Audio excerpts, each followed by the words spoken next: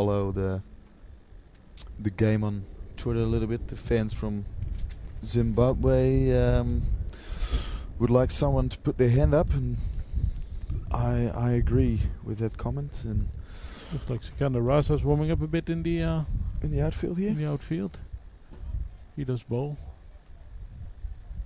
Yeah. But for now, it's Mpofu still.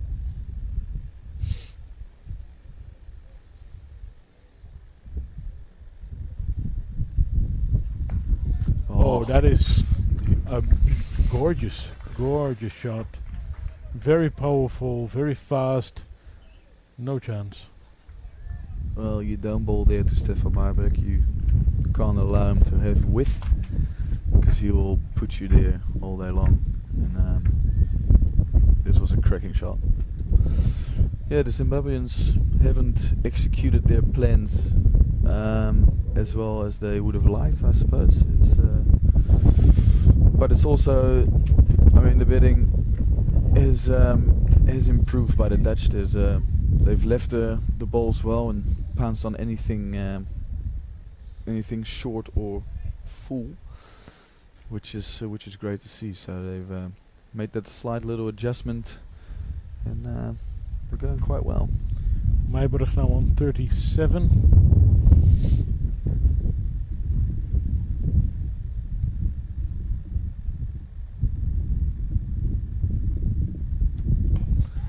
And that's another boundary shot. Another well-played shot as Meiburg joins in the boundary party. And the Dutch move into the 90s. Barisi's only 4 runs away from his 50. And Meiburg now on 41. So they are sharing the partnership really well. And Mpofu in his 5th over. And they take a quick single. That is good cricket. Boundary, quick single. It's a cricket classic, isn't it? Just get off strike when you've hit a boundary. And they look...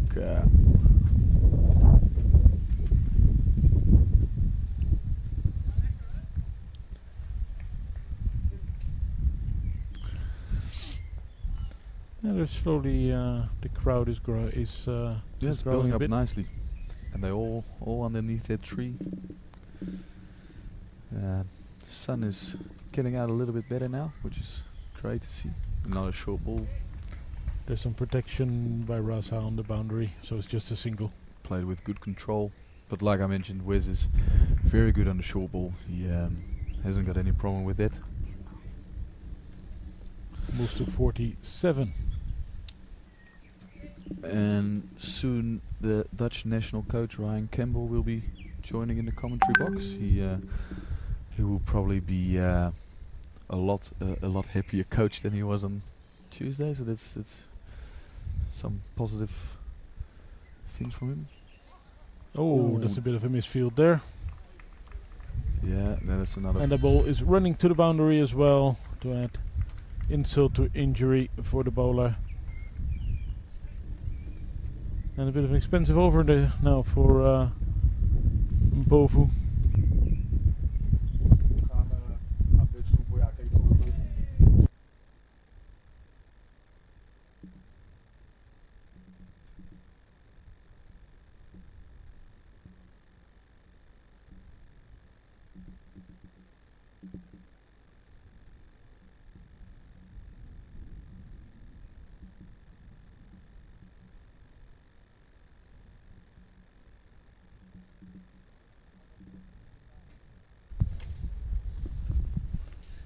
We will soon be joined here indeed by Ryan Campbell. It should be nice to have a chat with him, talk about his experiences in Hong Kong and of course how he's settling in here in the Netherlands.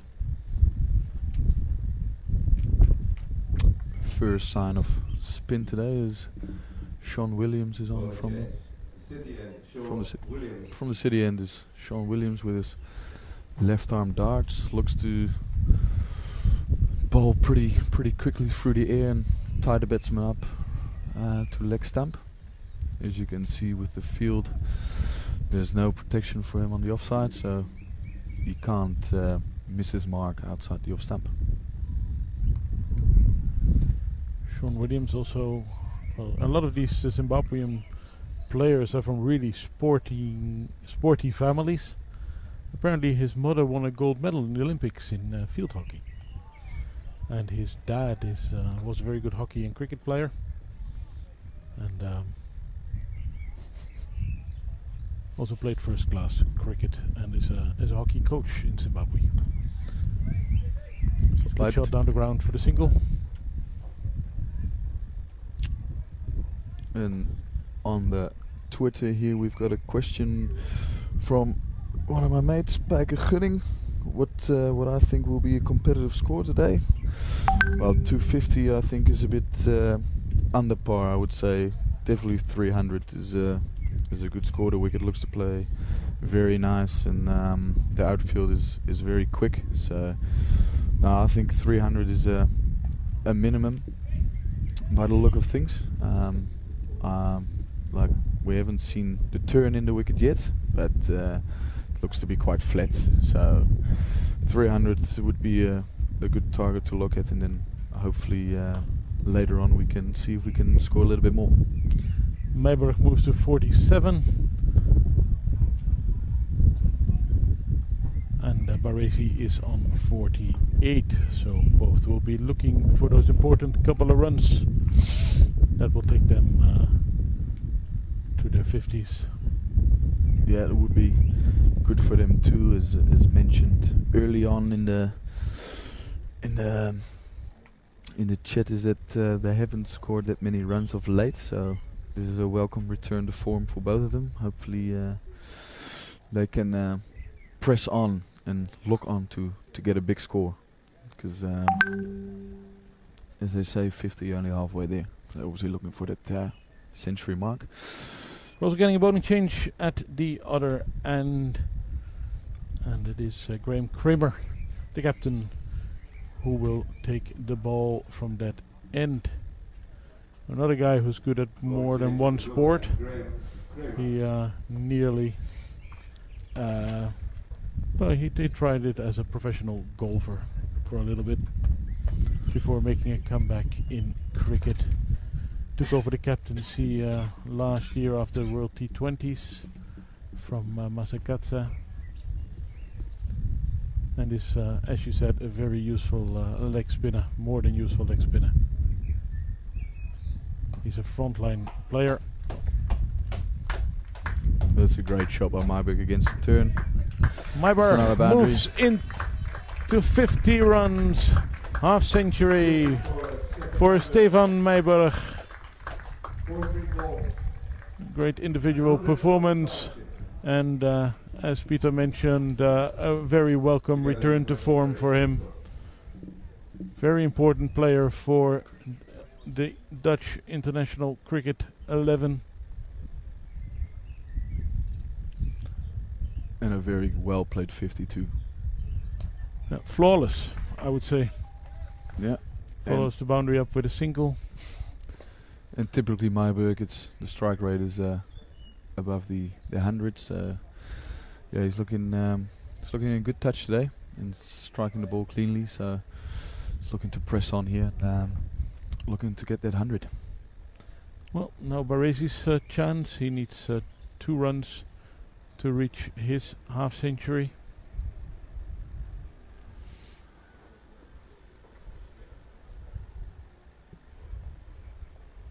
Kramer takes a little bit of time adjusting the field.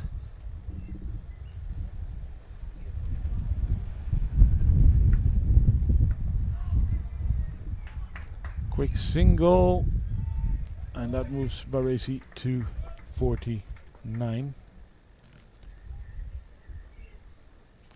The Dutch have passed the 100 score a little bit ago. They're 105 now, which is this was a very, very, very happy moment. Century partnership is always very special. There's an appeal, but the umpire is not interested. half a shout and a lot of bet involved. Yeah, century stand for the first wicket is always great to get your team off to a great start, and the run rate's up there. It's a nice improvement, and the Dutch to look to press on now. See if we can maintain the flow of runs at around about 6 and over. Yeah, your captain must be pretty happy. Yeah, there were some not loud. Yeah, some harsh words obviously after the game on Tuesday, and the batsmen seem to have taken the words into account and look to press on. It's time for drinks, and there's a change in the commentary box where you will be joined by Ryan Campbell. Thank you. Peter Salar, but he will be back later, don't worry. There's a drinks break, which gives me a chance to quickly give you some stats. The Dutch are on 105. Stefan Meijer has on 52. Wesley Baresi on 49. Chatara not for 30 in 7. Meyer not for 38 in 3. Mpofu not for 29 in 5. Williams just 2 runs of his 1 over, and we just saw the Kramer over. An outstanding start for the Dutch 11 in the second List A international match. As we mentioned, it is very important for the Dutch players to play as many games at this level as possible in preparation for these games that are coming up. The very important games the Dutch team will play, and should regain them their one-day international status. So the Dutch are very thankful to the Zimbabwe Cricket Board for visiting our beautiful country.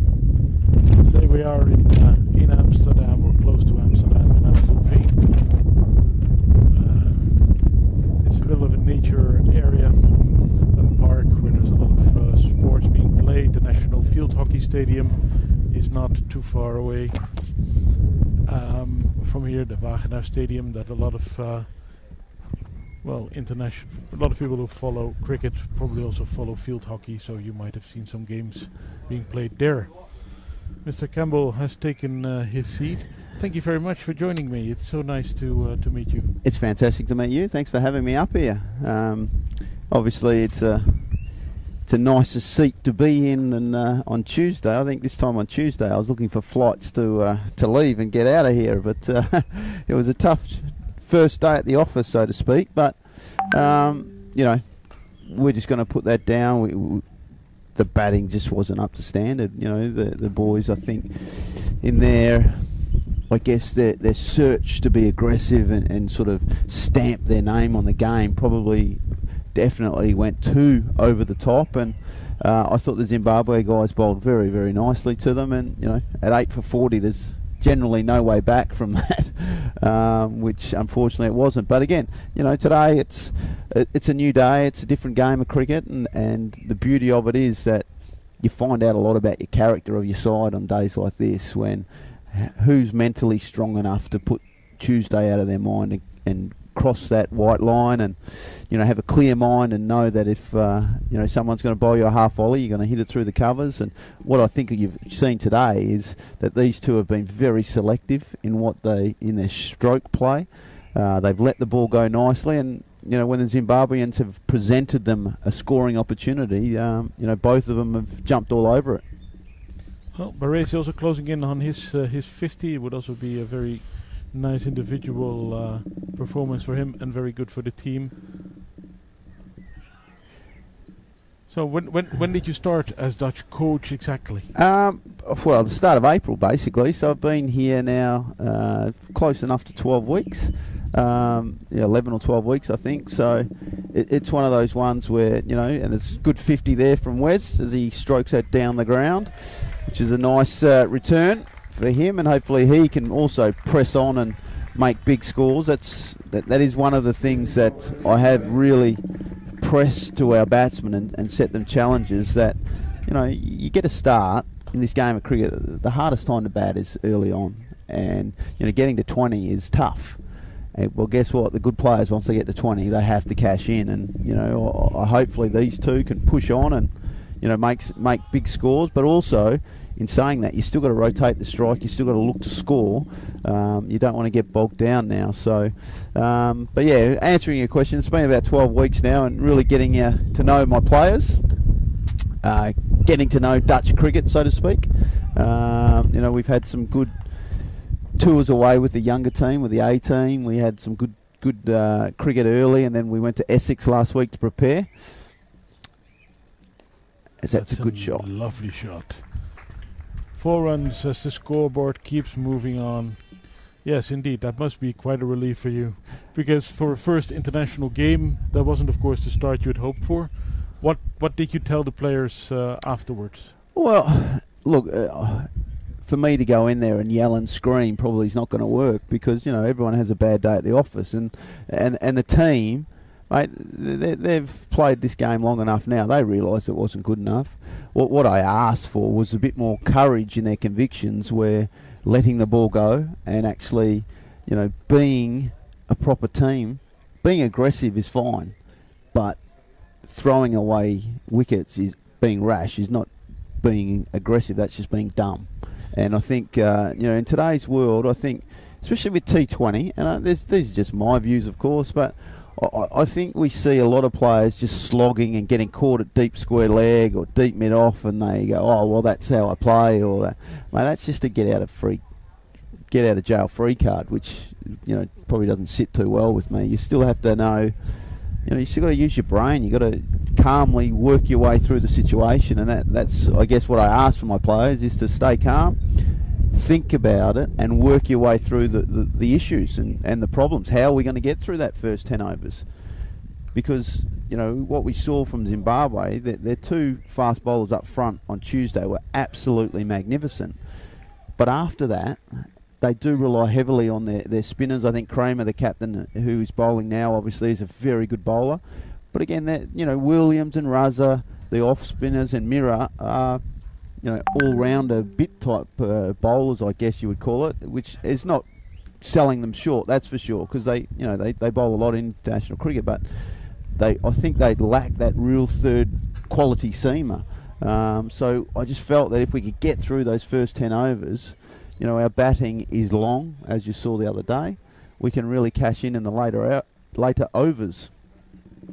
You have a bit of a connection to the Netherlands, I've heard. Yes, my wife is Dutch. My son has a Dutch passport as well. So, my wife, Leontina, her mother was born and raised here and is very proud Beautiful local. shot. Another good well shot. Placed. Mate, he's very strong on the offside, Stefan Myberg. If you give him a little bit of width, he will punish you, and he's done that very well today. And that's, for those who obviously a lot of people didn't see Tuesday compared to today, what you have seen is that's a legitimate cricket shot. That's a short, wide outside the off stump, and he's just taking care of business. Where the other day we were going for cut shots that just weren't there to cut. We were going for drives that weren't half volleys, and I think that's been a big difference today with these two in their partnership. So my mother-in-law is very proud Dutch and speaks very good Dutch, and unfortunately my Dutch is very poor and will continue to be very poor. I don't want to cast aspersions on how good my Dutch will be, because I know I'll be hopeless because I'm rubbish at languages. So I'm afraid my team, when they want to talk to me in Dutch, I'm going to need a translator for that, and they all find it very funny. But I know when they're talking about me, because they usually go in English. They start in English, but then if I walk in the room, they turn to Dutch. I know I'm onto them. That is good. So, you have a bit of a special period behind you in Hong Kong, as you sort of made a comeback in international cricket. Yeah, how did that happen? It wasn't a very good comeback, let me tell you. But I was, I'd been in Hong Kong for 4.5 to nearly 5 years in the end of it, and Obviously, I was the head coach of the Kowloon Cricket Club, which is a fantastic place, and I'm sure there'll be a lot of guys listening and watching this broadcast. So I better say a quick hello to all my friends there at Kowloon. And I was involved in the national team. I was the batting coach, and my very good friend Charlie Burke was the head coach at the time, and then Simon Cook took over, who does a fantastic job for Hong Kong now. And going into the World Cup, they felt that we had lacked some experience. We had lost a couple of good players, and they just felt that I could add to that because I was still playing for Kowloon and doing okay. I had to be talked into it, that's for sure. I didn't want to just be playing because, there is a bit of a stigma around the world that associate teams, they're just all expats from somewhere else, and a lot of old blokes just come and play. And I was very mindful of that. I didn't want to put Hong Kong in the wrong light. But in the end of the day, they were pretty keen for me to play, and so they talked me into it. I would have liked to have been at a T20 World Cup 10 years earlier, that's for sure. That would have been nicer. But look, I had a great time, and I so enjoyed my time in Hong Kong. It's a fantastic place to live, and you meet some wonderful people, and I've got lifelong friendships, that's for sure. As a cricketer, you were a very modern cricketer, so you fitted really well in these attacking days. Yeah, I don't know if it was my lack of attention span or something, but I was always aggressive. I felt that as a batsman, I wanted to get on top of the bowlers. That's single there, little leg by. I just didn't want bowlers to run in and think they could bowl and just get away with stuff. And I wanted to put them under pressure. And my cricket academy coach in Australia, Rod Marsh, was very much a man about batting. Was about, you blokes are here to give the bowlers time to bowl the opposition out. So get on with it. So that was sort of the approach that we had, and I guess that stuck with me for a long time. And look, I think nowadays when you look at the advent of T20 and one day cricket, the scores going up and up, it is quite amazing what happens nowadays. Again, I think it's almost going too far. I think the bowlers do need a chance, and we've brought in 2 balls, for instance, but generally, if you look at international cricket wickets, they're very flat. The boundaries are quite short, the bats are big, and the bowlers don't have much of a chance. So I'll be interested to see where we go with it, with cricket, and as Kramer continues to go, and that'll be another boundary. A little bit risky, but a good reward of 4 runs. We just passed the 20 over mark. The Dutch are 123. How would you describe? You were an aggressive batsman. Is that the attitude with which you coach as well, or? Well, it's funny because I do like blokes to play with their passion and how they play, but I guess as a coach, what I ask for is responsibility. So if you are that sort of player, don't come into me after you've slogged a couple and hit one straight up in the air and say, and like I mentioned earlier, that's a better shot. Massive shot. That's 6 runs. The ball boy misses the catch. Young Vikram is a top class cricketer. He's only 15 years of age, plays for VRA. He's got a big future ahead of him. Keep an eye out for him. Left hand, nice batsman.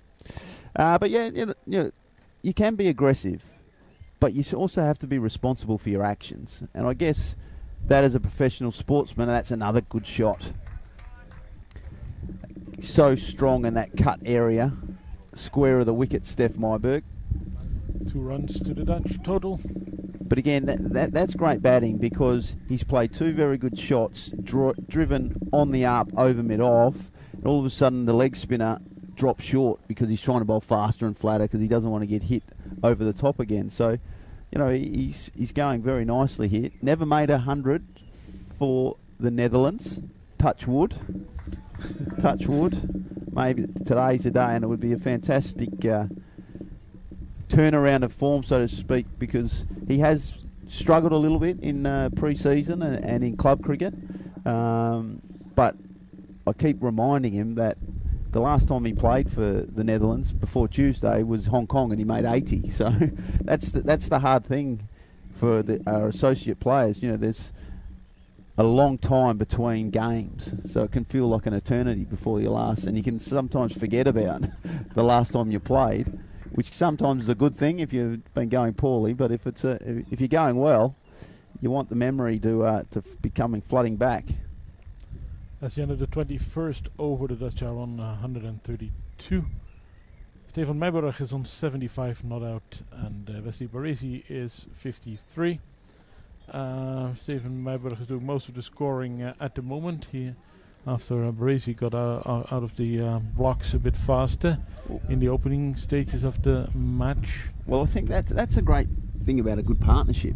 There's not all the times that you're both going to go at the same pace. And like you say, I think there was one over where Wes really, took full toll of an over for Mirror. I think he got a couple of no balls and stuff, and mate, he was away. But again, then it turns around, and the worst thing that can happen is that if you try and start wanting to outscore each other and out-hitting each other. So it takes a calm mind to say, you know what, I'm going to get you on strike, Steph. You're going well. I won't starve you of the strike.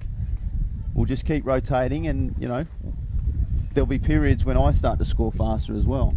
The one thing that I am mindful of in this situation is the blokes who are sitting in the dressing room waiting to come in. Sometimes when you get off to a great start like this, it's very easy as a batting team to think, oh, this is easy, it's flat. I'll go out there, first ball, I'll be trying to hit 4s and 6s, and suddenly you lose 2 or 3 wickets in a row very quickly. So it's very important for us for these two, firstly, to push on and really keep the foot on the throats of the Zimbabweans. But then if the next people that come in, they need to re-establish, get themselves in, take a little bit of time. That's a bit of luck there.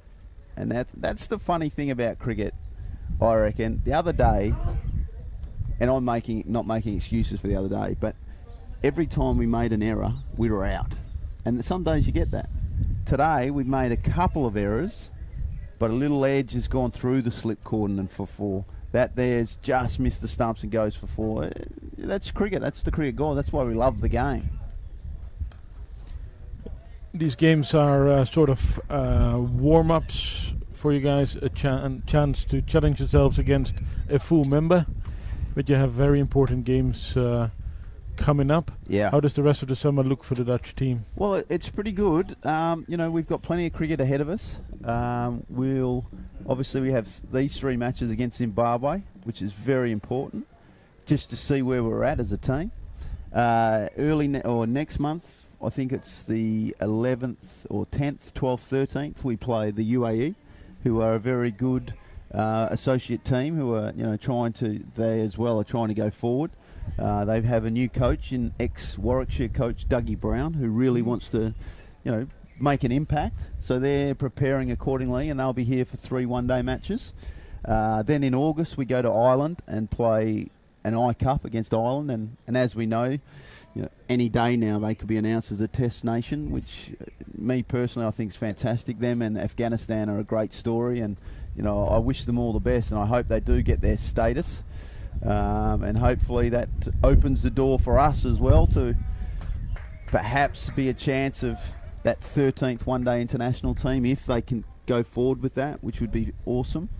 So with that sort of cricket, but again, then comes the challenge, because our top-class cricket here finishes end of August.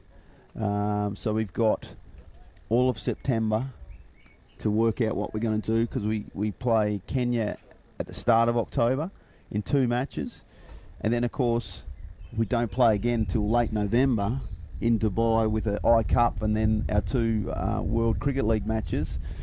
And again, so I've got to keep the players going somehow. Yeah, long breaks between matches. And so I'm told that, and I don't do the cold very well, but I arrived here in April and it was freezing. So, and I've been told by very good sources that come October, November, we'll be freezing, and there's not too much cricket goes on outdoors. So we'll have to plan accordingly and hopefully work out where we're going to go. I would say it would be a lot of time overseas to maybe Zimbabwe, South Africa, down south, obviously, is where the weather will be fine. We'll get a lot of our players. It's just to keep going. Basically, they're going to have to be playing cricket, because it's very hard to prepare yourself by sitting in an indoor hall, having a bowling machine bowling at you, because that can be very samey and it gets you very stale very quickly, so to speak. And doesn't prepare you for match situations. No, not at all. So what you'll find is most of our squad will be sent. I think Australia, New Zealand, South Africa, most of them will be spread. And again, I've also got to keep in mind that's disappointing. A big shot. Keep going. Probably caught. It's a very good catch. Well, he needed multiple chances, but he does catch it. And that means the first wicket is down, as long as the umpire is convinced that it was a legal catch. Well, we had a meeting about this before the game, before the tournament, and we both said that if the fielder believes he takes the catch, we'll take the word of the fielder and we'll walk off. So we'll wait and see. That's exactly what's happening.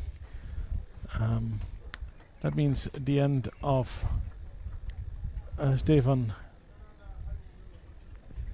Myberg. Yeah, it's disappointing. He was batting so well. It's a bit of a waste, really. But pretty good catch in the end. Obviously you don't know if that was foot on the rope or whatever. But like I said, in the spirit of the game, both captains and both coaches agreed that let's take the fielder's word for it, and we'll walk off and shake hands at the end of the game. I think we saw earlier against Scotland, I think there was a catch that was a little bit iffy. But again, I think if both teams believe the other side, I think there's not enough of that nowadays, let's be honest. It's the old-fashioned spirit of the game. Yeah. It's one of those things that can be disappointing at the time, but you hope that if you played in the right spirit, everything should be good.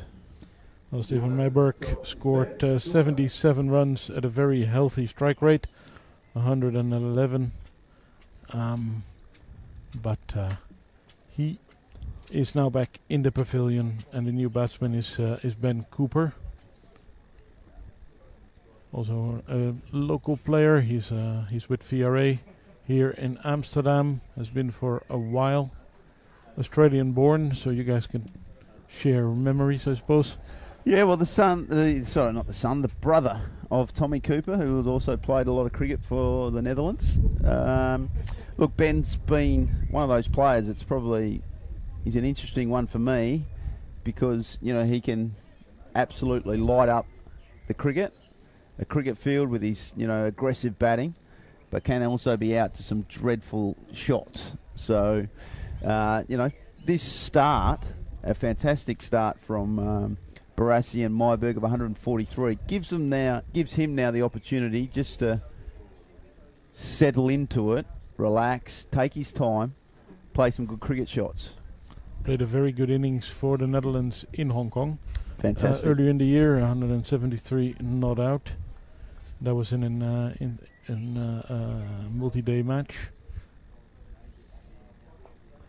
That's a good start. It's a good start. Bowling on leg stump with no one really out there. Pretty safe sort of a shot. Long way to get down for Big Ben when he sweeps shot. He's a tall lad, that's for sure. Born in Lismore in New South Wales, and has a very healthy average in one international cricket of 38.5. About 10 runs more than he has in List A cricket. Yeah, and again, he's a very good young player, but he's still learning his game. Like I say, his start of his innings is very important for Ben, how he goes about it. I think he'll keep learning that. And to be honest, he's had to bat number 3 for us. Is he a true number 3? Maybe not. But, he's taken on that responsibility, and he wants the responsibility of batting number 3, which, as a coach, I can never fault. So we'll continue to work with Ben, and hopefully today, we see the best of him, that's for sure. But really important now, after a really good opening partnership, that these two re-establish the batting, the partnership.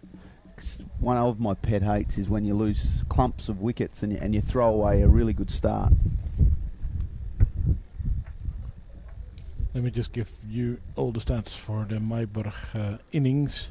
You scored Raza bowled Kramer 77 runs of 70 balls with 13 fours and 1 6, a strike rate of 110.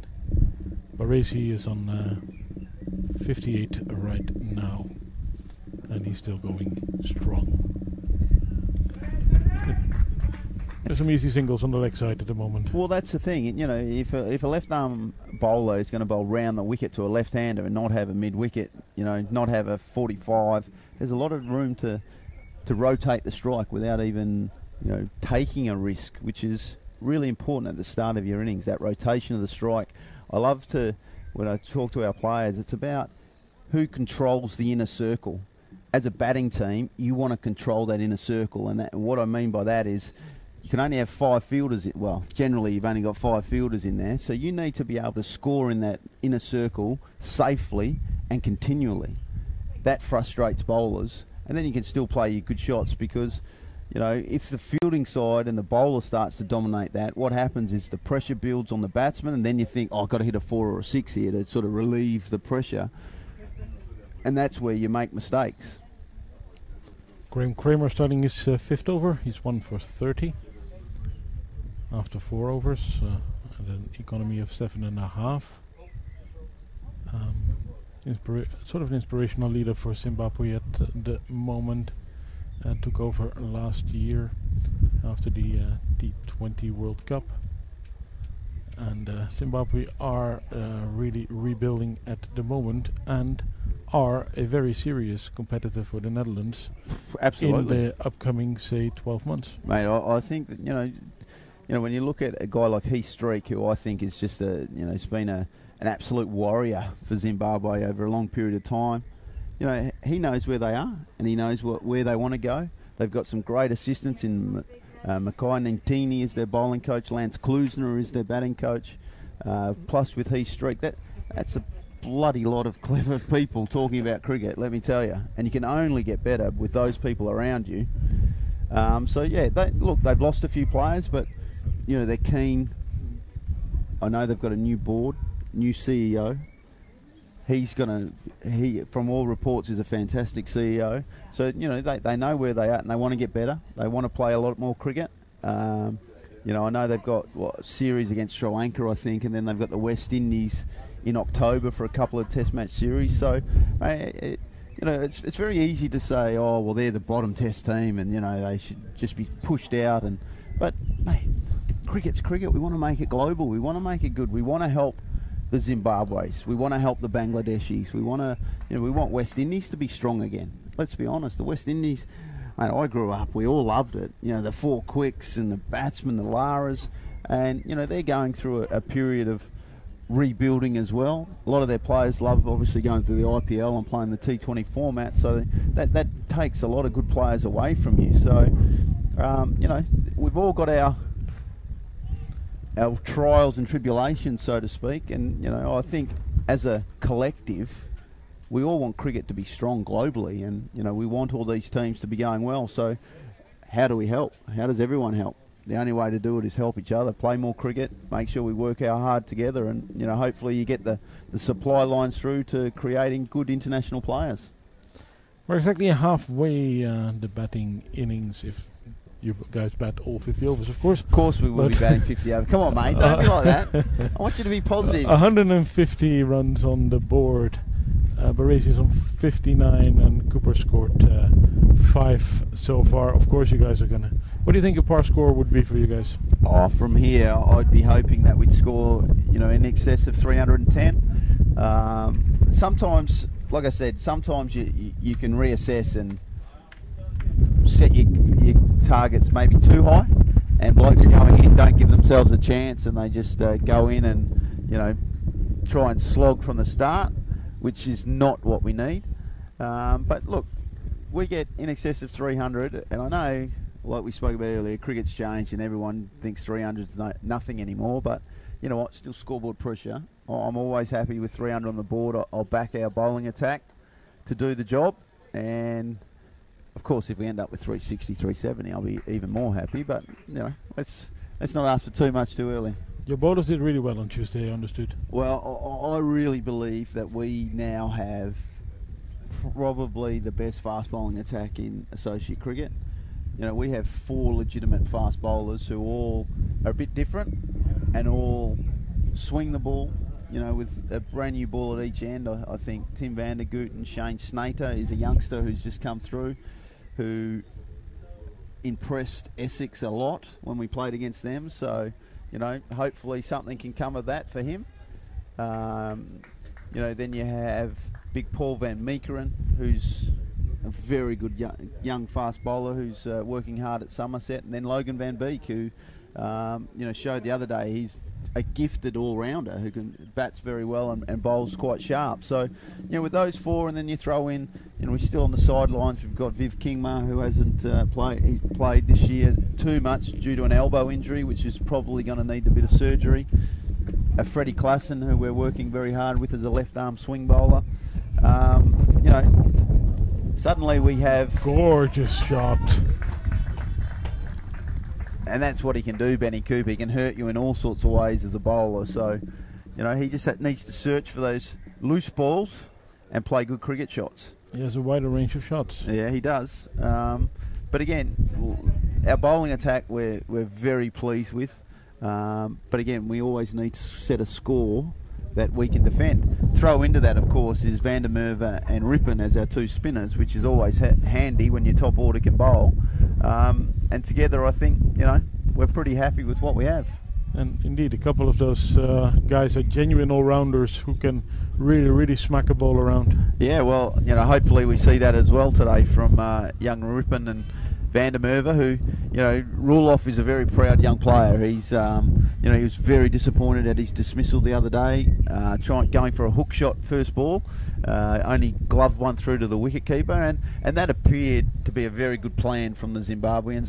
The way they reacted, it looked like that's exactly what was said in their team meetings, and it came off, which is fantastic for them. But I know that Ruloff was very disappointed, and he'll be hoping for a big score today. A little bit delay in the play. 26 overs, 157 runs on the board. Baresi has by now moved to 62 and Cooper to 9. So the scoreboard is taking over quite well in this stage of the game. I suppose this is where one-day cricket has changed the most. Those slow overs are still 4, 5, 6, 7, 8 runs and over. Well, that's the thing. If you can go at 5 and over here without taking a risk, then with the wickets in hand, basically your batsmen are free to take that 1 or 2 more risks early on. In the old days, I guess, this sort of period of time would just be consolidate, take the 3 or 4 and over, wait to the last 10 overs. But, as we've seen around the world, especially from England, and I know they didn't win the Champions League, but England, I think, have been the outstanding batting side for quite some time now. Because they back themselves and they basically hit the go button quite early on in their innings. And, they've got players who play good cricket shots. They don't go out of the ordinary. Joe Root, you wouldn't say, oh, yeah, he's a T20 player or a one-day dasher. But, guess what? He just plays good cricket shots and goes at 100, 120 anyway. And then throw in a Josh Butler and, Ian Morgan, who's a fantastic player. They've got plenty to go forward with. And obviously India as well, in their conditions, play beautifully. So for us, like I say, I'm not all about being gung-ho and, throwing caution to the wind, but a good start gives you the opportunity to then, play with a bit more freedom. But if you're 3 or 4 for 20 in the first 10 overs, guess what? You're in trouble. And all those sort of thoughts of being aggressive have to go out of the window, and you have to restart the whole innings. And these two are playing some real solid cricket at the moment, taking singles, milking the bowling a little bit, maybe even, and that should really set you guys. What would you say is the moment that the guys really have to go for it? Well, look, if this partnership gets settled, the beauty of it is they score freely anyway. So it's, you know, a Ben Cooper, as you can see there, as he hits another boundary, that ball spun away from the fielder, and the old bloke needs to realise that the ball's behind him over there, buddy. It's just behind you. Up there it is. You've got good eyes, because we couldn't see it on the monitor. Well, it's probably my only gift in life was my eyesight. So, yeah, you know, these guys, like I say, they score quickly enough. I think you don't have to tell them, "I'll go faster," because when they do get in that mode, it becomes a bit sloggy and not good cricket shots. If you're in a situation when you're only 1 or 2 down, mate, when you get to the 35 over mark, if you're only 1 or 2 down, then you know what, both players can literally put the full throttle, and the next guys can go hard as well. So, you know, we got plenty of time here, probably 8 overs. If you score 8 overs, if you score 40 from 8 overs here, that's only 5 and over without even trying. Suddenly you're 205 with 15 to go. Now 15 overs with 8, 9 wickets in hand. You think of T20 sort of situation, you know, how many would you back yourself to score? A lot. You know, so it's up to a new bowler to try and stem the Dutch progress. Another all-rounder. Raza is the bowler, and he bowls off breaks. He'll bowl right arm around the wicket, as you can see there, trying to look to tighten our Barassi up on the leg side. That's a good cricket shot. So you can, I think that's one thing that young players, if I could say to young players anything, don't ever get bored of playing a good cricket shot down the ground for a single, because you know what, that's a reward. You can do that all day, and you take them, and then all of a sudden you'll be a lot without trying. I think some young players get very frustrated thinking, "Oh, I played a good shot and I only got one," but you know what, take them all.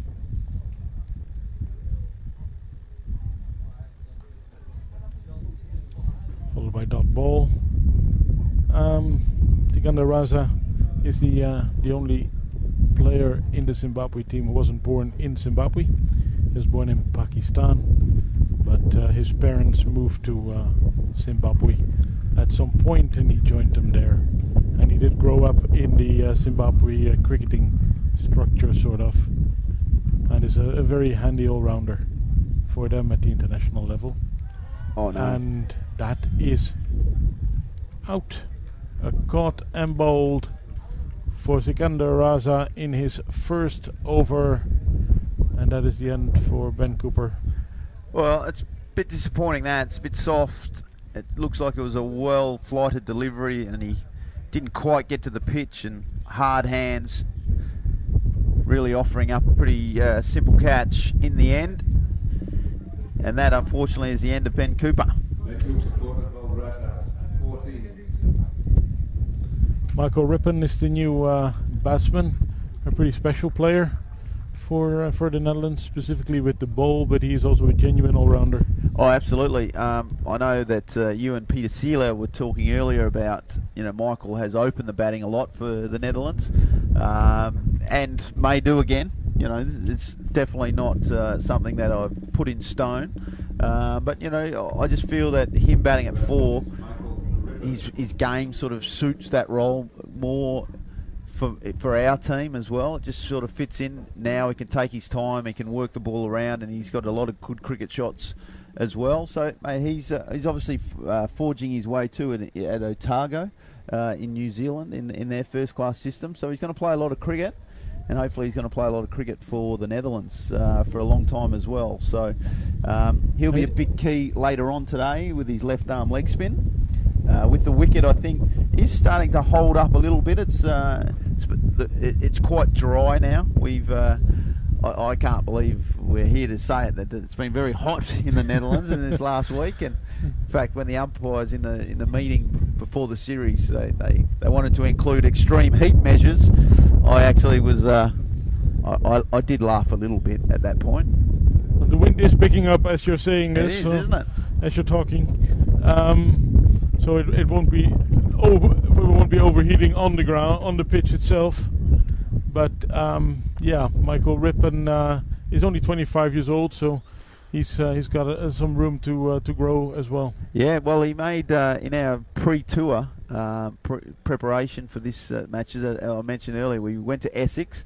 Originally, we were meant to play the second 11 and then the Denmark national team and the second 11 on the last day, but Essex used that as a preparation for their semi-final of the Royal London Cup, and put out a full squad except for Alistair Cook. So that was a fantastic opportunity for us to play a really good team on the first day.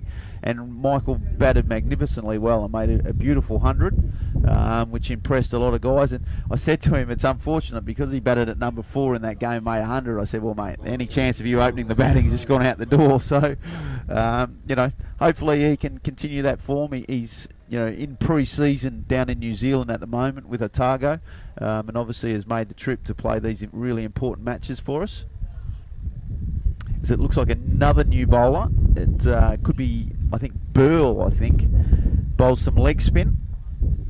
Well, that isn't something you see regularly in international cricket.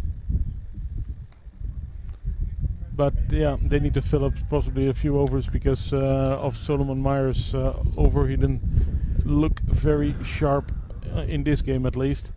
Yeah, well, they did look a little bit light on with bowling. Like I said, it's hard for me to say that when we got bowled out for 140 the other day. But when it came to the quicks, only playing 2 frontline quick bowlers. Mira's used at the top of the order as a batsman, and it bowls not bad pace. So obviously can be a genuine all-rounder, but I did feel they were just a fraction light on with their fast bowlers if we could get through that main bowling stint. And as you can see now, they rely heavily on Williams, on Raza, and now on Burl to bowl some overs for them. Yeah, all-rounders. And very important for Zimbabwe to get some control, I suppose, because it is 167 by now. Oh, that was a big shot, and they appeal for a stumping, but that was nowhere near. Well, again, this is that period of time where you've just lost, probably a couple of wickets that Barassi needs to re-establish an innings. And again, because it's a part-time bowler, you think, oh, well, I can score here. But suddenly, you lose a wicket here, and then, we have to re-establish again, and that good start that we had gets thrown away. Looks like they're starting to feel a bit better in the field as well. The Zimbabweans are getting a bit louder. Well, let's change tack. Let's think of if we're Zimbabwe right now. Okay, they've got away. The Dutch have got away to a very good start, but what do we need to do? Well, we need to control that inner circle as our fielding side. Our bowlers just need to. What you're saying is, get us 2 dots. 2 dots and over, and if you only go for 1 and off the other, that's only 4 and over. We'll take that.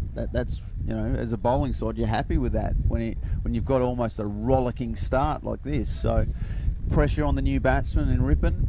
Maybe even bring an extra fielder into the circle to try and keep him on strike. And then you're trying to rush through maybe 7 or 8 overs of really good stuff, and you only go for 20, 22, 24 runs.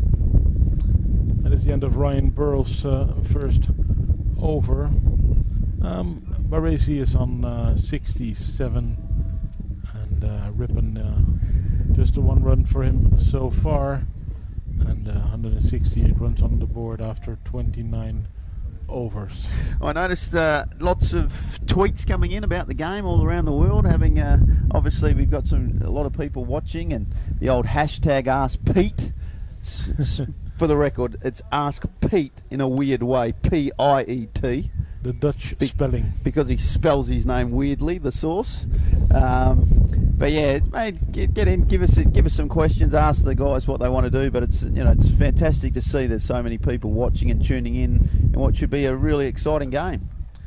You're all very welcome. This broadcast is courtesy of the Dutch Cricket Board, and technical stuff is done by a company called sportsbroadcasting.nl, and we cover a multiple of sports. We apologise for the wind if sounds a bit windy in our mics, but we can't do much about that. We can't.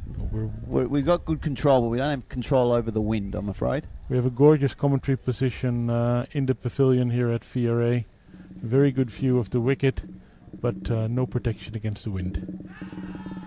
And an LBW. The batsman looks very disappointed. Again, look, this is what we're talking about. It's disappointing. It's that reverse sweep. I think it's a bit panicky. We've lost a couple of wickets now in succession. Let's not take away. He batted beautifully, Wes Barassi. He batted so well for 29 overs. But it's disappointing that our established batsmen have lost their way now. So it's going to be a new partnership. Rippon and Van der Merwe will have to re-establish the innings because, like I say, suddenly after 30 overs now we're 3 for 170, and you have to start to readjust your score targets. Wesley Barassi scored 67 runs off 90 balls with 5 fours and 2 sixes. Very well controlled innings. Pity he couldn't take it further towards 100, because that would have been a very, very good score for him. But he's back into a bit of form for the Netherlands, and it is still a good platform to build upon for the rest of the innings. New batsman is indeed Roelof van der Merwe, a South African player, international player for South Africa. Started playing for Holland last year. Is in county cricket. Smashed an amazing score a few weeks ago for his county. The highest score ever by a number 7 in one-day cricket in the UK, domestic one-day cricket. Right, and they were 5 for 20 or something when he walked in. They were in all sorts of bother. I think they were thinking of an early finish. So he knows how to hit a ball, but he can also build an innings. Got a lot of experience in first-class cricket, which is probably something that a lot of the domestic Dutch cricketers miss, is that experience in multi-day cricket. Well, Sikander Raza's finished a couple of beautiful overs there. He's got 2 for 1 off 2 overs, which is exactly what the Zimbabweans needed. Yes, change of pace, change of angle. It's done the trick. He will have a very happy captain thinking, oh boy, did I make a good change at that end. But yeah, it's now upon the Dutch to rebuild this innings, and the score rate is still very healthy. It's 5.63, but we were over 7.5 earlier in the game, so there is a little bit of work to be done if you indeed want to get to the 310 or higher total for this game. Well, that target won't be achieved unless a partnership is formed. If we continue to lose wickets, obviously it's going to put a very vast drain on those last overs, because you want a top order batsman batting at the end of your innings. No disrespect to our tail enders who've done a good job, but you actually want an established batsman in the end batting in the last 5 overs. So hopefully it'll be one of these two. Ryan Burrell's second over of the match. 3 runs against him in the first over. The Dutch 169 for 3. And Zimbabwe relying on their slow bowling, and so far with success.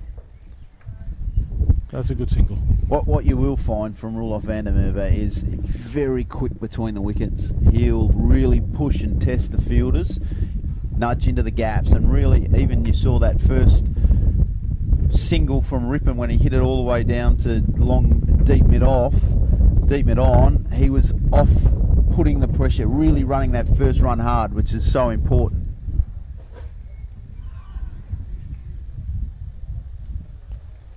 There's another appeal, but no action from the umpire.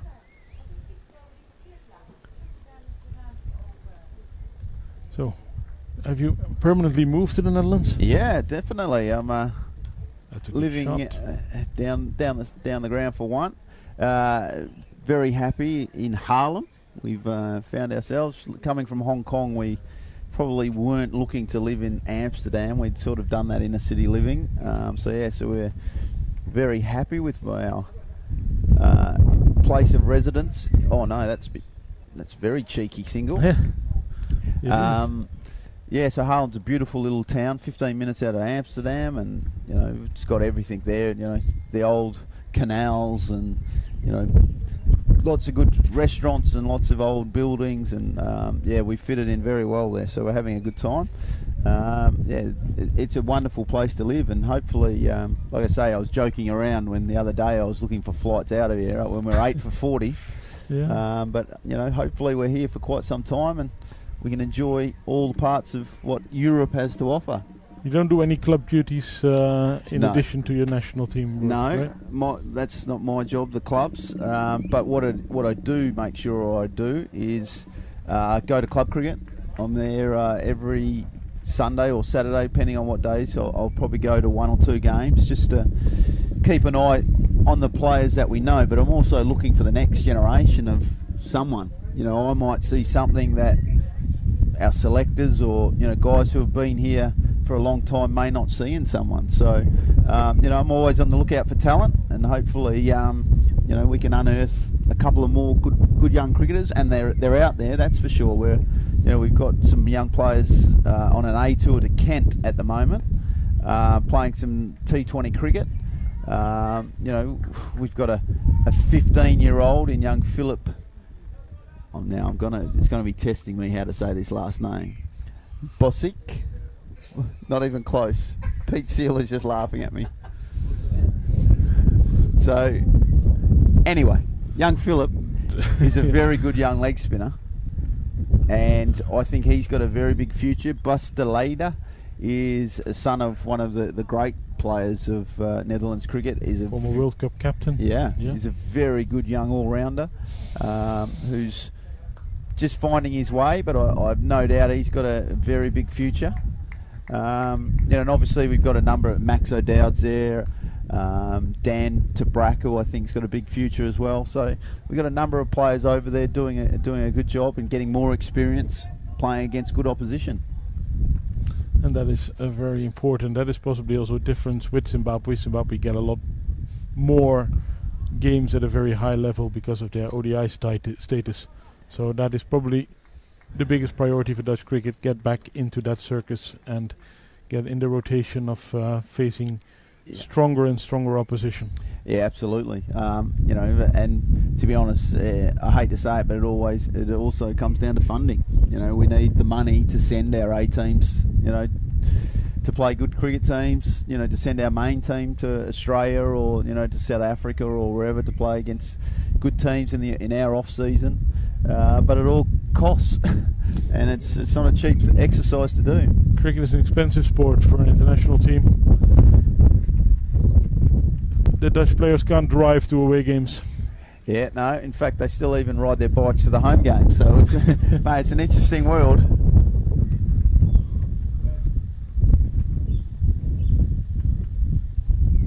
So it's more Ryan Burrell.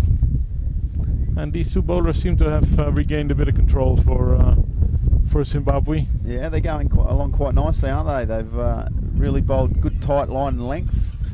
A little bit of spin. I'll be interested to see just how much the ball is spinning, because, like I say, these two batting at the moment are also our two spinners. So it'll be interesting to see what the wicket is doing. It looks a very good strip, to be honest. VRA has produced a nice piece of turf for us. Dropped him. That was another chance at a breakthrough for Zimbabwe, but the fielder did not hold on to the catch. Or the skipper too. It was Kramer who dropped that chance. Could that be a big moment in this match?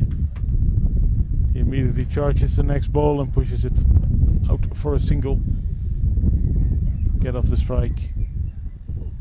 Well, it's not a boring game so far. Good hitting, some chances, a good catch on the boundary. So a lot happening here in Amstelveen. Yeah, and hopefully there's a lot more to come too. So hopefully, just before I step out, what I do want to say is a big thank you to the people of VRA and to Dutch cricket and to VCC, where we play on Friday. It's a lot of hard work by Saturday. a lot of hard work by a lot of volunteers to put on these games. So all I can say is thank you from the bottom of our hearts, and hopefully, our performances will show that Dutch cricket is going in the right direction. Excellent. It was very nice to have you around and to have a chat. Pleasure. Good luck with the game, and we'll also be there on Saturday, so hopefully we'll have a chance to catch up there. We look forward to it. Thank you. All right. That means Peter Zelaar is moving back, and he might have some more Ask Piet questions to reply to. We have Michael Rippen and Roelof van der Merwe at the wicket, both still in single figures. Rippen is on 5 and van der Merwe on 4. Van der Merwe just a little bit lucky surviving that chance of a catch. But the Dutch middle order now has to push the score forward towards a respectable total. Peter, you really can't move from the chair because we lost 3 wickets while you were not here. Yeah, welcome back everyone. It's been an interesting patches of play really. The Zimbabweans have obviously managed to pull back a little bit with their spinners, so that's it's good to see for their point of view. And the Dutch now have to rebuild 2 new batters at the crease. It's it looks a bit of tough going. Roelof just gave away a chance, but hopefully he's going to make him pay now.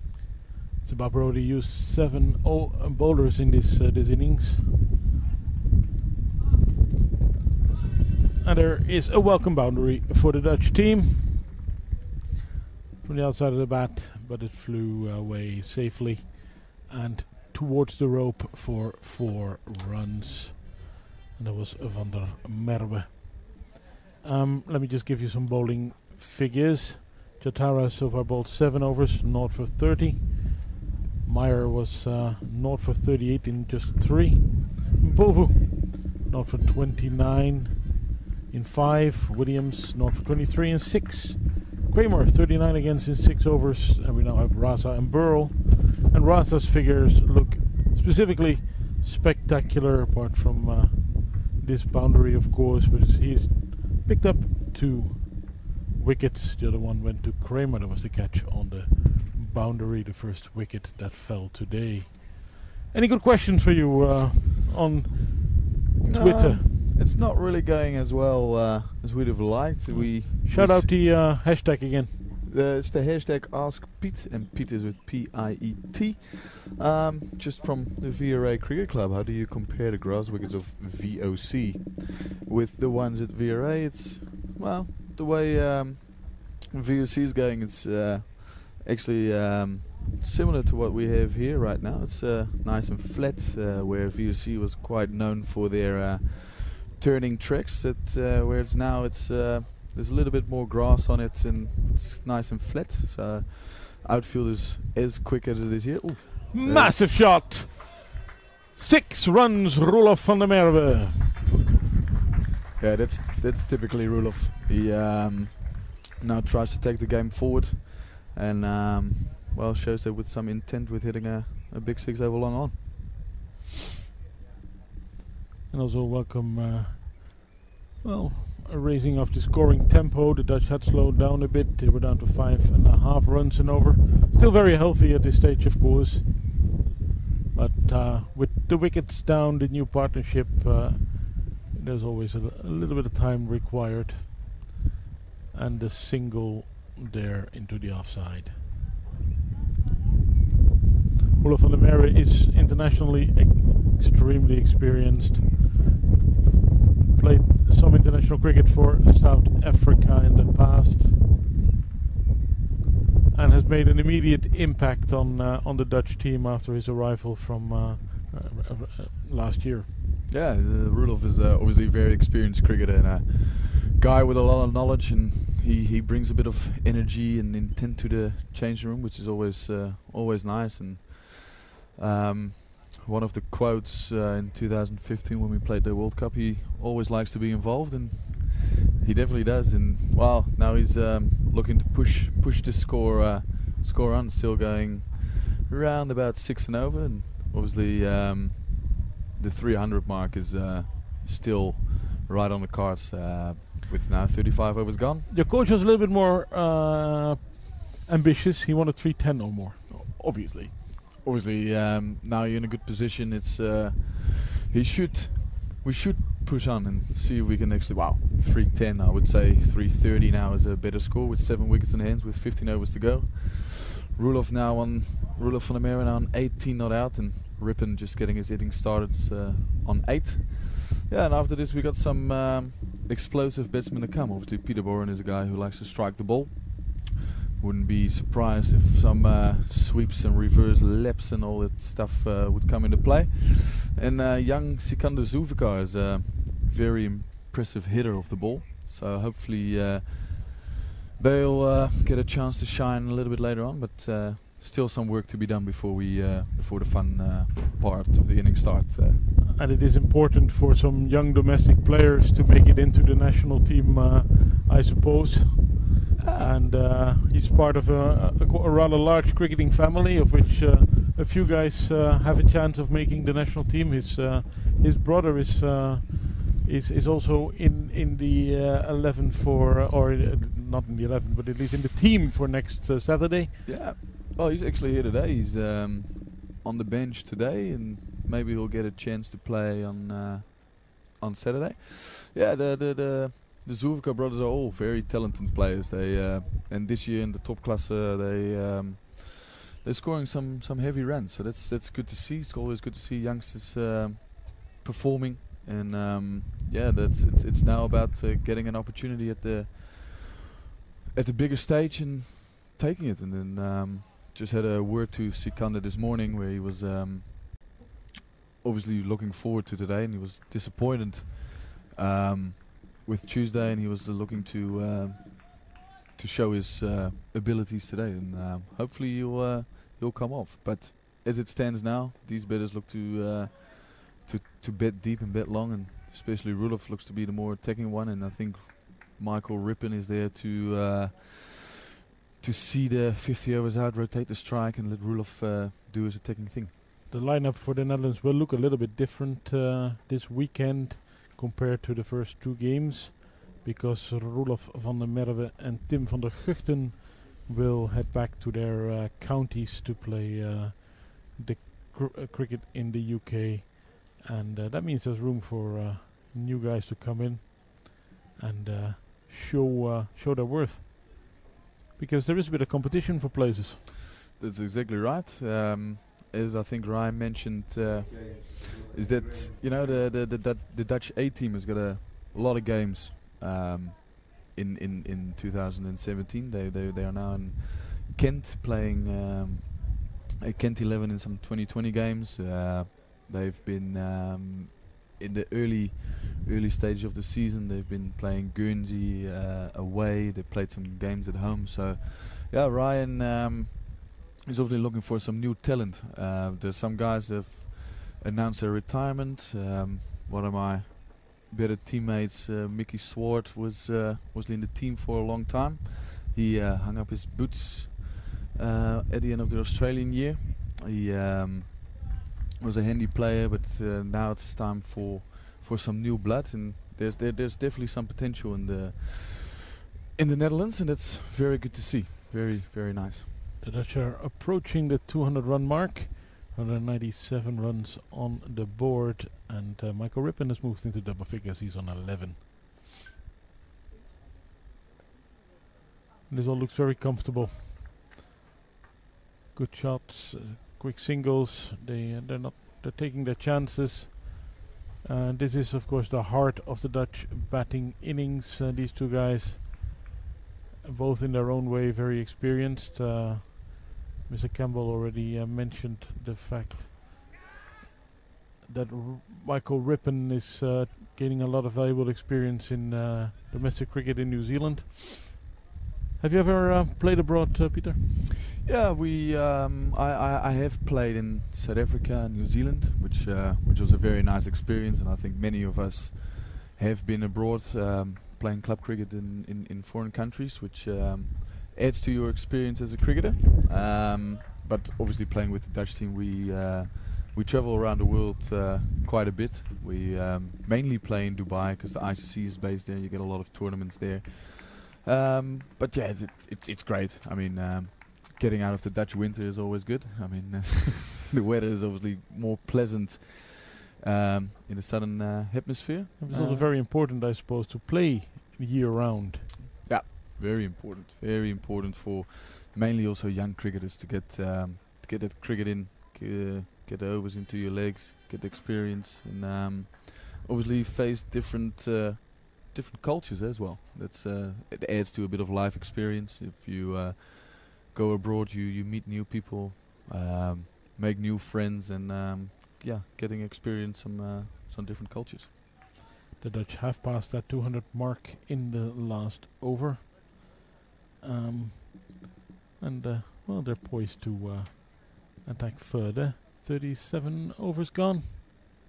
Van der Merwe is on 21, Rippen on 13. Yeah, interesting to see when the Dutch are going to start their onslaught with now 7 wickets in hands and 30 overs to go. Is a great moment to look to up the tempo a bit, because as you've seen with this wicket and with the outfielder, a big score is required to defend it. So my money would be that Roelof is looking to take the initiative and go a bit harder than he has been doing at the moment.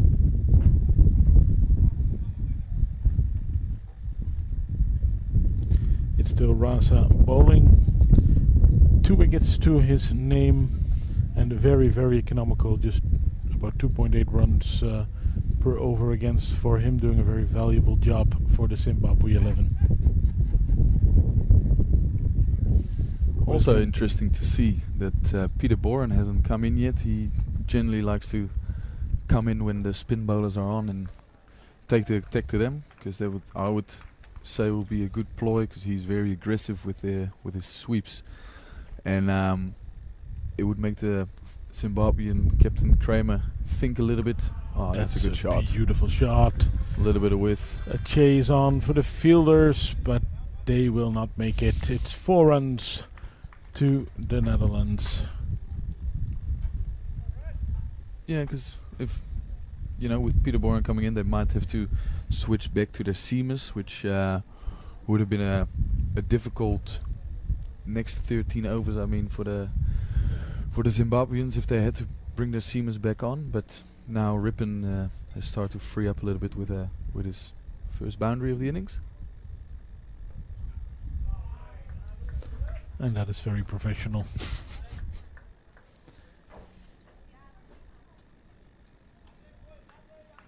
As the Dutch move on. So there's about 12 overs left after this one. And a lot of wickets in hand.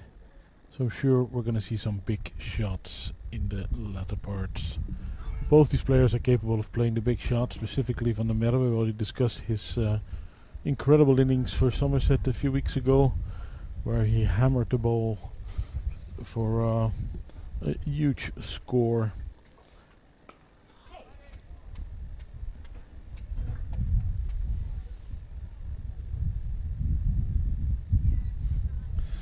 On the 65 not out, it was against Surrey, and as mentioned, the highest score ever for number 7 in domestic one-day cricket in England and Wales. Well, he must have felt at home when he came in on Tuesday, because he came in at 25 for 5 in that game. But he didn't manage that turnaround there. But he's doing well here. He's moved on to 20. To 21.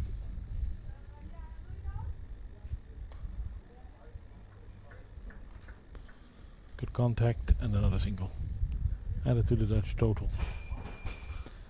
Yeah, that's the crucial part of this innings. You just, at this moment, you don't want many dot balls. It's, at least if the ball doesn't get to the boundary, you would like to score at least a single. Let's hammer it away. That is a big hit, but there's a fielder there, and he doesn't get the reward that he sort of deserved for that, because that was a punishing hit. Yeah, it was also a bit of a half trick, so that deserved a bit more punishment with Creamer into his 7th over. 8th over, sorry. 8, yep. Yeah, the Dutch seem to play him quite well. He obviously is a very handy bowler, but they rotating the strike quite nicely. And Yes, there was a time when world-class spinners would come on, the Dutch would crumble quite easily, then especially in the 90s. They were very, very good against seam attacks, but guys like Anil Kumble, of course, a world-class bowler. I saw him bowl out the Netherlands in Northampton somewhere in 97, 96, somewhere around that time, when Holland was still in the NatWest Trophy. Recently, the Dutch were also in English domestic cricket, but unfortunately that fell away. That meant a lot of loss of quality cricket for you guys. yeah, definitely it was a very good experience for us actually, because we played at a high standard of cricket. And like you said, you get enough game time in your season, because if you play the round robin games, you play around about 12 games. So that's adding, like what we discussed earlier, is that this year we've got 6-7 games in our Dutch summer, and if you add those 12, you get to about 20 games, which obviously gets you more experience, more exposure to, and now it's lacking. That's a very nice shot by Michael Rippon, 2 runs. Yeah, you guys played bowlers like Stephen Finn. Remember that he was bowling for Middlesex at Deventer. Definitely, yeah. And well, you guys can use all the exposure you can get, as we're entering a break in the action. Yeah, second drinks break here. 39 overs gone. Score 212 for 3, with Michael Rippon betting on 22 not out, and Roelof van der Merwe on 23 not out. Going on quite nicely together, and scoring at about the same rate. The last wicket fell with a score at 168, so that is it's already closing in on. It's already turning into a good partnership. This. And on the Twitter feed, we got a question of how do you bowl at Wesley Baresi, and it comes to my knowledge that you've bowled to Wesley when he first came to Holland. Yes, I was the very first bowler ever to dismiss Wesley Baresi in the Netherlands. He wasn't playing at the highest level at the time, I think 2nd or 3rd level, and well, he clipped a full toss to square leg and lost his wicket, but he was still jet lagged, I suppose. He must have been if he got out to my bowling. But yeah, it is. I have very few claims to fame, but that is one of them. Wesley Baresi. You probably played with Mudasa Bokassa quite regularly. Bukhari, sorry. Yeah, he has been playing for Holland for a long time. He once hammered me for 36 in an over. So. Oh. Well, he's quite capable of doing that. He hits the ball quite hard. He recently retired from one-day cricket and 4-day cricket. I think he's still available for 2020s. He now plays his cricket at Sparta Rotterdam, who are first in the Hoofdklasse at the moment, and which is the 2nd level of cricket in the Netherlands, under the top class where you and a lot of this team play. That's exactly right. Yeah, Mudassa was a very valuable member of the Dutch cricket team, but has decided to hang up his boots, so to speak, and quite a shame. He was a very talented cricketer, very capable bowler, and indeed a hard hitter of a cricket ball when he got the chance against slowish medium pace. Right, the batsmen have finished their drinks and we're resuming. Let me just quickly run through the bowling. Kramer has 8 overs, 1 for 50, and Raza 6 overs, 2 for 19.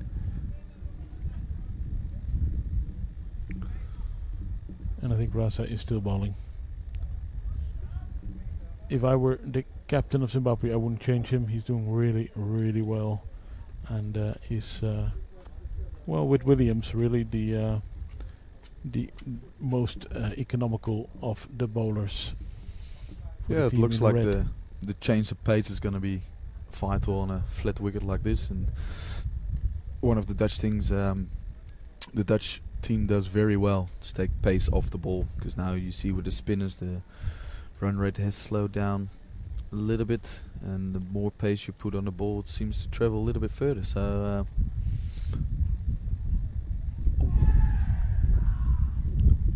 and the Drinksburg gets a wicket with Ruler van der Merwe getting bowled by Sikander Raza, who is out for 23.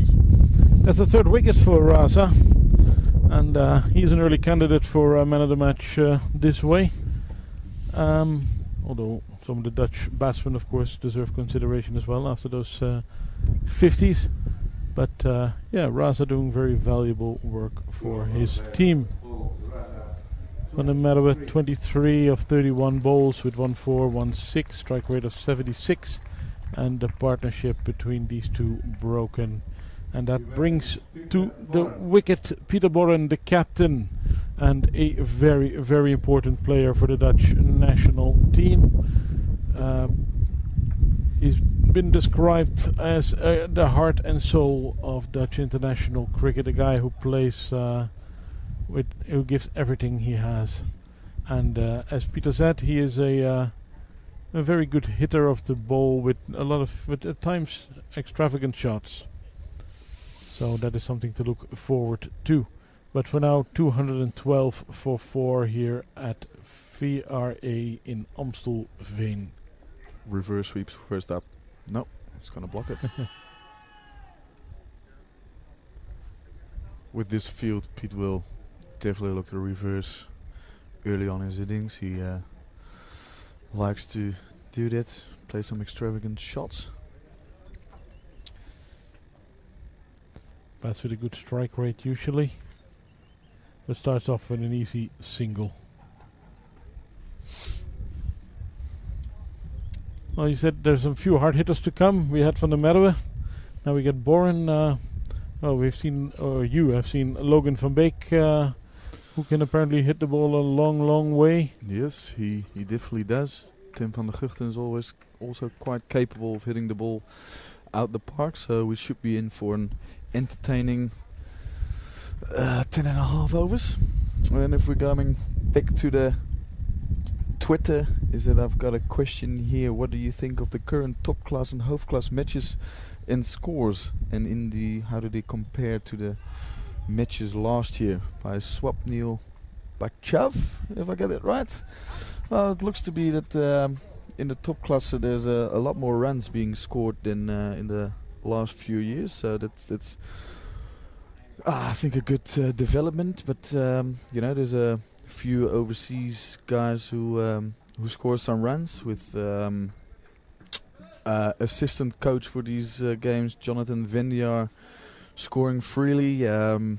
Jaron Morgan from HBS, very attacking batsman who likes to hit the ball out the park, is getting a few runs, but also some Dutch-born players getting amongst the runs. So I think that's the main difference. And in the hoofdklasse, it seems to be it's more about the bowling, when the average score rounds about 130, whereas in the top class the average score has grown, or to 220, 240 as the average score, where we always thought 180 was generally good. So that says something, I would say, about the quality of the batting and maybe some services we've been playing on.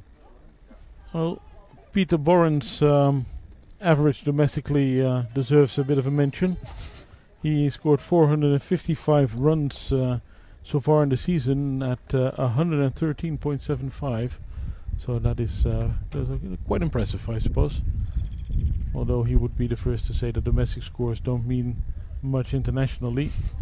It is still better than scoring no runs.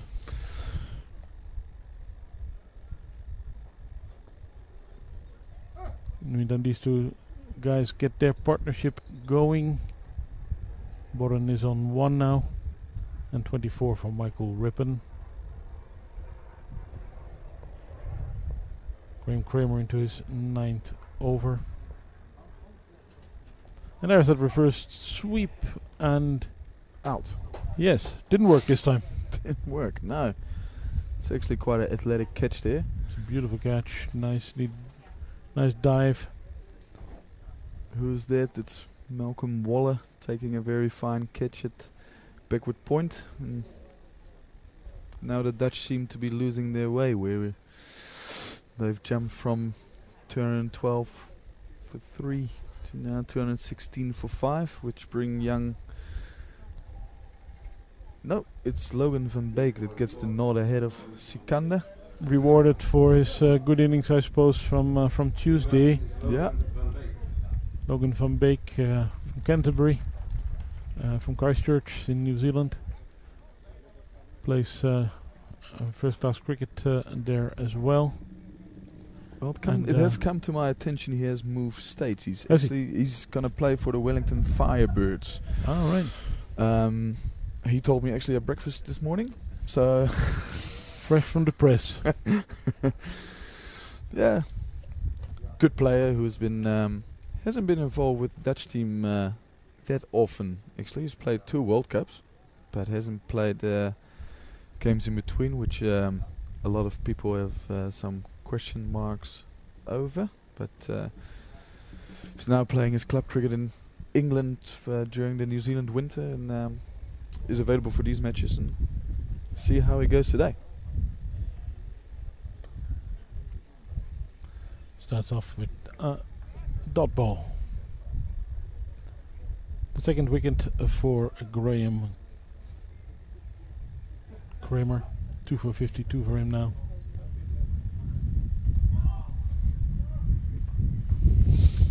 Yeah, these last 2 wickets will hold the Dutch back from exploding early. It's now time to rebuild for a while before the big shots will be played, I assume, because this is a time where you don't want to have a collapse coming. So Logan van Beek and Rippen will hold themselves back for a couple of overs before they start going again.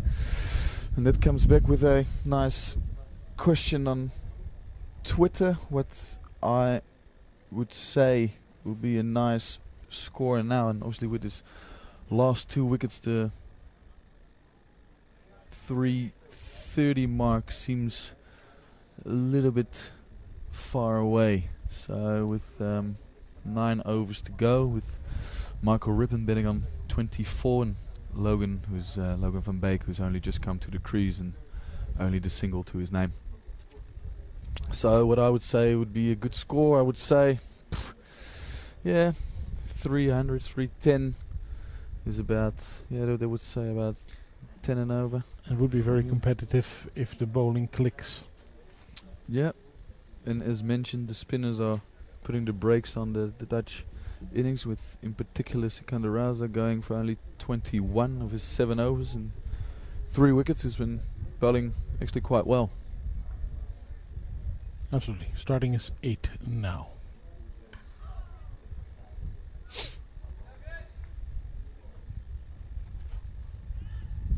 The sun does at times shine, and there's a bit of a cloud cover that might help the bowlers a little bit. I just had a look at the weather forecast. There's not the rain is. If there is rain coming, it is still very, very far away. So hopefully we'll get a full game here, and it should be a good match with the Dutch setting up a competitive score. And it looks like we've got viewers from all over the world, from India and Nepal. India obviously played recently in the Champions Trophy, where they made it to the final, and Pakistan was just a little bit better on the day. They batted sensationally, Pakistan, in that match. They definitely did, and bowled wonderfully up front, with Mohammad Amir taking some crucial wickets up front, and the Indian team, which rarely happens that they get bowled out for under 200, got outdone by Pakistan on the day, I suppose. And just for the few viewers that don't really follow cricket, a game like that easily gets about 1 billion people watching So that tells you something about how big the sport of cricket is on a global stage.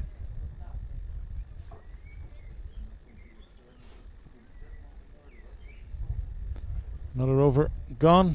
The Dutch move to 2-2-2 for 5. 3 runs for the number 7 batsman and 27 for Rippon. Logan van Beek starting slowly in his innings. And Rippon is going at about 76 as a rate. Now Wesley Baresi, LBW Raza for 67, Meiberg caught Burrell, bowled Kramer 77, then Ben Cooper 14, caught and bowled Raza.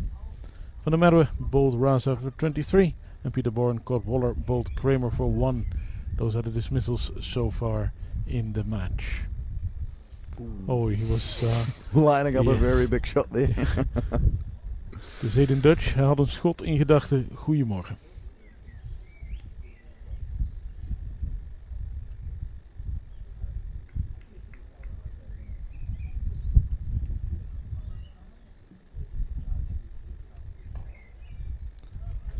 I think he plays in the Nottinghamshire Premier League, if I am correct.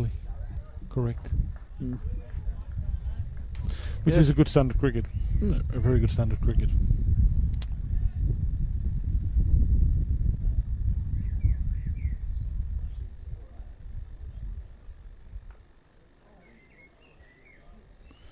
Just singles and dots at the moment as the Dutch try to rebuild here a little bit. Kramer in his last over. Michael Rippon betting on 27 of 36 balls. Looks to attack and gets a single for it. Yeah, I find it a bit harder to find the boundaries at the moment, but that obviously has to do with the loss of a couple of wickets and the sensational bowling by Raza. Trying to come forward quite far to Kramer,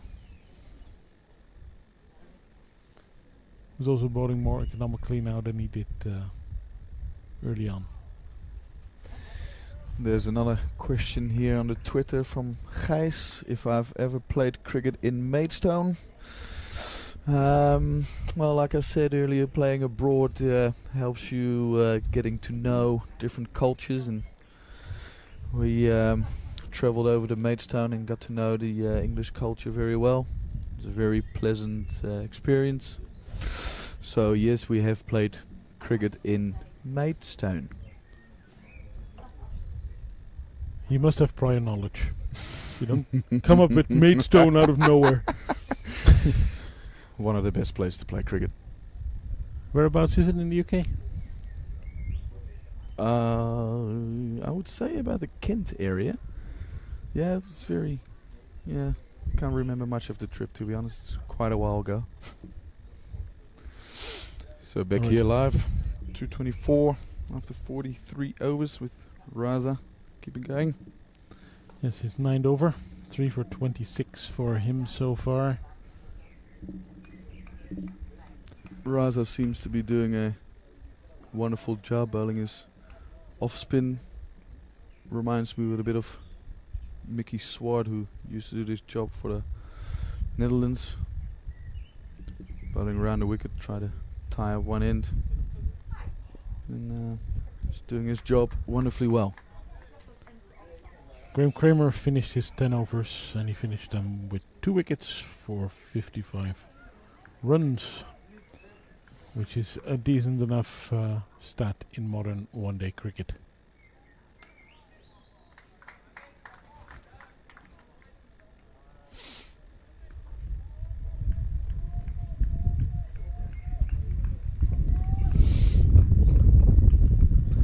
Raza has one more over after this one. They will need a bowling change at the other end.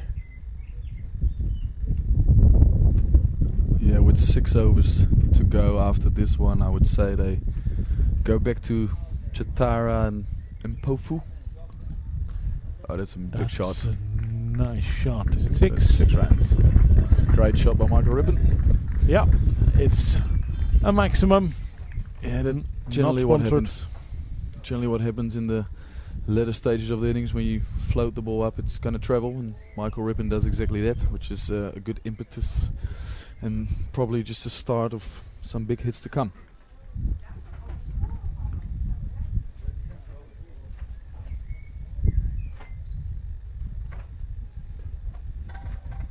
And play into the gap.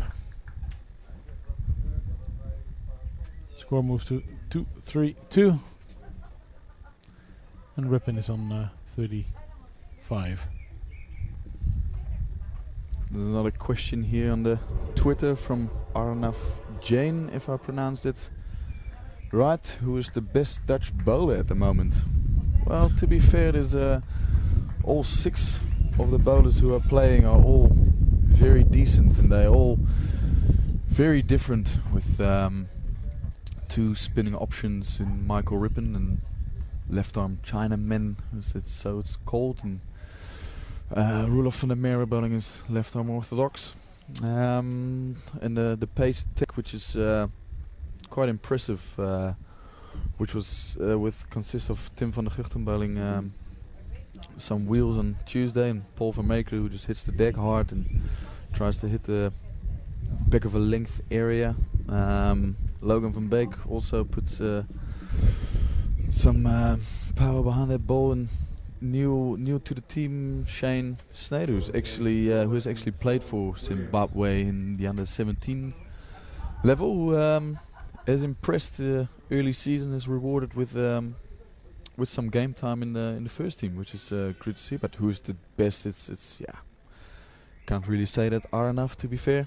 They're all pretty good. In the meantime, Zimbabwe stick with slow bowling. Sean Williams is bowling from this end now. He had 6 overs earlier, 0 for 23. So also bowling with good economy, the all-rounder.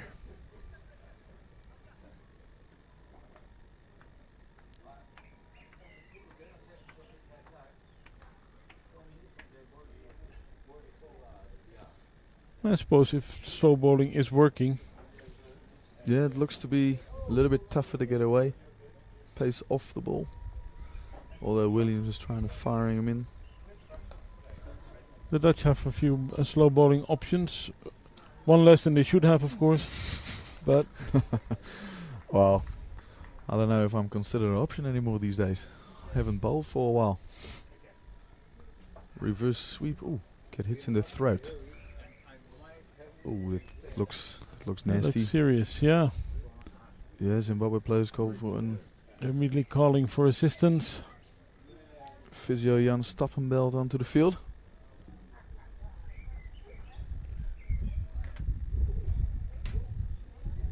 Let's see what happened. Try to reverse sweep. Top and edge. Yeah, he top edged it. That is the dangerous, very dangerous shot. A bit unfortunate, of course, but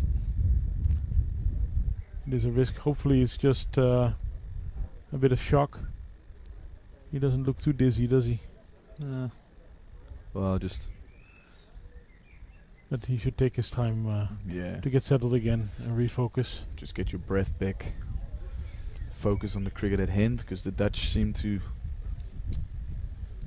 not reaching that big shots they wanted to play, and then what's the score? 235 for 5 with 6 overs to go. yeah. The 300 mark is still quite a long way to go. But then again, it does give hope for the Dutch bowling attack as well. The paceman did get some out of this pitch, a bit out of this pitch, and the slow bowling looks very effective. Yeah, doesn't seem the wicket is holding up. They just seem to be forcing their way through. Yeah. Yeah. Well, no need for reviews on that one. I don't think we have reviews in these games, but that is out. Sean Williams strikes, and it is a stumping, and the Dutch lose their 6th wicket, which is gives another guy a chance, I suppose. And now we get Sikander Zulfikar. Yep. Very, very exciting batsman to watch. Oh, that ball looks to hold his line a little bit and turned slightly, so that's obviously good news for the Dutch spinners. And young Sikander Zulfikar to the crease and looking to play his natural game. And that comes in with a question from just one who has asked any exciting upcoming batsmen in the Netherlands team, and this is one of them. Sikander hits the ball quite hard. There's quite a few batters floating around there. And, Sikander is the first to get his opportunity. It is, of course, the best set batsman who is out in Michael Rippon. 36, 46 balls, 1416 for him. Well, that's quite a challenge for a young guy like Sikander. Yeah, but this is a nice time for him to come in. There's 5 overs to go. He likes to play his shots from the word go, so great opportunity to have a couple of boundaries to be hit. Sikander Raza to bowl his last of his 10 overs. It's gone for 36, isn't he? Zulfikar averaging just over 23 in domestic Dutch cricket. He plays his cricket here in Amsterdam, but not for VRA, but for ACC, where I think his entire family is. Oh, that's a lucky edge. Well, they all count. And 2 young, fit men at the crease, so I would expect a lot of running, pushing the twos, all that kind of cricket cliches. Sikander is only 20 years old, which is, is very young for a batsman. But exposure to cricket at this level might elevate his cricket further.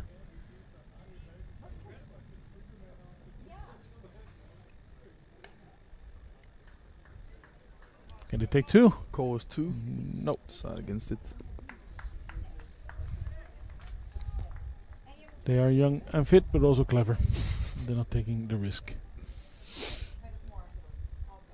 Score moves on to 238.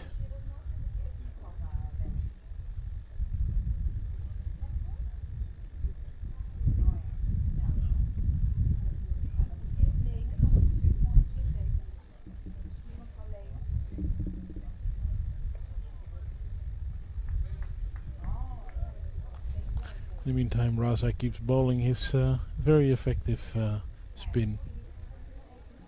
This is last over.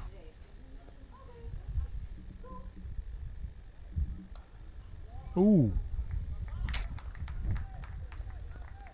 3 for 37, or I think, for him so far. And he deserves an extra cup of tea in the interval.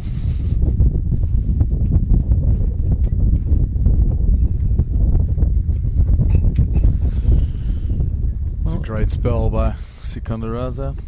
10 overs for 38, something like that.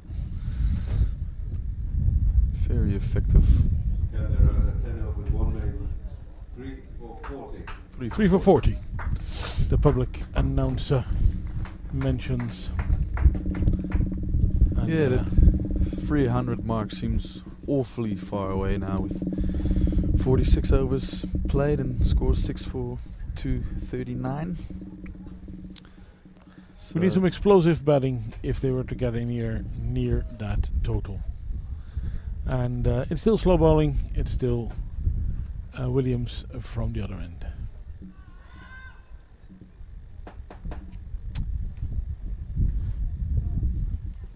Well, that is something you don't see very often in international cricket. Slow bowling in this stage of the innings.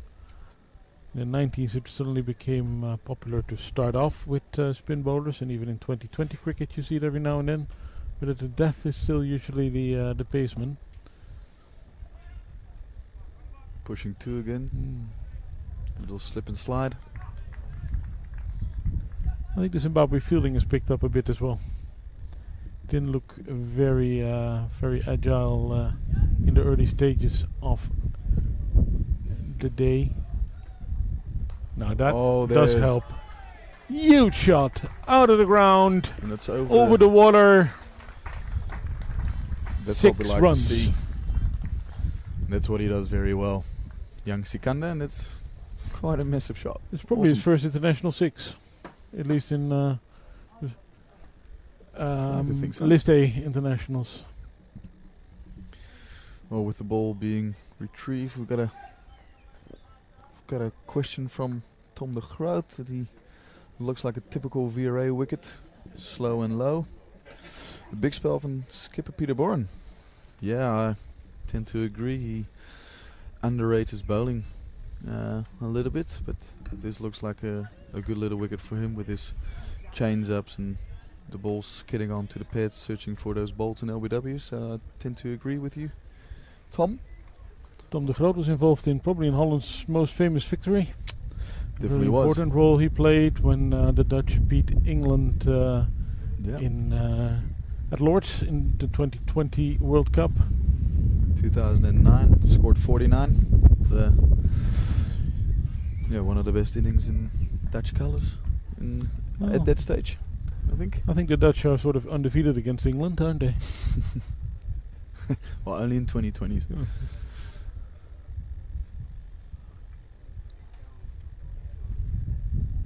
Oh yes, Ooh, they well, all count. Little might go to the edge, boundary. 4 runs. No, No, they stop it in time. and Pofu in the hard yards there together.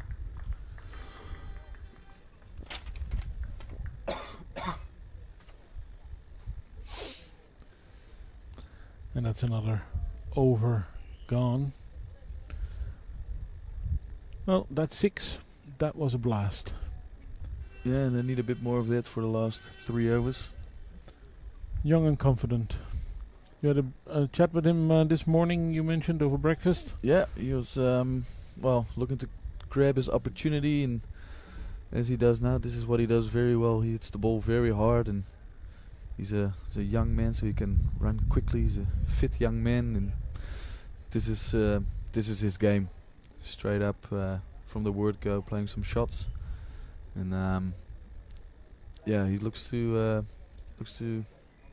for some carnage in these last 3 overs, because I think the Dutch team definitely leads 280, and that's 10 and over from here. With Tendai Chitara back into the attack. Yes. Some pace back into the attack. It's been a while. None for 30 of his 7 overs. Let's see what he has got for the Zimbabwean team. This back end of the innings, as they say. It is the youngster on strike for the Netherlands. As mentioned, only 20 years old. Scored 4 on Tuesday, and that was his international debut for the Netherlands. Of course, he's gone through all the age groups, so he has played a lot of international cricket. That is hammered, but there's a fielder out there. Yeah. It's interesting. These kids have, of course, grown up with 2020 cricket on TV. Yeah. Almost every day, so their approach to cricket is probably a little bit different than even when you grew up. Yeah, the game has turned a lot more aggressive, and it's exciting, I suppose. Oh, bouncer. Ooh, looking for a wide. That's a wide. But that was a good bouncer. It was. Some pace to it. Yeah. If I look at the field with mid-off up, looks to be bowling leg stump Yorkers or short. Made a change to the field with cover boundary coming up with a deep backward Oh no, deep mid wicket out. Probably going to bowl slow ball into the wicket. And it's very That's high. high up. It's confusion. Will he catch No. it? No, he doesn't have it. I don't think he spotted the ball properly. Got a lot of difficulty getting into position. Got his hands to it, but could not hold on. Well, did he get into it? I think so. Not quite sure. Or was it on the bounce?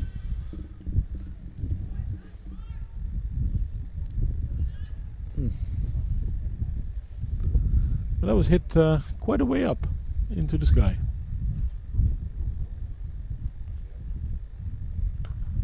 Another short ball that's massively put for 6. That's 6 runs. Great Logan shot. van Beek. Great shot. Very commanding. Yeah, this is the momentum you want to take into the changing room. Momentum is named a lot in cricket, and now these last few overs, a couple of boundaries being hit, which is very good to take into lunch and second innings. Slow ball. Should Push get for 2 2. here. They take him on. Yeah. Gets in. Let's go running between the wickets from these two.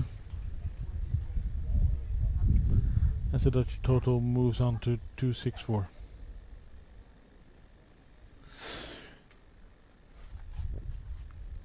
Well, you asked for some big overs, and this is certainly one. Yeah, that's good. It's good to see. Logan van Beek now betting on 22 and young Sikander Zulfikar on 12. Of Pakistani descent but born in the Netherlands. It's a good Yorker. What about? As mentioned, his father was also an international cricketer for this country. Not sure if he played a World Cup, but he was in the team for quite a long time. Well, actually, OP Zulf still plays a bit of cricket. Does he? Lingers around at ACC and still bowls his slow, medium thingies on the little mat there. Still quite effectively. And coaches a lot. Well, apparently he coached his kids really well. Oh, That is a big sensational blast. shot.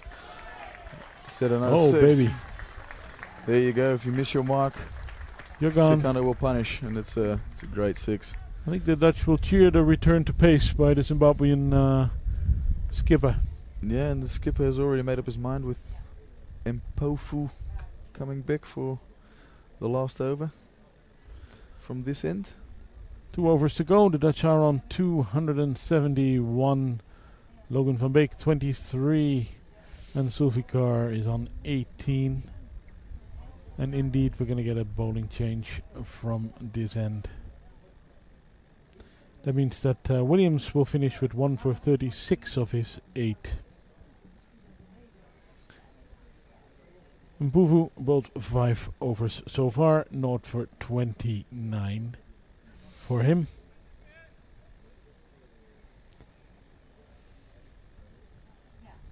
Jatara obviously has overs left, so he can finish things off at the other end.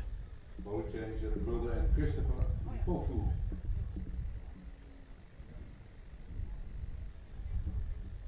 Yeah, there were 2 big overs. So they're asking carnage at the end of the innings is answered. 2 overs to go. What would you say? Oh, I think they should be able to get towards 300. 290, 300. And it's still on the cards. Yeah, get a big over here.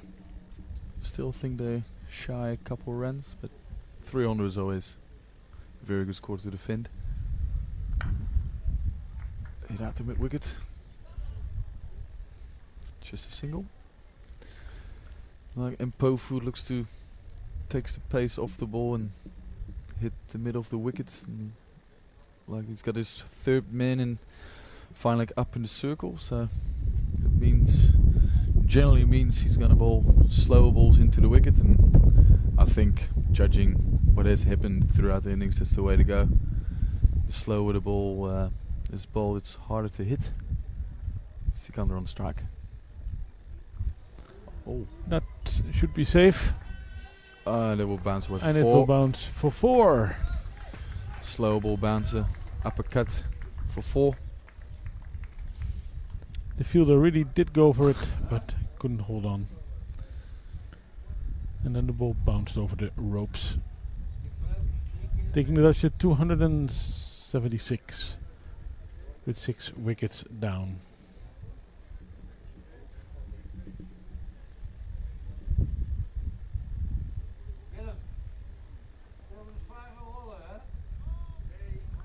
Oh, that's criminal. And no Bowling ball. a no ball. Yeah, But you can't bowl no balls in modern cricket. no, they've had a few today actually, and the free hits have been dispatched. But in the other innings, I mean, with 2 overs to go, every ball's a free hit basically. So, That is true. but those extra balls might hurt you in the end.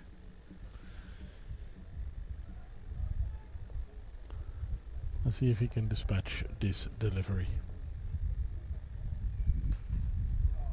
They have to Does- run. They have to run. Yeah. No, that's not out. The Dutch didn't know what was going on. Yeah, you can't be ball watching. You can't get out to the catch, but you can get out to a run out if you're not careful.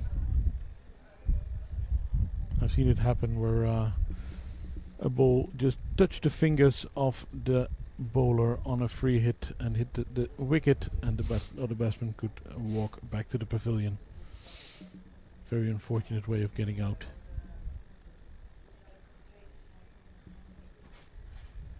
That looks like a wide, and it is.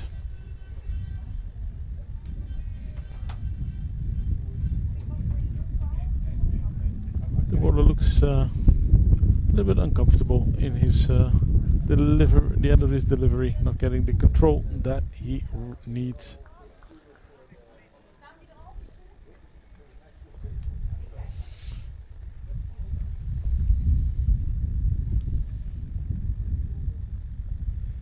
Yeah. That is a good shot again. You can't bowl short with a fine leg. Nope. You still It's have to pick it another up, and he does really well. It's another 4 to Sikander, who moves on to 26. He passes Logan van Beek. He must have a very good strike rate. Well, before this shot it was already 180, so he must be moving into the 200 range now. Yeah, and that's exactly what you need at the end of the innings, and that's his job, that's his role in the team, and he's doing it very well. Do you think he has potential to bat higher up in the innings later on? Yeah. Let's.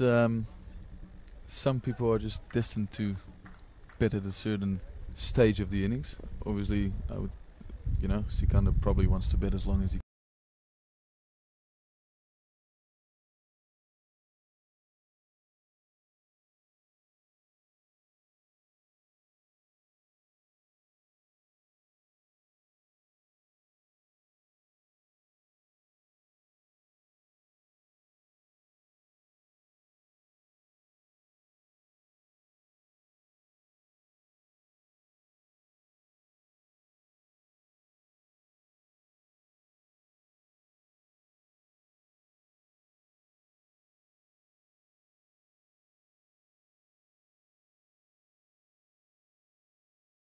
Oh, That is hammered down another the ground. beautiful shot. God, 4 runs. Holy Moses.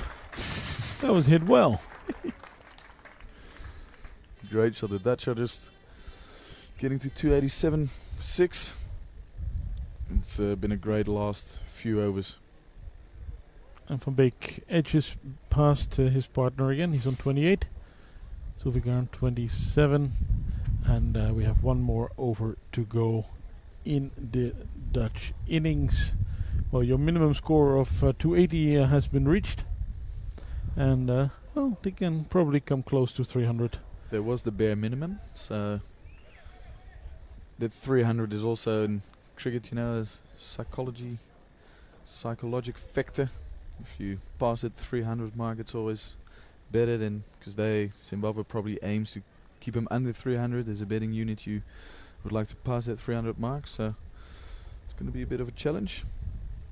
And see Chatara with the final over. Not for 49 of 8 for him so far. Starts Ball. with a clever ball.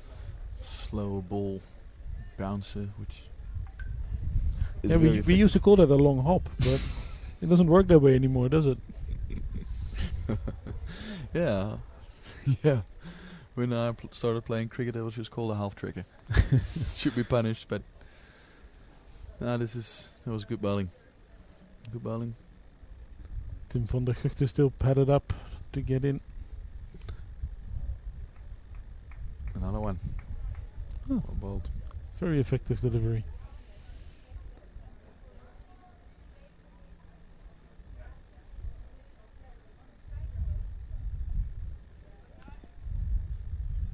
I'm sure the Dutch bowlers would take note of this, see what's what, but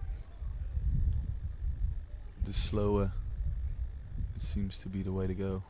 Yeah, I If you want think to stop runs. your friend is right that Peter Boren might play a big part.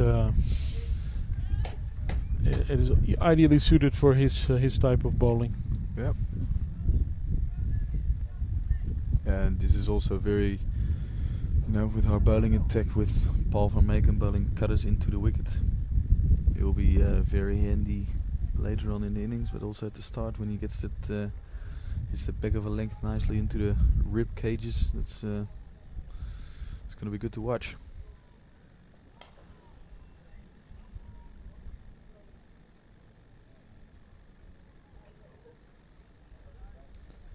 A single.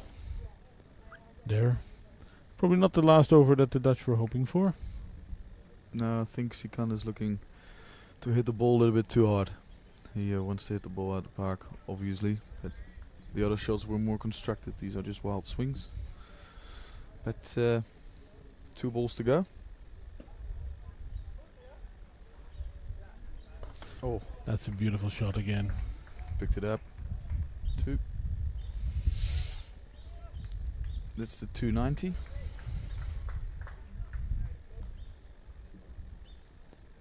The Dutch have a total to defend. And the bowling did look good on Tuesday, so who knows what is going to happen. We are going to do some interviews in the interval that we're going to show you guys later, so don't go away.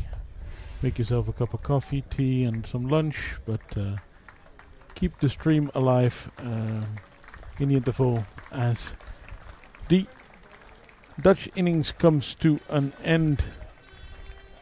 And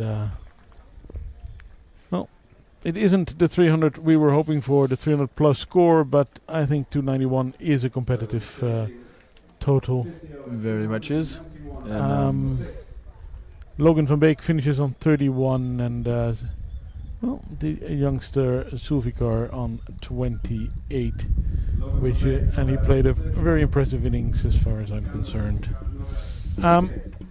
As the players get off the field, as mentioned, we will be back in about 30 minutes with for the live coverage. We'll do some interviews in between, so I hope to see all of you again in a little bit.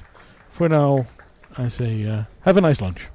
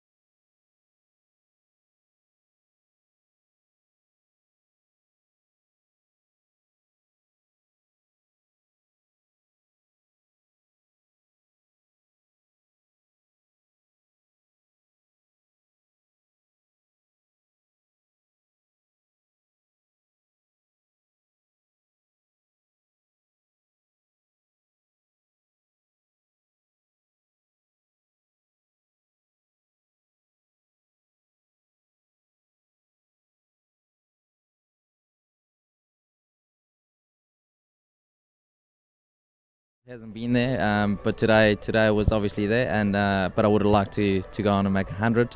But I'm feeling really good, so really positive for the next few games. It must have been a really nice recovery after Tuesday's game. Yeah, definitely. A little bit of self-shock for everyone out there on Tuesday. I thought the Zimbabwe guys also bowled a lot better on Tuesday than what they did today. But obviously we had a well-needed chat after Tuesday's match, and today was a lot better. Thank you, and good luck in the fielding innings. Thank you very much.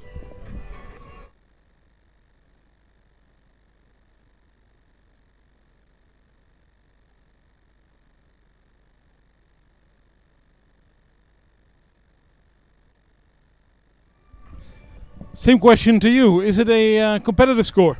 Oh, it's definitely a competitive score. They're going to have to bat well to get us. We're going to have to bowl well and field well to defend, which is what we back ourselves to do. So, look, I think it's going to be a great contest. Obviously, it's very easy as a coach and as a supporter and to be watching and go, oh, we made 290, such a great day after the other day.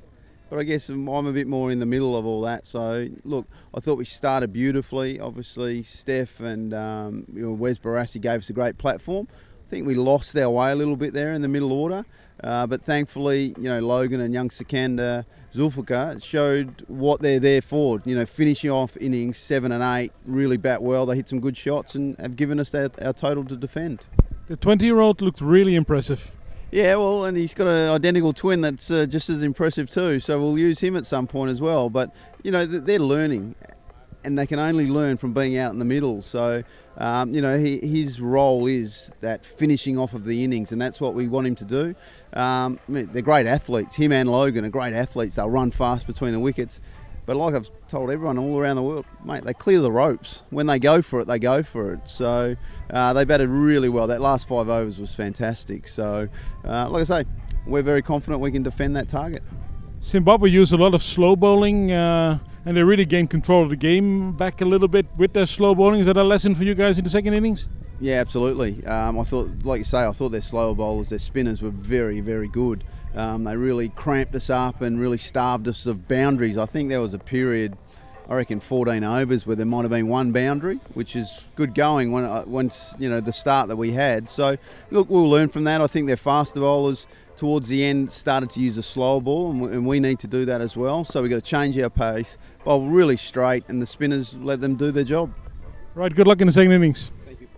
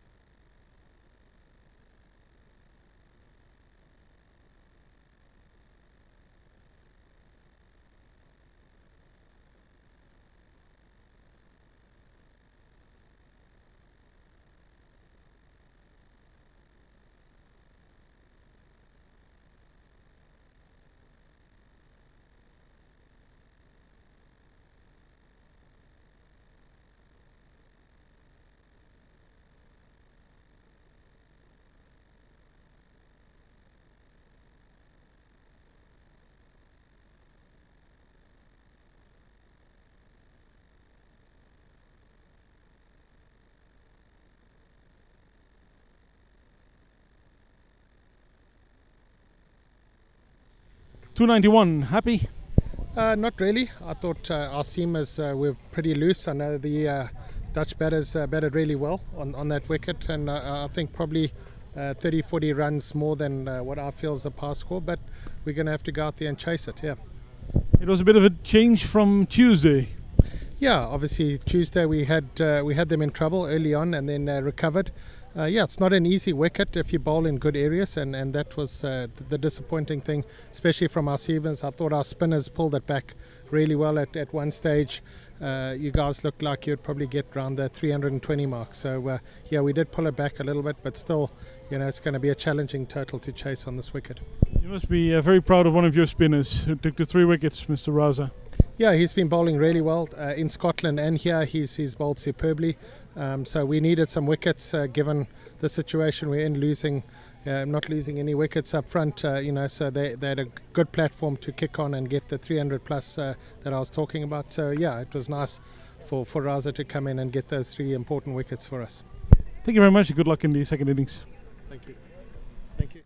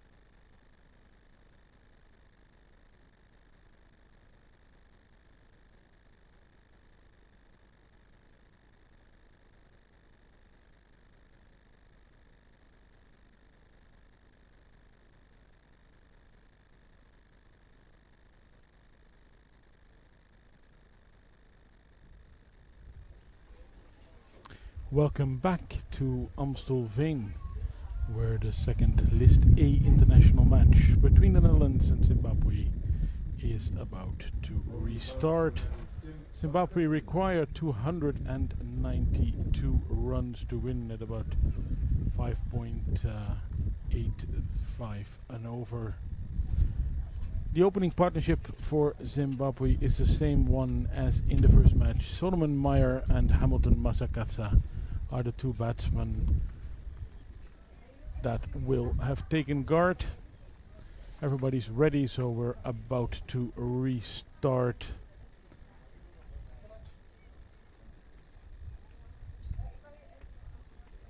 And that is a pretty good first delivery by Tim van der Guchten, who opens the bowling for the Netherlands.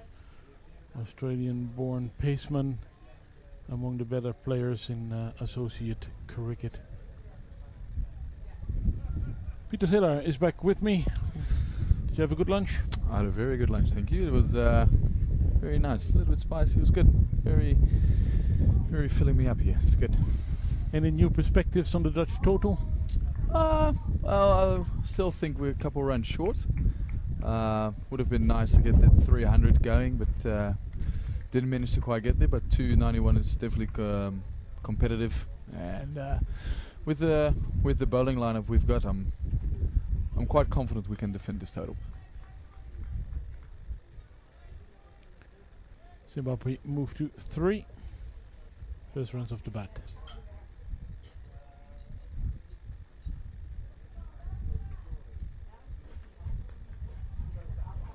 It's a bit of uncertainty in the running, but it required some very spectacular fielding. But there was a bit of hesitation in that single. I talked to Zimbabwe coach Heastrick in the interval. He was very unhappy with his seamers, very happy with the work of his spin bowlers, and the Dutch coach Ryan Campbell mentioned that he's learned some lessons from the way the Zimbabweans bowled and fielded. So we'll see whether that will come to fruition in this game. Van der Guchten still bowling.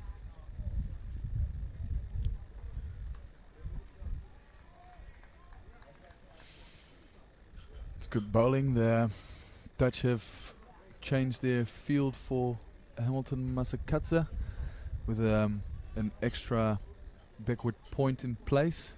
Obviously after the way he played on Tuesday, very strong on the cut, and got a little bit of extra protection, so only Peter Boren and Slip Corden at the moment. Hamilton Masakatsa is a true stalwart in the Zimbabwe lineup.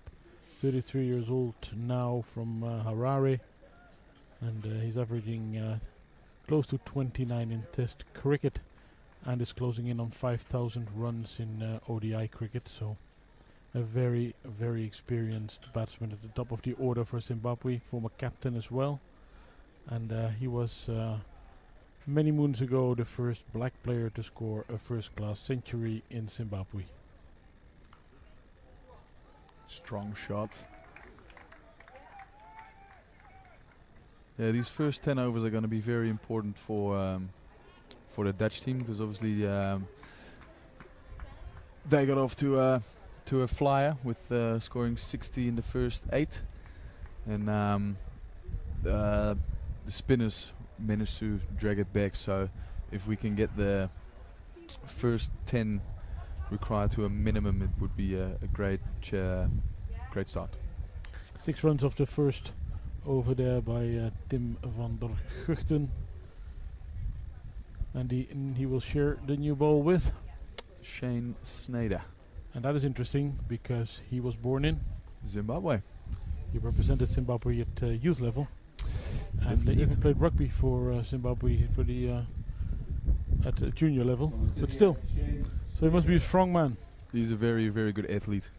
Just one of those natural ones who probably every sport he will take up, he will be quite good at it. So yeah, he's been very impressive at the start of the season, and I look forward to seeing him bowl. He bowled some some gas last week in Essex and got it through nicely last Tuesday. So here he goes to Hamilton Masakatsa.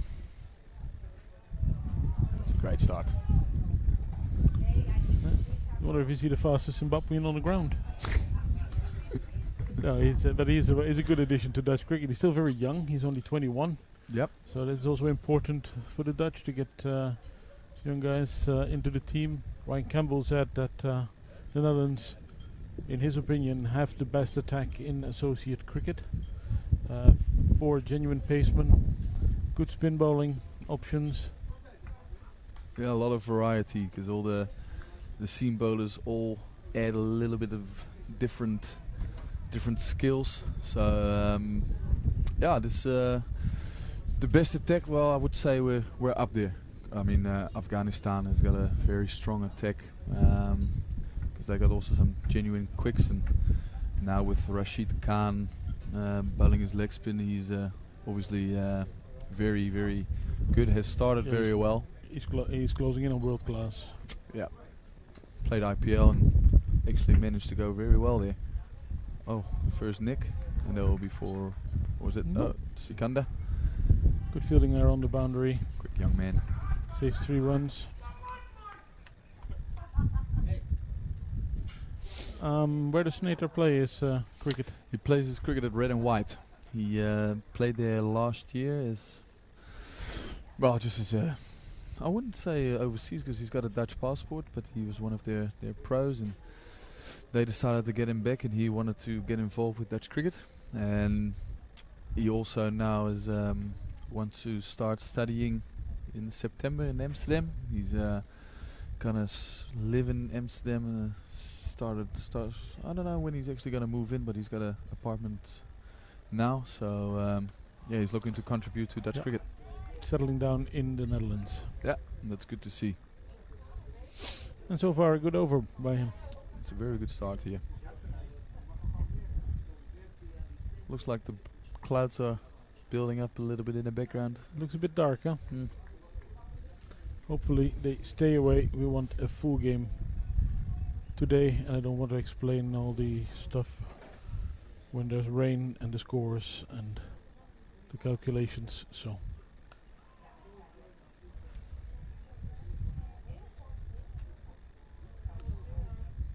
you can still ask questions to my co-commentator, who still has his hashtag for that, Ask Pete. And throughout the innings we will regularly check in on the questions, and he will try to answer them.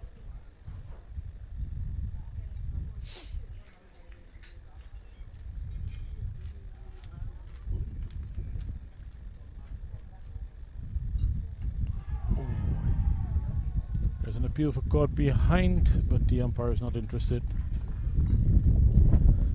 Bowler has a look at the batsman, but it's the end of the over, and a good one. Just 2 runs from the first over for Shane Snater. The wind has decided to pick up here a little bit. Yeah, nearly blew my laptop off the podium here. Alright, let's hope that wind will blow any rain clouds that are around away. I will do a weather check in a little bit, but you never know in this country. Although I say it has been very, very warm here in the last, say, 2 weeks. Tim van der Hugten, his second over, he's not for 6. Yeah, and check him up on the Twitter. Mohammed Kashif used to play for the Netherlands back in 2010, I think. He asked the question if Michael Rippon and Roelof van der Merwe will be key bowlers, and I agree very much. If we had a look on the Zimbabwean innings, the spin slowed things down, and they're obviously 2 very quality bowlers, and they look to do their thing in the middle of the innings. Well, we talked about it in the early part of the game, but we do have a plane coming over. Well, we should have Henry Blofeld here who could describe planes instead of buses like he does on Test Match Special. But it is really flying over low, just above the trees that surround the lovely ground here in Amstelveen.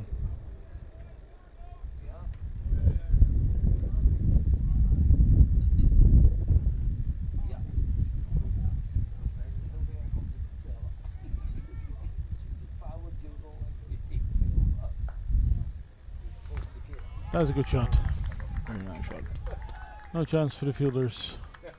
4 runs. Yeah, the Zimbabweans like going hard, especially at the start of their innings. Pretty much the same game plan the Dutch would like to have, so don't be surprised if a few boundaries or opportunities come our way with Ruler van der Merwe there at second slip. He's in the game there, I'd like to think. Solomon Meyer plays a lot of his cricket in Australia and has a reputation there as a hard-hitting batsman. Played a little bit of franchise cricket there as well in the Big Bash. And that is a league where good hitters will find a nice game.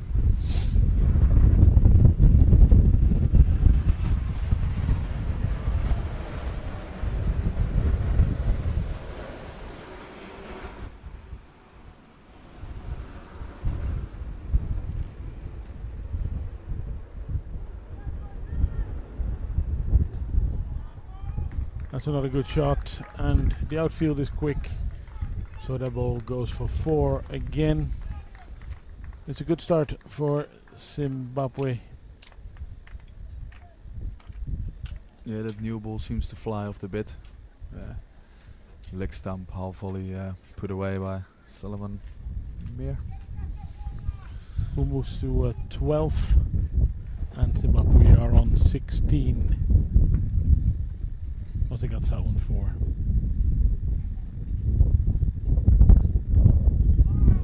And there's another boundary. And on different parts of the ground.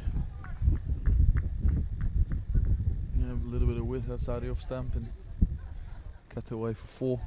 That takes him up to 24 naught after 3 overs with Solomon Meyer on 16 and Hamilton Matsakata on the 4 not out.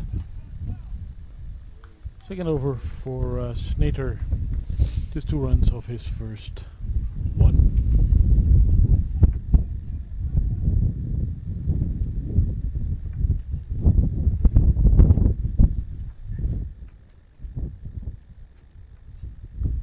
That's a good ball. He looks looking to hitting a nice area here, Shane.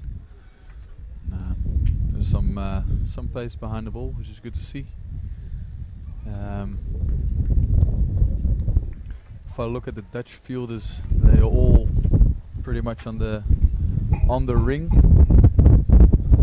so they're expecting the batsman to come hard and whoa. Oi, oi, there's a tent falling over on the boundary. And a big shout. There's a And a big shout. lot happening here at the VRA ground. Well, the wind has picked up, as you may hear in our microphones anyway.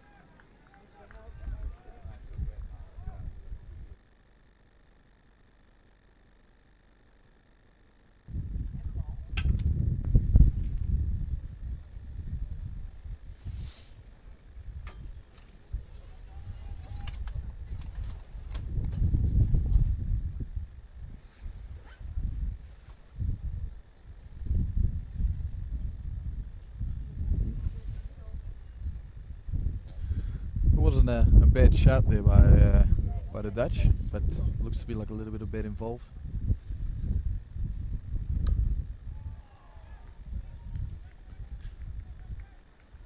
Snater looks very good in the early stages of the innings. Yeah, but like a full length. I think he looks to try and nick Mazakatsa off, as he like to hit the ball quite hard. And same with Tim. They got 4 men on the offside on the ring, trying to protect his boundary options.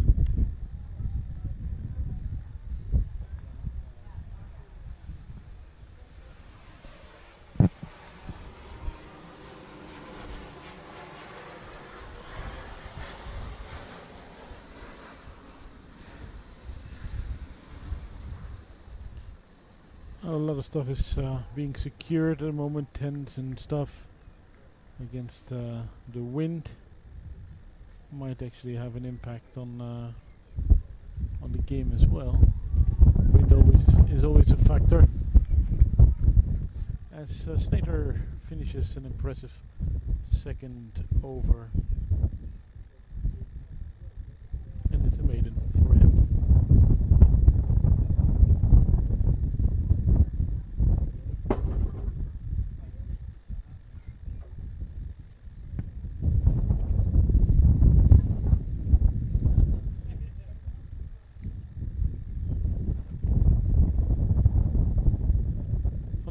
Starting his third over, not for 18 for him.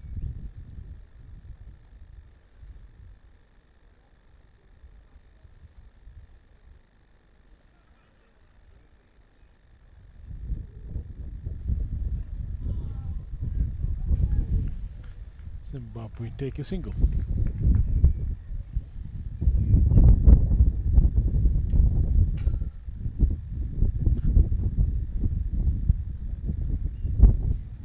Wondering how much influence this wind is going to have on the game. It's coming from well,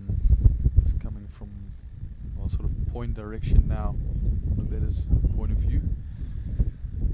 So maybe they'll start targeting the Alexa bow. Another boundary for Zimbabwe. Mazakatsa doubles his total to 8.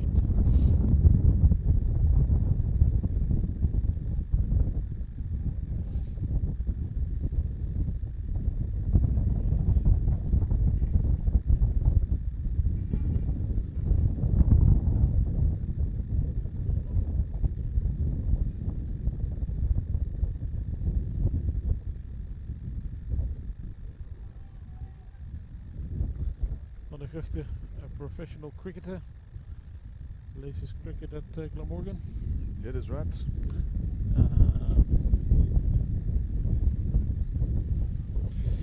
Used to play his cricket back in Australia, where he played started his career in New South Wales and down south to Tasmania. Played there for a couple of years and then moved over to England. He's now playing on the county circuit. Had a very good season last year for Glamorgan, picking up 82 wickets in total in all formats of the game, including 5 wicket hauls. Has got very good stats for the Netherlands in the years that he's played here.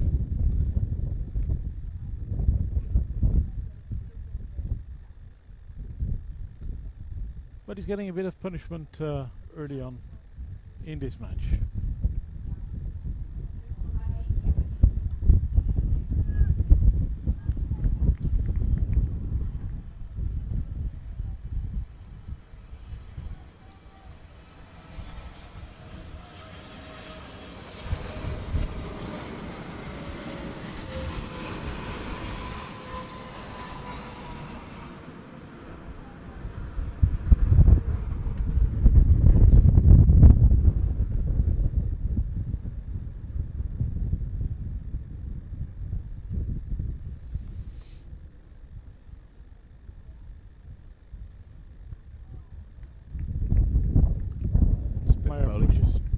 good. You thought so? Yeah, he's a couple of balls just gave a bit too much room outside the off stump, which is not really the plan I like to think. There's no lateral movement of the wicket or in the air, so yeah, Hamilton Masakatsa punished him a couple of times through that backward point region. So straighten it up a little bit and looks to be the way to go. The end of the over. Zimbabwe are 27 for no loss. Meyer is on 18 and Masakatsa on 9, and Shane Snater's got the ball for his third over. Van der Hugh 0 for 25 in 3.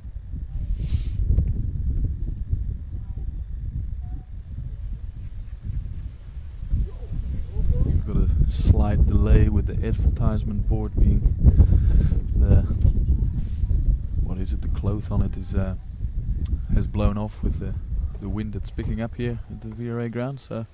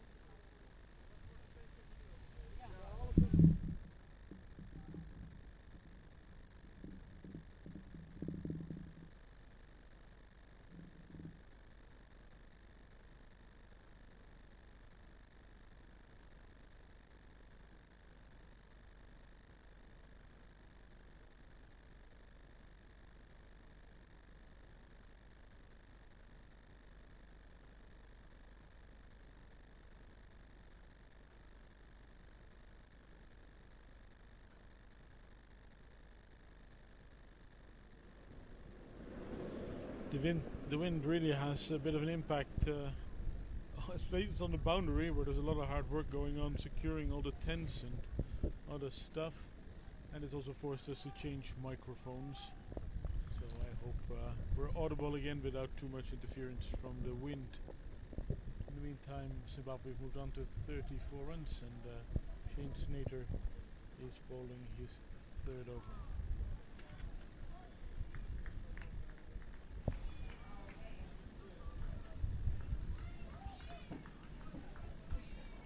He finishes it well.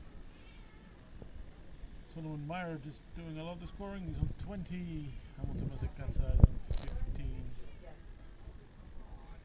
As Zimbabwe make a pretty convincing start to the chase.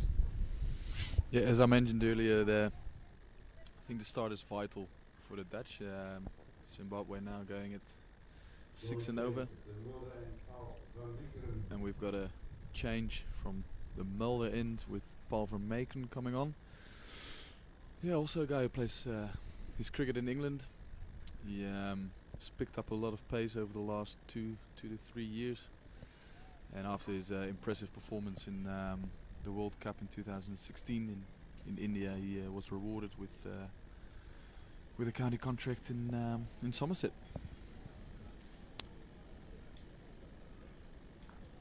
He's got some serious pace. Yeah, especially on his day when he gets everything right. He's quite a handful. He's tall, hits the deck hard, and yeah, he can cause some real trouble.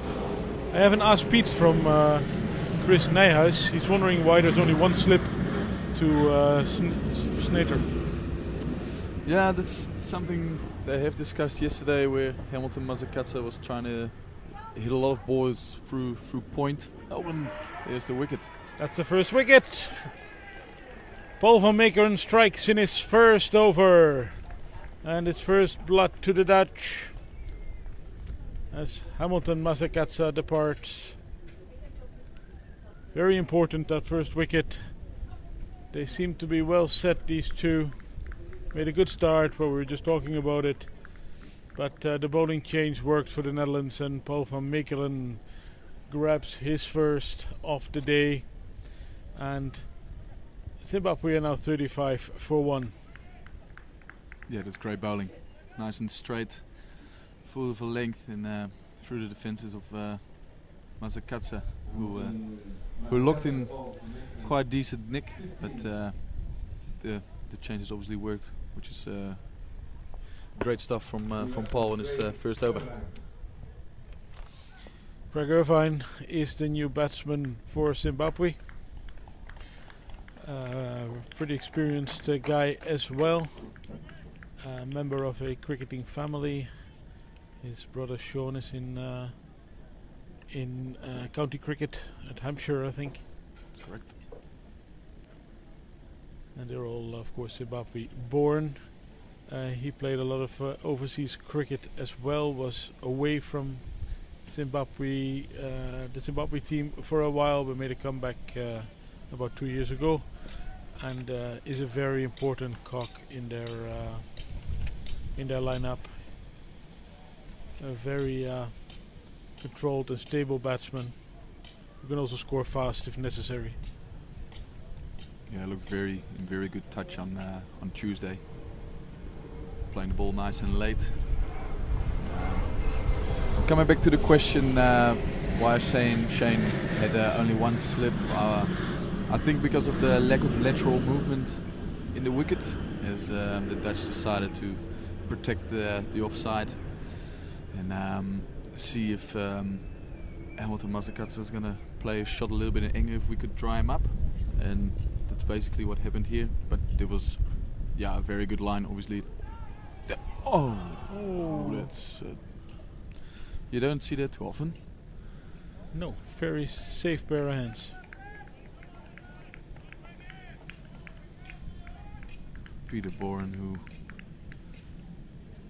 is disgusted with himself, I assume. He generally is a very safe pair of hands in the grabbers. It's an opportunity gone begging. Yes, and how nice would it have been for the Netherlands to remove this batsman early on? And how well is Paul van Meekeren bowling in this first over? And Troubling. how quick. Exactly. This is good stuff. Follows it up with a good nut. Doesn't let the emotions get the better of him, which is a good sign and shows a bit of maturity. But the question is, how costly is that drop going to be? It's what you talk a lot about in cricket. If you drop a guy, you always say as the betting team that you want to make him pay. And in this case, Irvine gets alive early on.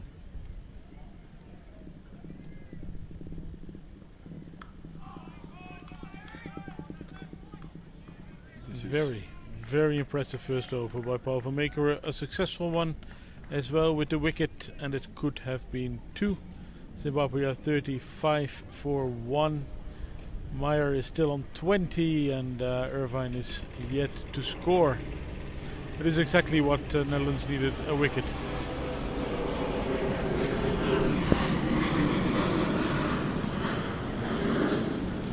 Shane Snyder, who's started his spell quite nicely with the maiden. He had a went for a few runs, and see if he can back up this good over by Paul.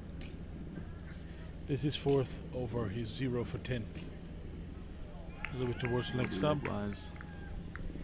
Drifting down the leg side, and we'll run away for 4 more to the Zimbabwe total. Easy runs.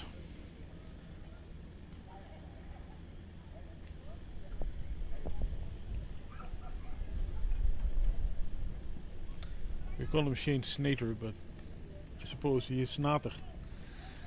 Depends on what way you look at it, but in the Dutch way, Snater is the way to go. Well.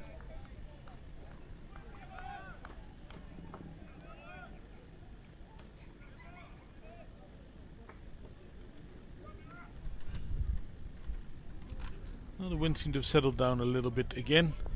All the tents that were in front of us are now gone. After that one blew over on the other side of the ground.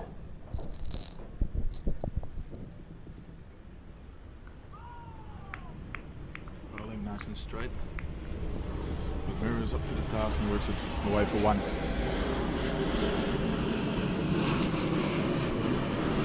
I'll see what they're gonna do to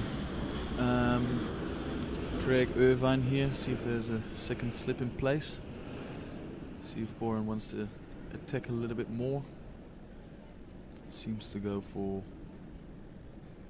the option of having 2 points and just 1 in the grabber.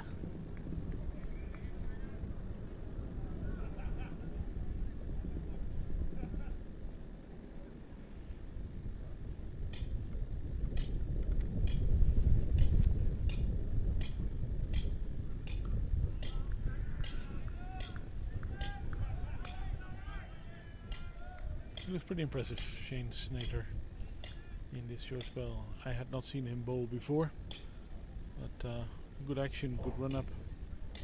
Yeah, it looks to be pretty smooth. He's last week in Essex bowled very well, and apparently has caught the eye of the Essex coach, who was very impressed with his stuff. He might go over to Essex and play a couple of trial games for a few weeks, which is good.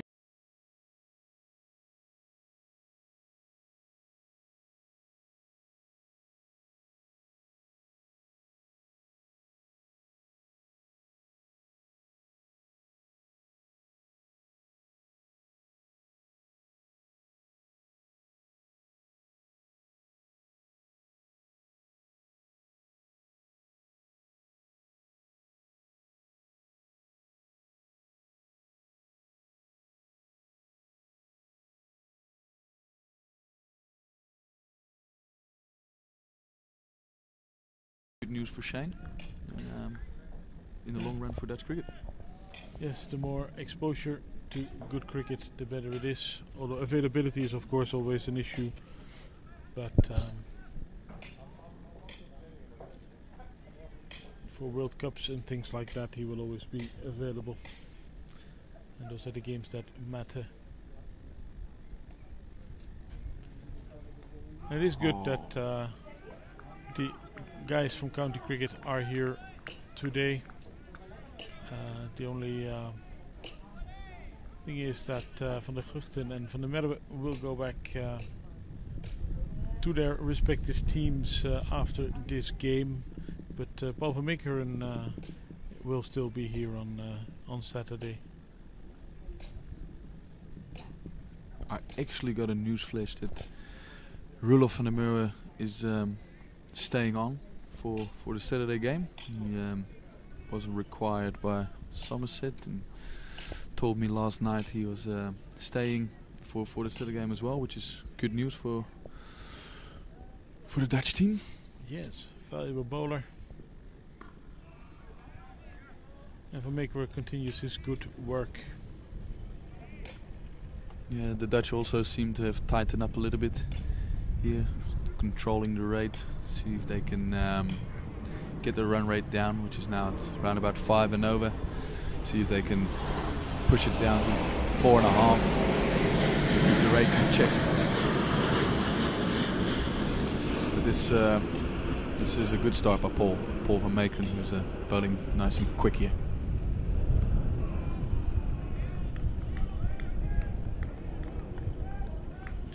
No runs against so far, but he has got that important first wicket for the Netherlands. Meyer is on 21. Irvine has just scored a single run.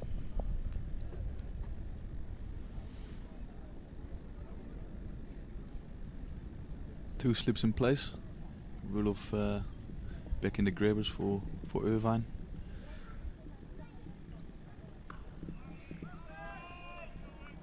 He's hitting the deck hard. It's a great sight. Having a guy running in, hitting the deck hard, making a batsman uncomfortable. Wondering when that first short one is going to come. Paul is not shy of getting the ball up there. So I think he wants to try it nice and early.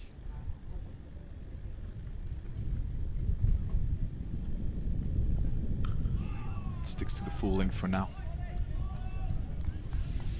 And pretty successfully. And the warm weather has gone a little bit now with the wind. What happened to this beautiful tropical day?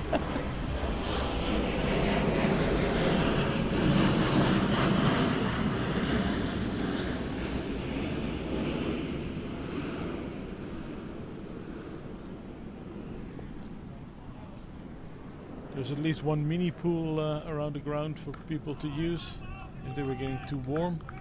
I don't think anyone is using it right now.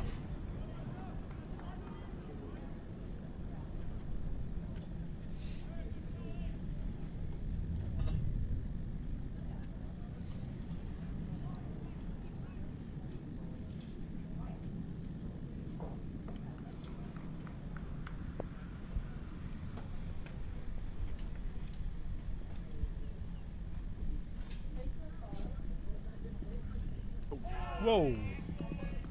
There we go. Some serious pace there. There we go. That's flying through. And as mentioned yesterday, the team chat.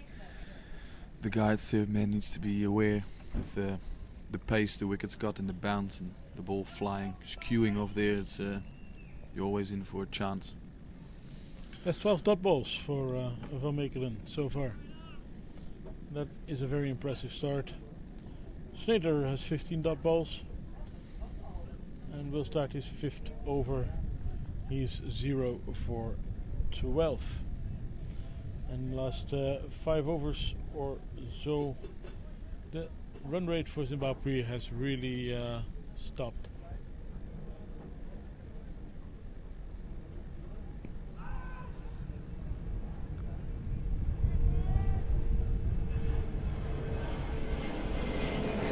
Leg by.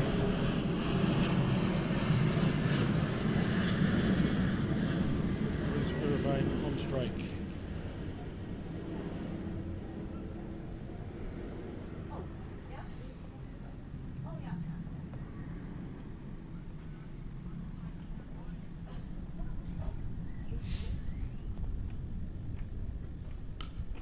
It's a glorious shot. Yeah, beautiful. Worked the way through mid wicket. Yeah, and on the weather. We have a couple of Zimbabwe fans in the ground. There's some cheering going on. There's a Zimbabwean flag as well. That's nice to see.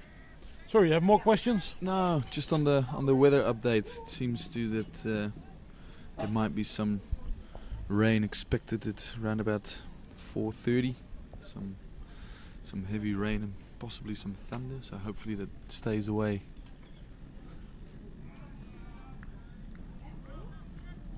That's the first bounder by Shane, who just typical response by a fast bowler. If you get hit for 4, the next one is going to be between the grill there.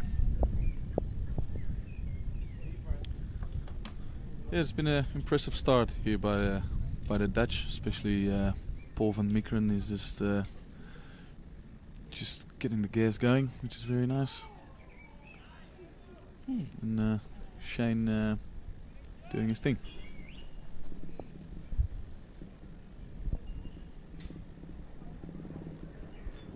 It is the 10th over of the innings.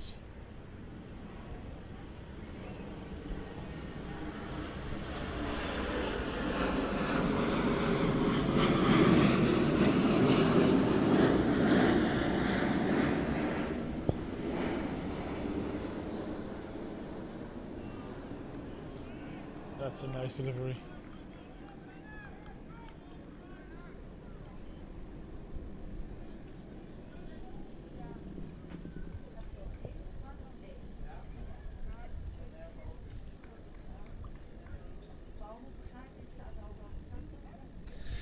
Next question on the hashtag Ask Pete is from Chris Rudd. When do Jaron Morgan and Colin Ackerman qualify for Holland? Well, Colin Ackerman is playing his county cricket now. He's playing at Leicestershire. Played a couple of years at Dostie. Don't think he'll be playing for Holland anytime soon. And Jaron Morgan, not quite sure if he's eligible to play for Holland at all, as he's an Australian with no Dutch background. So I would assume he has to stay here for 5 years if he really wants to, together with his mate Corey Rutgers at HBS.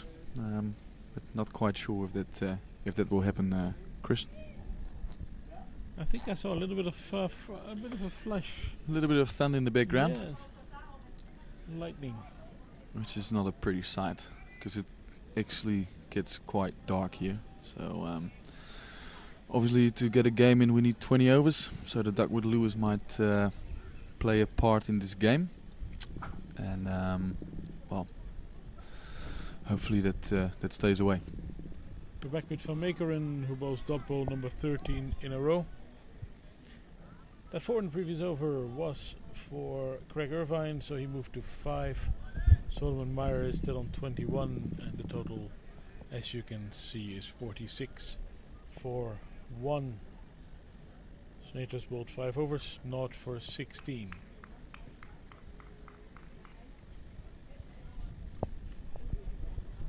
Yeah, there's a deep backward square for Van Meekeren. So then the opportunity of the possibility of the bounce is up there, and a cover sweeper is out. So Boren is saving the boundary options, and still slip in play. So there's still some attacking thought running through his mind. Obviously, with the Duckwood Lewis, it would be nice if another wicket would fall for the Dutch and put some real pressure onto the Zimbabweans.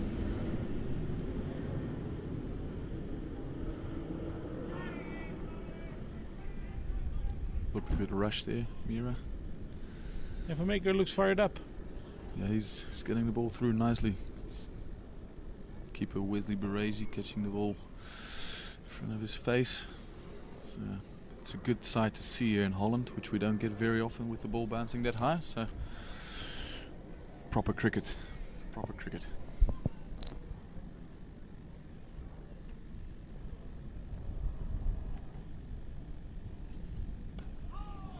And that is the first run against Paul van Meekeren. Well, that was inevitable, I suppose. It was beautiful while it lasted. He will be absolutely disgusted. He's bowling well, nice and quick. Doesn't give the batsman any room, tucking him up nicely. It's impressive so far. You think playing in England has helped him? Obviously. Improve? Yeah. Yeah, looks like he's gained an extra yard of pace. Obviously, he's working a lot on his strength in conditioning over there. Still plays a bit of second 11 cricket, so he's not quite up there in the first team as yet, but I'm sure he's pretty close. Because from what we have seen over the last year or so, and what we see now, this is good bowling. This is good stuff. And guys like him will be sort of anxiously checking out the negotiations around Brexit, because of course Dutch people don't count as foreign players on the county circuit. It helped guys in the past like Ronald de Verbre and Van Troost, Paul Jan Bakker, all Dutch guys that made an impression on in county cricket and who were very important to the Dutch team in the past.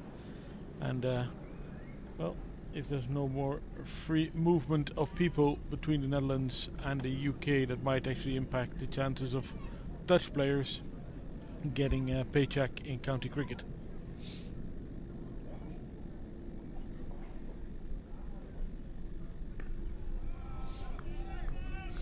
Yeah, the score here 47 for 1 after 11 overs. Shane Snater to continue from the city end, and Myra here on 22 and Irvine on 5. Yeah, these two guys keep it tight, very tight. Right from the one boundary by Irvine, scoring rate has really slowed down. Van Mekelen now 3 overs, 1 for 1. Snater 0 for 17 of 5.1. Pretty good figures. And no balls yet. Yeah, they're criminal with allowing the free hit, and it's good discipline from the Dutch. It's good to see the Zimbabweans weren't quite on the money, and it's good to see the Dutch are better in that regard. If you talk about things you want to win in little battles within the game, is obviously who wants to win the power play, and the Dutch have dominated that first period of 10 overs. We were none for 61, I thought, after 10 overs, and Zimbabwe about 41 for 1. So it's a clear win for the Dutch, and this is a time where Zimbabwe turn the screws, so hopefully the Dutch can do the same. Ooh. They've managed to push the run rate back to around about 4.5 and over, which is a good thing. And obviously applies a little bit more pressure on the Zimbabweans, because there's a lot of people walking around checking weather updates and stuff like that, because it seems to brighten up here a little bit, which is good signs.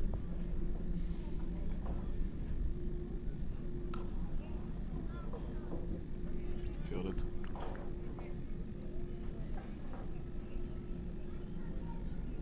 The Dutch ground fielding looks to be in good shape, and as Ryan Campbell mentioned, there's things where we can beat the Zimbabweans after their first innings was in the fielding and the pace bowling, and so far that's the Dutch are doing that.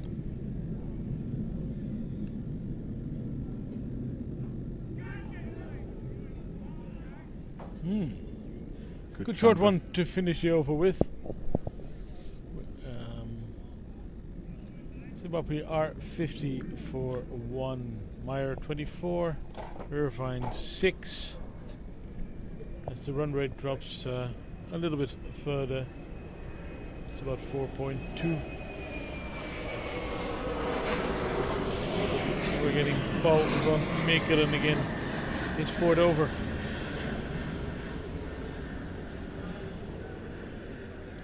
Shane Snater not for 19 of 6.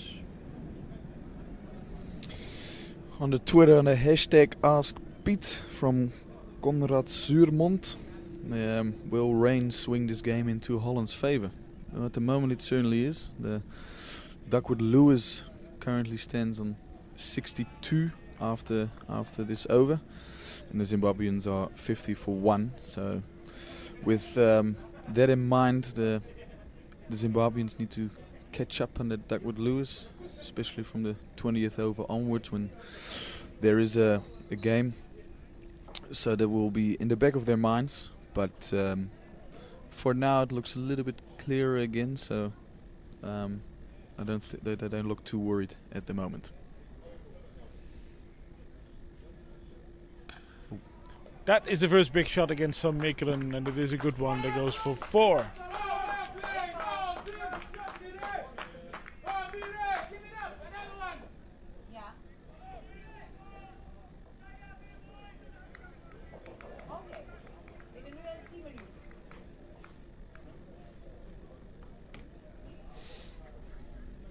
Just over pitched by Van Meekeren. Mira just gave it a kitchen sink and smashed it for 4. He moves on to 28 and makes it 30 straight away.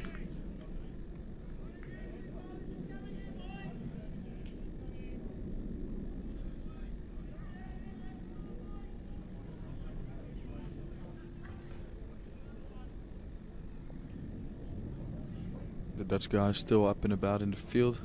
A lot of words and movement around, which is good to see. They look very lively. Pulled in front of square where Myburg is going to get the effort in, and it's great fielding. Great fielding by And Stefan saves 2 Myburg. runs.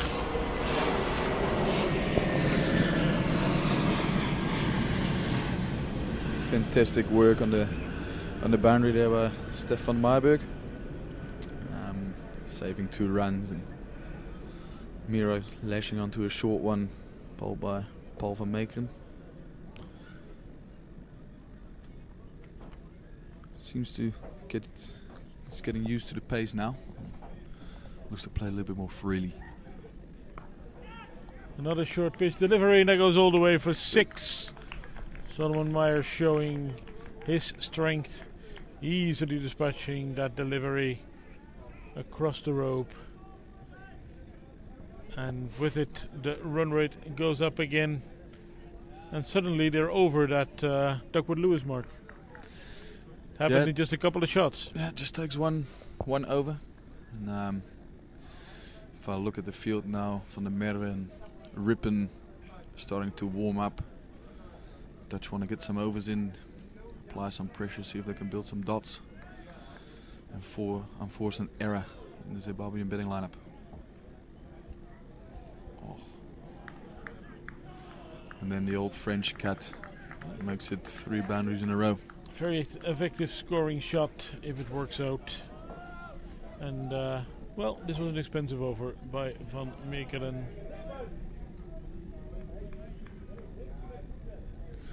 So Mira moves on to 42, and Irvine still on 6 with the score 1 for 68 after 13 overs, I guess. Yes, and I think there's a change in bowling.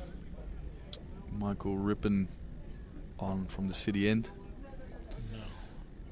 He is an interesting bowler to watch. Left arm leg spin. That looks so strange that people call it a Chinaman.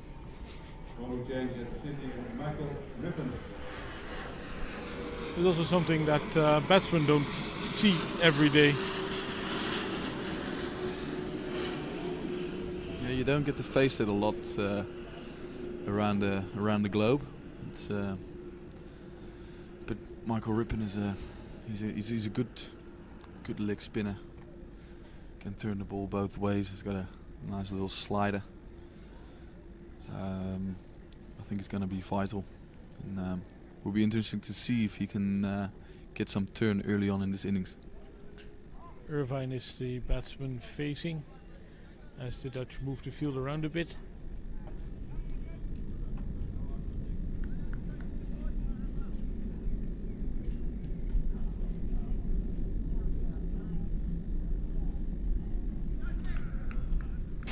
Immediately pushed around the corner, and it might be a chance. No. Good running by Zimbabwe. Well judged too. Yeah, without a 45 in place, it's a pretty safe shot to play. And, I think Irvine will look to get to accumulate the runs down there. For about.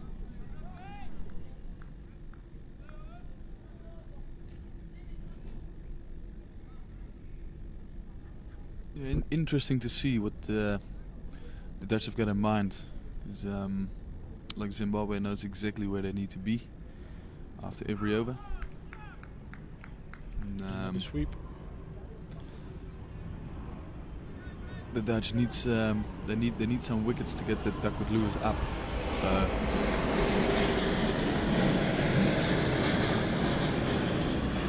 the question is Boren going to take some chances? They bring mid off up. See if Mirar wants to go over the top. Nah. One wicket would completely change the Duckworth Lewis situation.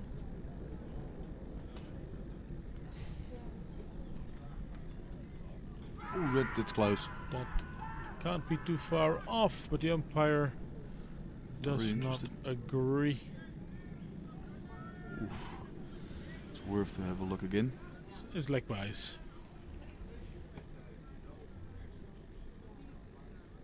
Peter Boren is not amused. No. It's not the best angle. It's definitely not going over. No. Ooh, the batsman looked like he Height is fine. The batsman looked a bit worried. Probably the question is if the ball was turning.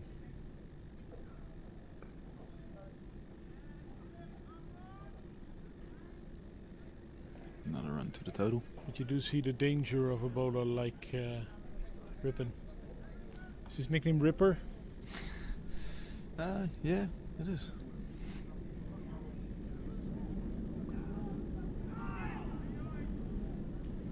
Looks like it turned a bit. Yeah.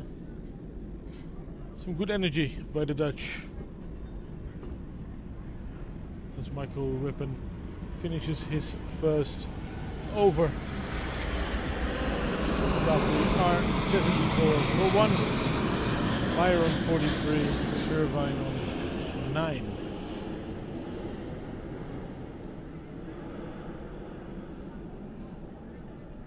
And there will be a bowling change from the other end as well. And it's Roelof van der Merwe. Always likes to be involved, so there he is.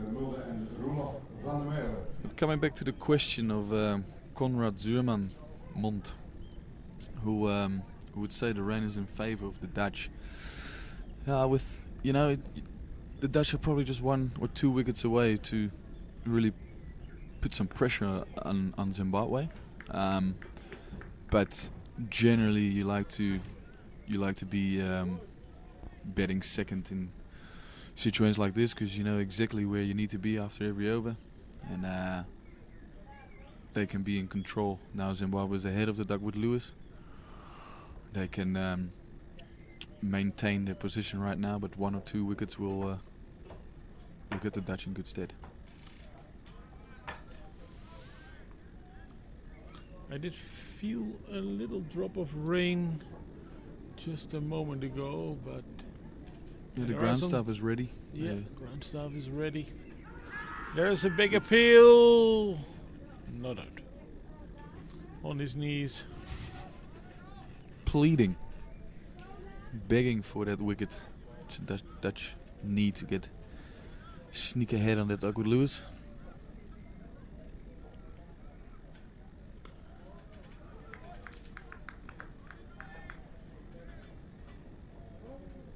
Punch down the ground for another single, and in that manner the Zimbabweans rotate the strike quite nicely in the last few overs. Didn't Van der Merwe play some IPL as well? He actually did. He played for Royal Challengers Bangalore and played a season for the Delhi Daredevils. That is pretty impressive. Yeah. Very handy cricketer. Brings something in all facets of the game. Bowls well. Can hit the ball in He's also a very good fielder. Finishes his first over. One good shout for LBW. And Zimbabwe are now 77 for 1. With Myra on 45, Irvine on 10. And the Merwe 4 runs of his two runs of his first over. And Rippon had 4 of his first over. And he will try again. The Duckworth Lewis moves to 73. So Zimbabwe still 4 runs ahead. Spin. Yeah, it's also hard for the fielder. The ball keeps spinning as it hits the ground. Yeah, you do get the occasional misjudgment in the field, which every cricketer probably has it a couple of times in their careers.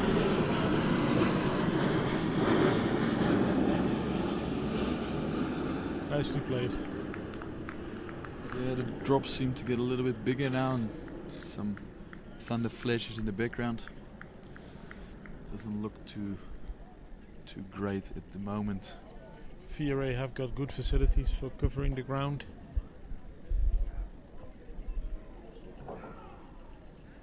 And as Peter said earlier, the ground staff are on high alert on the boundary.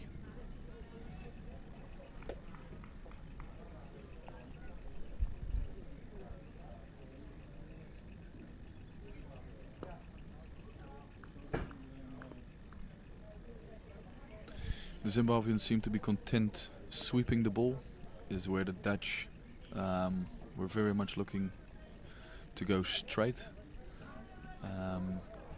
So they seem to be playing the spinners quite well.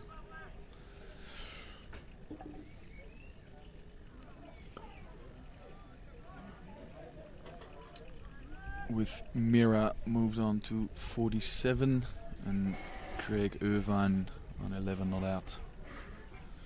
Still a strike rate way over 100 for Myra.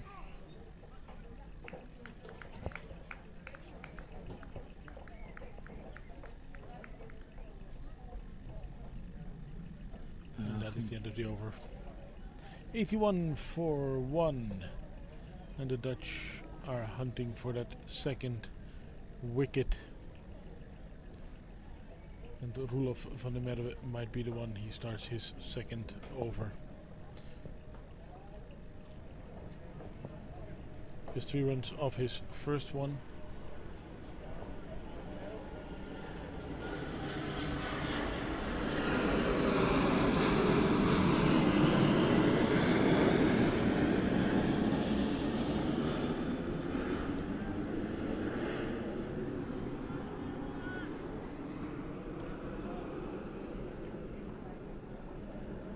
It's starting to feel like rain, not like drops. They could be out. No, just over the fielder. There was the chance the Dutch were looking for, and just out of reach for Shane Snater there, backward point. Andre the Giant might have had a chance. Was just a few millimeters too short. But he's not a small man, by any means.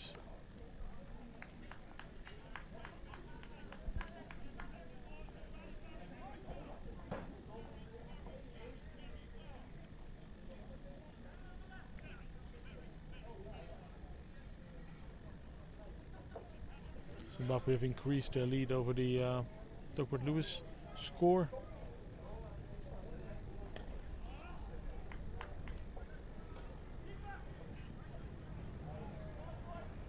But the Dutch remain vigilant in the field. I would say the ground fielding of the Dutch is very impressive. It's really about that dropped catch by Peter Borren early on in Craig Irvine's innings. We're wondering, would it be expensive? Well, he has moved to 17 by now.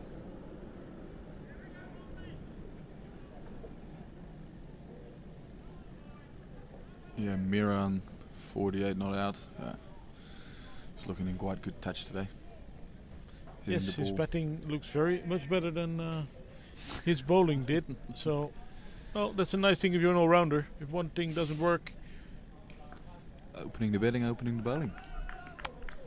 you can make it up with your other skills. Moves to 49 on the brink of his 50. Ooh. Oh, I saw some Oh, real lightning there in the distance. Yeah, it's starting to get closer and closer, and the rain is just about to get in. So it's interesting to see what the Dutch want to do here. Because they tried to rush through the overs earlier, is where now they look to slow it down a little bit. Is Zimbabwe just looking to cruise on this beautiful wicket here, the VRA. And Michael Rippon to continue. First third over. The umpires are getting together, probably discussing the, well, it's not really a heavy downpour or anything, it's just a little bit of rain, but of course the lightning is an extra factor. Yes. Safety always comes first, I suppose, but they decide it's still far away, so play continues. With On the Mira back foot, yeah. reaching his That half is his century. 50, the third player to make a 50 in this match. Got it of 43 balls with 5 boundaries and 1 maximum. Very well played innings.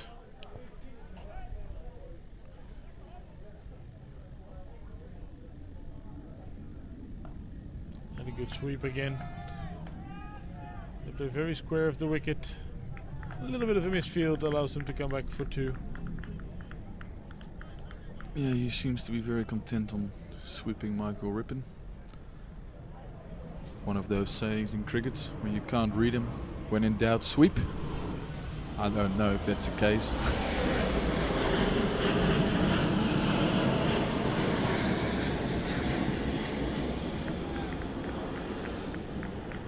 Bit of width and another single.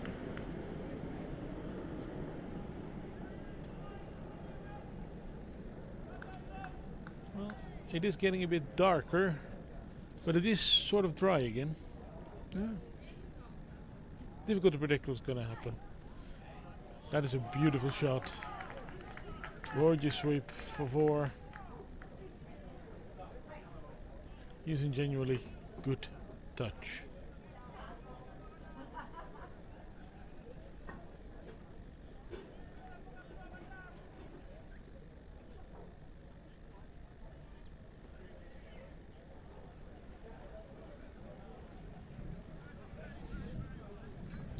There's more covers being brought out. And The there's also a umpires bit are of, together again. bit of thunder in the background. Yeah.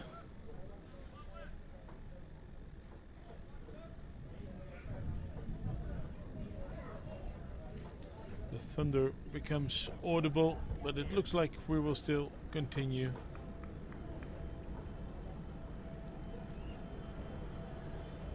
Michael Rippon.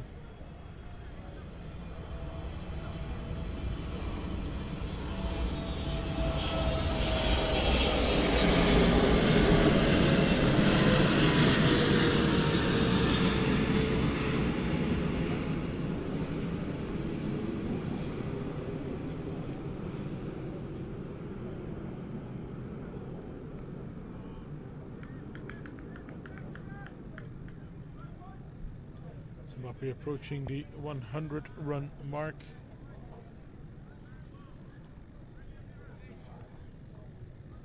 That's the end of the over.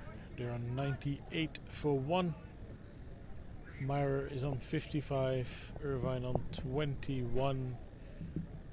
We've had 18 overs, so 2 more and we will have a result.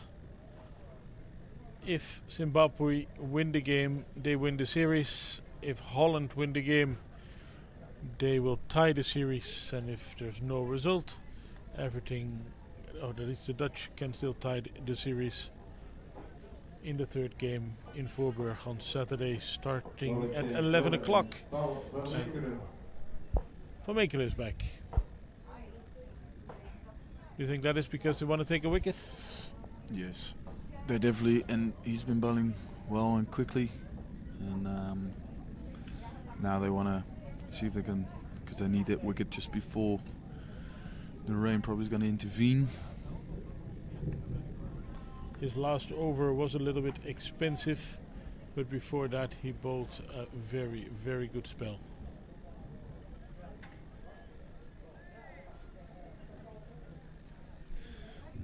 As you can probably see on the images, it's getting a little bit darker here. Still can still see well, but the clouds are just getting darker and darker. Oh. Inside edge for one.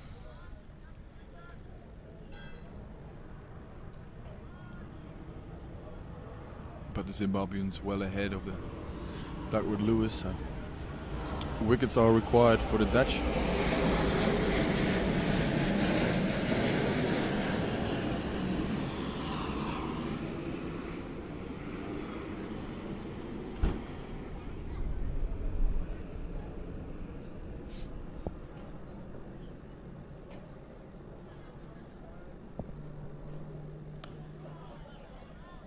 Playing your quicker bowlers might also get the umpires off the field a bit quicker if the weather is indeed, well, look at the sky. Well, it looks a bit darker on the screen than it does in reality, I think. It depends a bit where you look, actually. Oh well. Nothing we can change about it, so. As long as the play is on, There's no need to worry about the weather. The Dutch just, they need a wicket to break this stand. Let that one go. Still good pace for Van Mekelen. 19 runs against in his first 4 overs.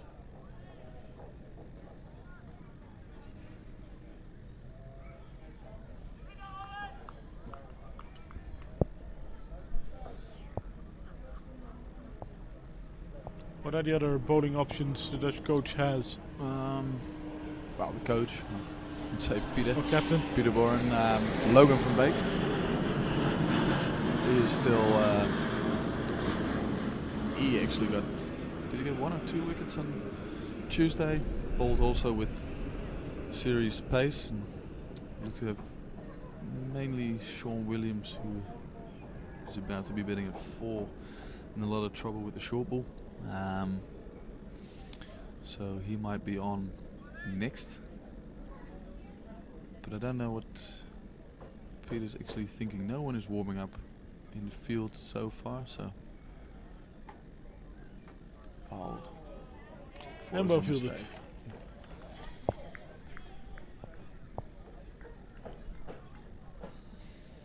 That brings to an end the 19th over. Zimbabwe are 99 for 1, Myron 56, Irvine on 21, and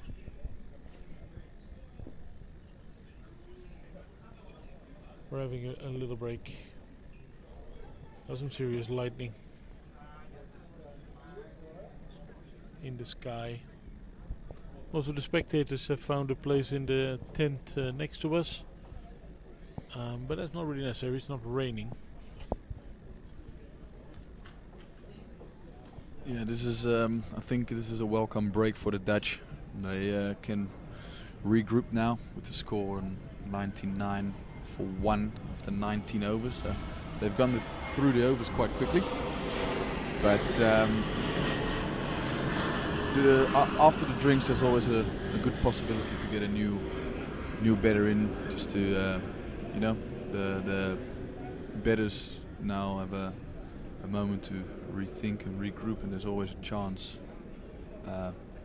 early on after the drinks or after an interval, so hopefully the Dutch can pounce on that one. And yeah, Irvine, who was dropped on 0, is betting on 21 not out. And Mira, who's been striking the ball very nicely, is betting on 56 at the moment. As we look at the scorecard, Meyer 56 not out of 48 balls at a strike rate of 116. A very, very good performance by him. Masakatsa bowled Van Meekeren for 15 of 23 balls. And Irvine, he's 21 not out of 43 balls, playing a careful innings. The Dutch bowling van der Guchte 3 overs for 25. Snater 19 of 6. Van Meekeren 1 for 20 of 5. Rippen not for 17 of 3. And Van der Merwe 2 overs for 11 runs. The Zimbabwe target is 292. The wicket fell with the score on 35, so this partnership is starting to become very valuable to Zimbabwe.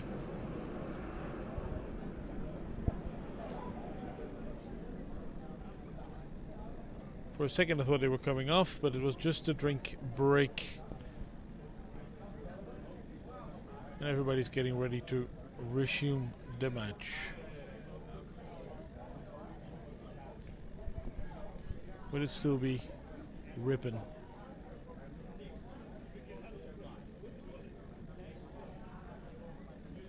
No, it's actually Van der Merwe. Yes, switching ends.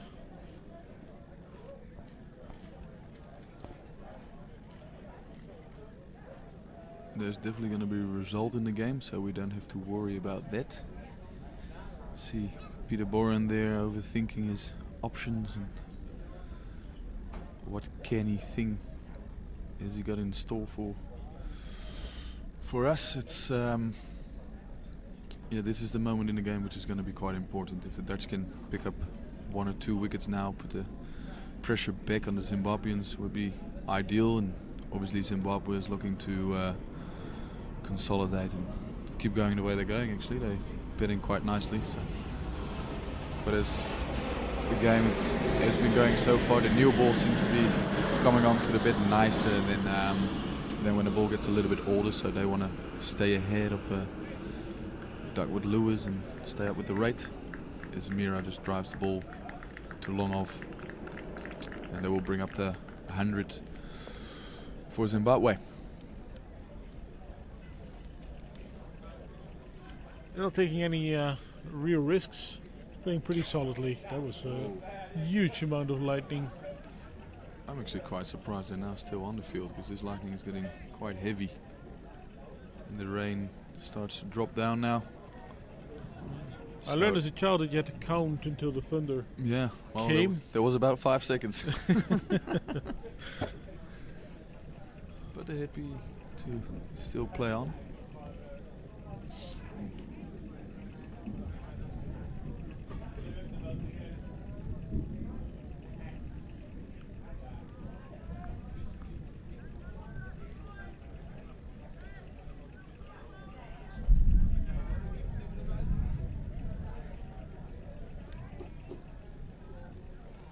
Well,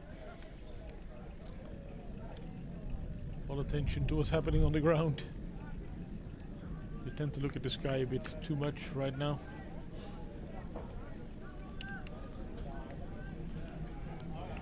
Now this is turning into proper rain. This is real rain. Yeah, and they decided to come off. They're coming off. The ground staff is moving in. The players are running towards the dressing room. And I think we're going to cover up our commentary position since we are actually on the outside of the pavilion and getting wet ourselves.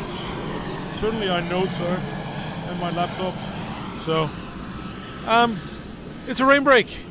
We will be back as soon as the weather improves, and we will possibly try to inform you of any updates. For now, talk to you later.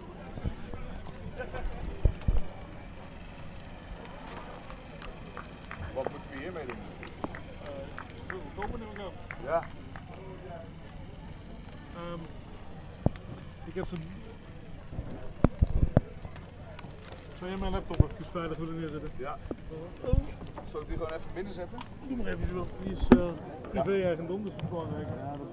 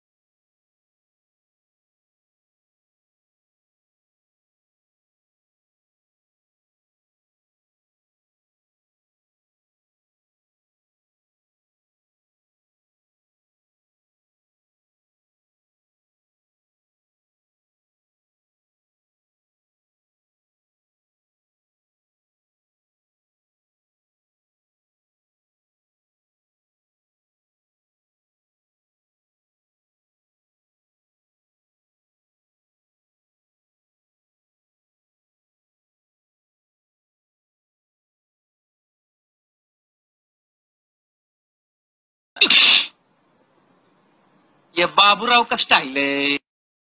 Don't put word in my mouth. வார்த்தையை புடுங்காதன்றா. What? நான் தப்பா correct தானடா நான் சொன்னது? Correct. ஆனா எச விட்டீங்க. அது ஏன் விடுவானே? Don't put word in my mouth.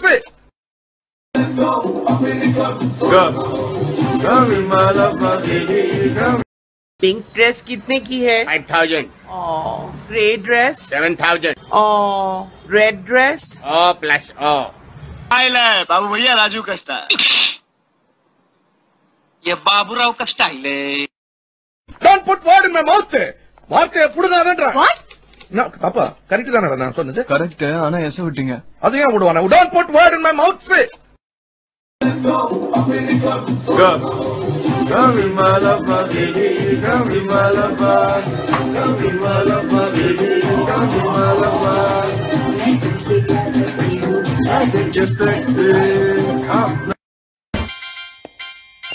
कौन है? बॉस डॉग क्या है? Chicken tandoori tandoori tandoori chicken tandoori.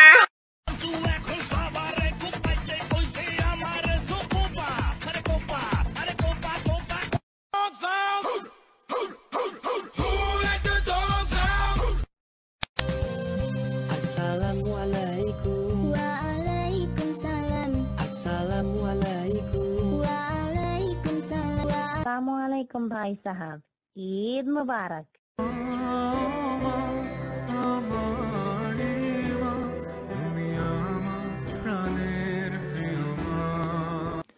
अरे जनाब, राजपूतों की गली में आके पता नहीं पूछते, गुलामों के झुके हुए सर खुद ब खुद बयां कर देते हैं. I think you should go for C because long time no see. मैं कुछ समझी नहीं. क्या नाम क्या है तुम्हारा? विजय दीनानाथ जॉन. पूरा नाम? बाप का नाम दीनानाथ जॉन. अरे अभी तो पार्टी शुरू हुई है. हमारे पास पासपोर्ट नहीं है ना वीजा, लेकिन वादा करते हैं कि अब तो हम मुन्नी को खुद उसके घर छोड़कर ही आएंगे. ऐसे है भैया बजरंगी. लोग यहाँ अमेरिका का पासपोर्ट बनवाना, इंग्लैंड, जर्मनी, जापान का. अरे अगर मुन्नी पाकिस्तान की है तो जर्मनी जाके क्या करेगी? हम एक बार जीते, एक बार मरते, शादी भी एक बार होती. ये हाथ हमको दे दे ठाकुर. नहीं. ये हाथ हमको दे ठाकुर. बाजीराव ने मस्तानी से मोहब्बत की है, अय्याशी नहीं. हम भी वो हैं जो कभी किसी के पीछे नहीं खड़े होते. जहाँ खड़े हो जाते हैं लाइन वहीं से शुरू होती है. सलामा आमीन जाना.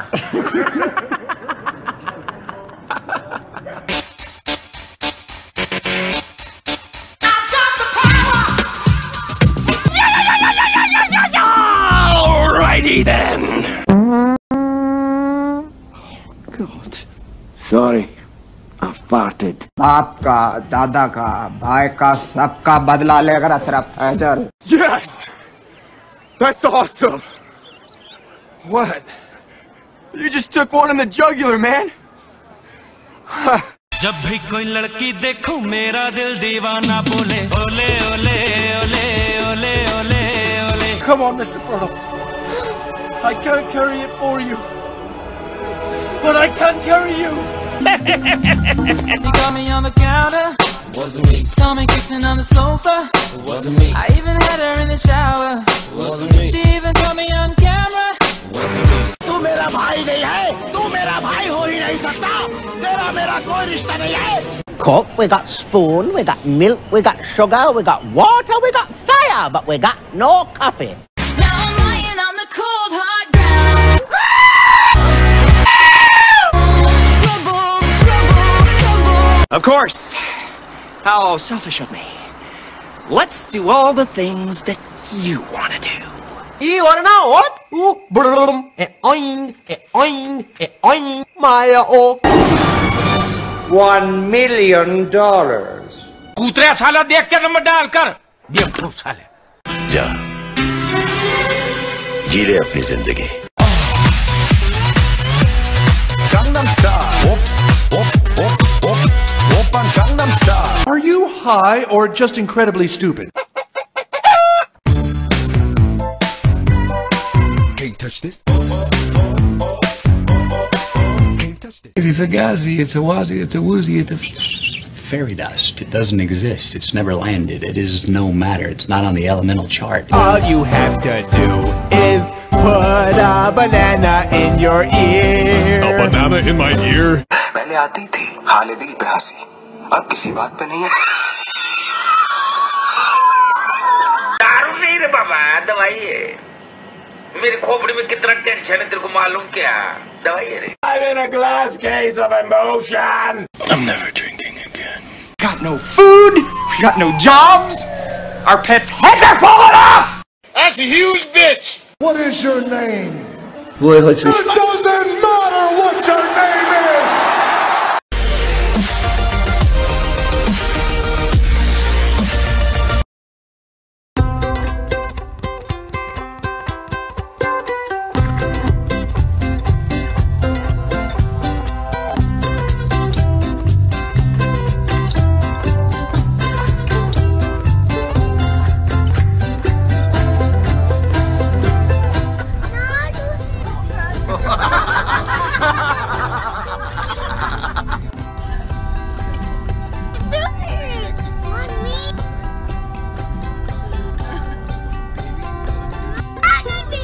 Yes.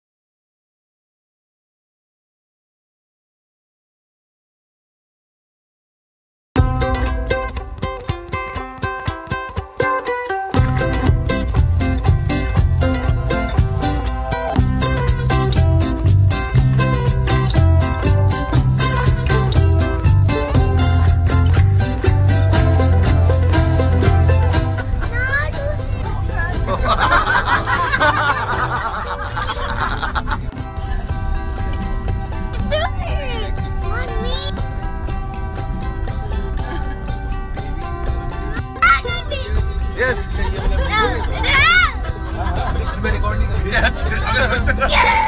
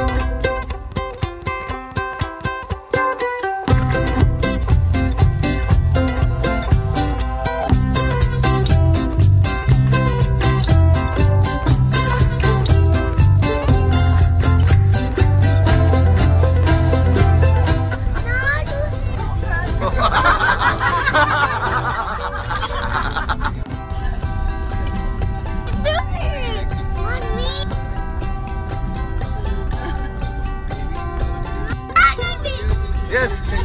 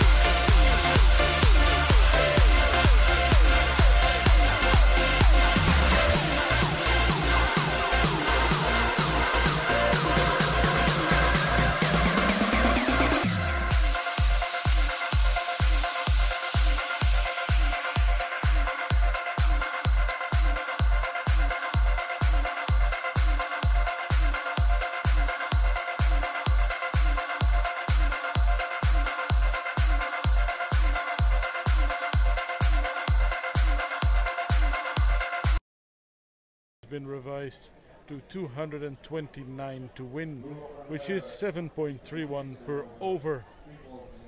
Peter is also back. A rain break that can break the rhythm of batsmen and bowlers. For whom is it easier to resume? Well, for who's easy, it's both quite difficult, I suppose. It's been quite a long break, but the bowlers and the Dutch team has had enough time to warm up, so that's been good. And the time will tell which one will have the benefit. And straight away a run to the Zimbabwe score. Wolof van der Merwe is continuing the over he started just before the rain. And we now need 2 more balls to get a result in this match for sure. The game it started to rain just halfway through the 20th over. And once that over is finished, we will have a result. Van der Merwe again.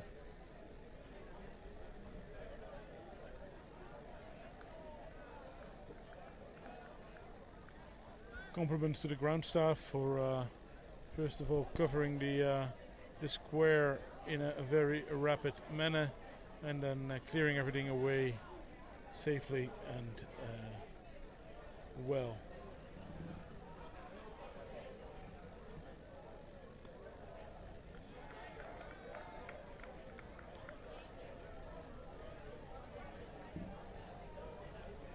The not out batsmen are Craig Irvine and Solomon Meyer.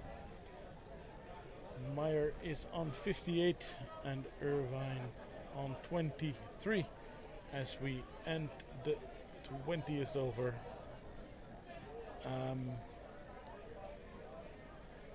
You think Van Meekeren will continue at this end? The Dutch need wickets, don't they? Yeah, they definitely need some wickets. The drop by Peterbourne earlier this afternoon is proving to be quite costly at the moment. Irvine now betting on 23, and with the Duckworth and Lewis system in place, it could have looked a little bit different, but that's done and dusted.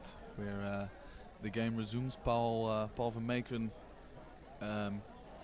continuing from the Mulder end. He bowled with a bit of spice earlier on, and see if he can back it up with a good spell. Oh. Just a little bit too high for the fielder. As Zimbabwe take 2 runs. Van Meekeren 1 for 20 in his first 5 overs, and especially the first 3 overs were very, very impressive. Yeah, the bowlers' numbers. The 2 bowlers can bowl 8 overs and 3 bowlers can bowl 7. So Van Meekeren is now in his 6th over, and he will possibly leave 2 for him towards for the back end of the innings. It's going to be quite interesting to see what plans Peterbourne has got. If he's going to bring himself on, or is going to stick with Van der Merwe from one end and possibly having pace from the other end, bowling with the wind to generate some extra pace, and the spin options bowling against the wind, which is quite common in cricket. So see how he goes about that.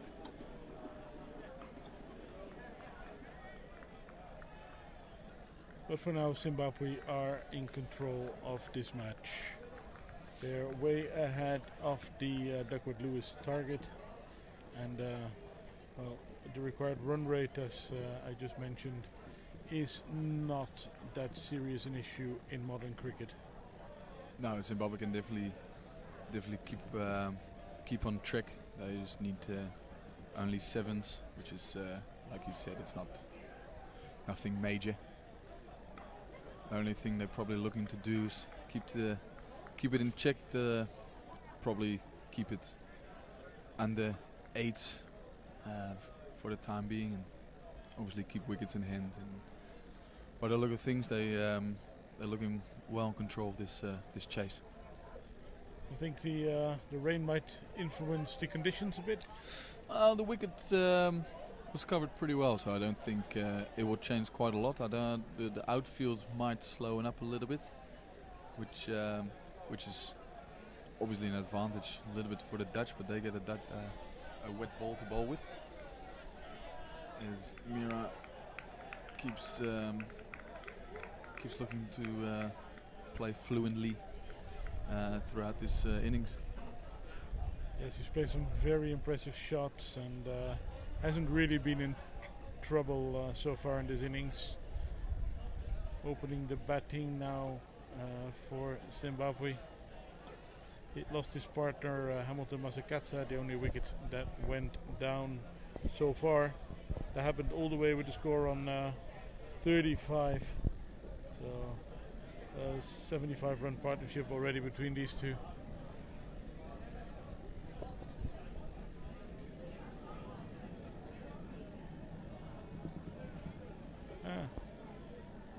Bowler is just giving a bit of a glare. He was happy with that delivery. That looked to stay just slightly low, but nothing major. Looks like Van der Merwe will continue from the city end. See if we can, if the Dutch can stop the flow of runs and put some pressure back onto the Zimbabweans. They obviously look to get a couple of wickets now, which as you can see on screen, you can still tweet your questions and we will try and answer them as well as we can. And in case you heard some cheering behind me, that had nothing to do with the cricket, but the bitterballen were being served.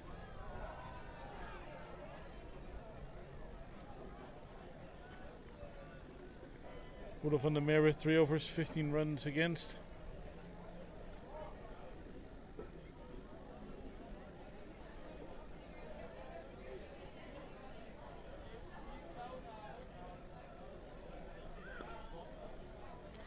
That's a beautiful shot. 4 runs to the Zimbabwean total. Greg Irvine is a very pretty batsman to watch. Technically correct.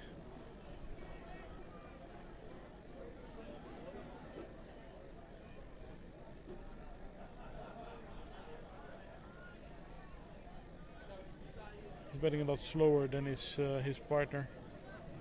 He takes about 2 balls for every run, but he stabilized the partnership, and I'm sure he will accelerate as soon as it is necessary.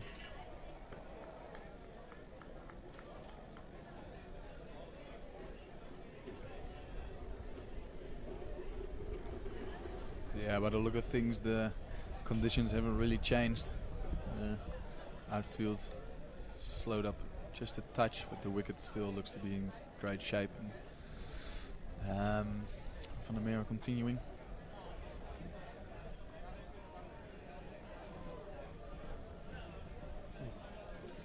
I had a little chat to Van der Merwe just in the rain break, where he thought he would have a good chance against Maya.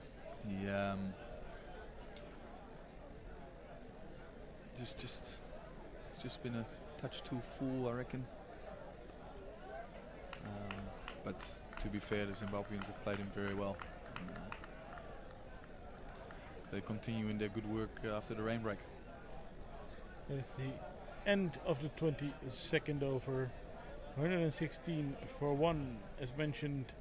The game has been shortened to 37 overs, and the required total for Zimbabwe has been revised to 229 for the win.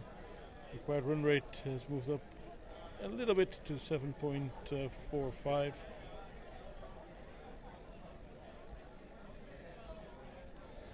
And on the Twitter, on the hashtag AskPiet, we've got Jivan Ramanuja, who asked what happens to the likes of Dirk Nannes and Ryan Tenduskade. Well, Dirk Nannes, he after he played in the World Cup in 2009, he was selected for Australia, so he went on to play for his country of birth, so to speak. And Yeah, Ryan Tuneskade hasn't played for Holland since the 2011 World Cup. The exact reasons I don't know, but he was obviously playing a lot of cricket back then, with involved in the IPL. He was playing in the Big Bash, played in the T20 in New Zealand and actually all around the world. So I think he just played a little bit too much and decided that international cricket was not in his armory anymore. Yeah, he's with Essex, of course, still. He's a very modern cricketer, playing franchise cricket all over the world. It seems like every couple of weeks a 2020 league is on somewhere, and there's more to come. The English are going to revise their 2020 competition. There's going to be a much bigger one in South Africa than what's it called, the Ram Jam or something.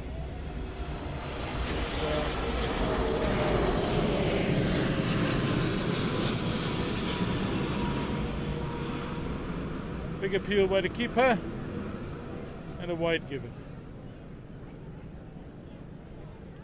Yeah, it's Logan van Beek bowling his first over of the afternoon. Not really sure why this was called a wide.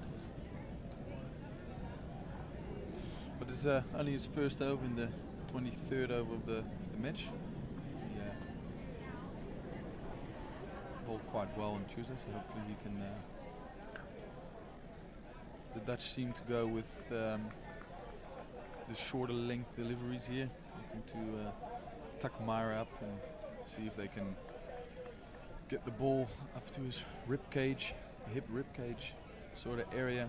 See if he wants to keep playing the pull shot, but so far he's been quite in control of the shot. So.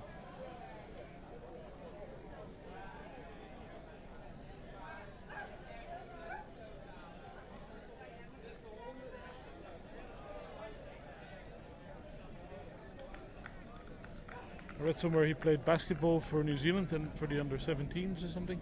He actually did. Yeah, also one of those guys who's a very good athlete.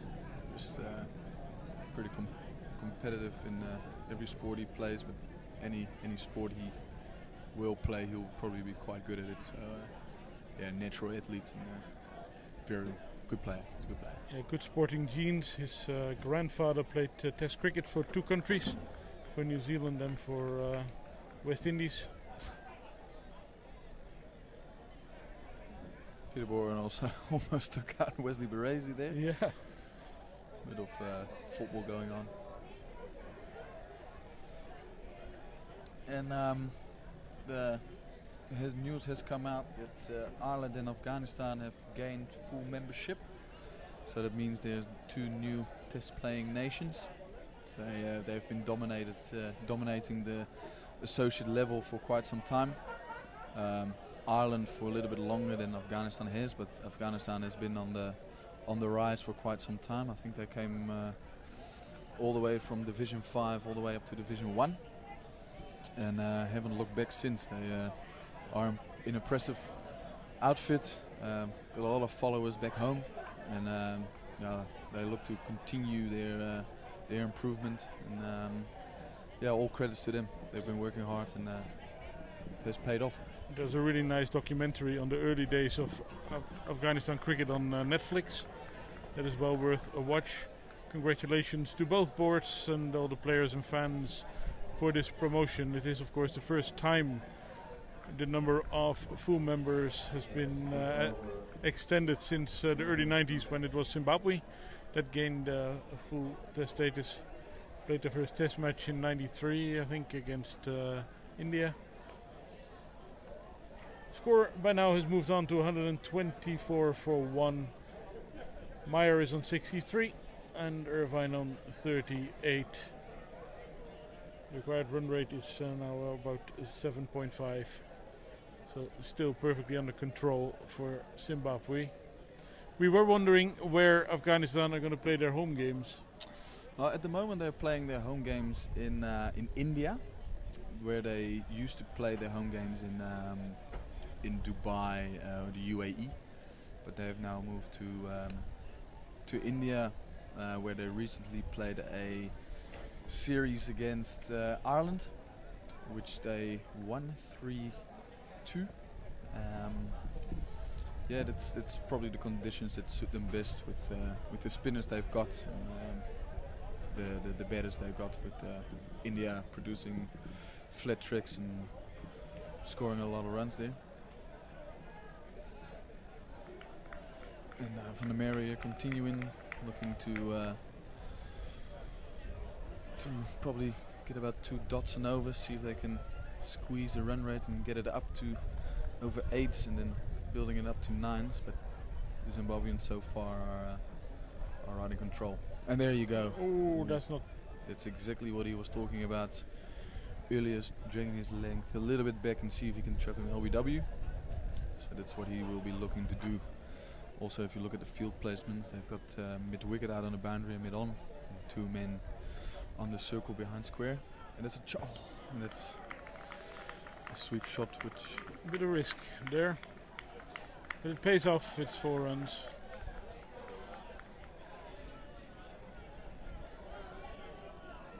A lot of... There's a lot of hands on heads here. Well, with 4 runs. If you need a wicket, it doesn't matter where it comes from.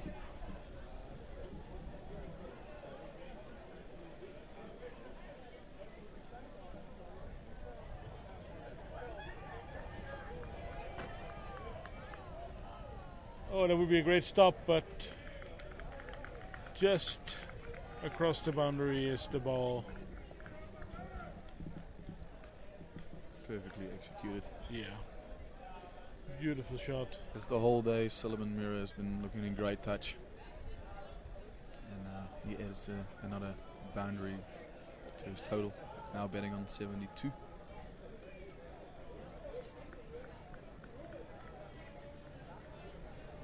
That is the end of the over. Zimbabwe are 134 for 1. For people who just found out, the game has resumed. It has been shortened to 37 overs, and Zimbabwe need 229 to win. We currently have 2 set batsmen, Solomon Meyer on 72 and Craig Irvine on 39.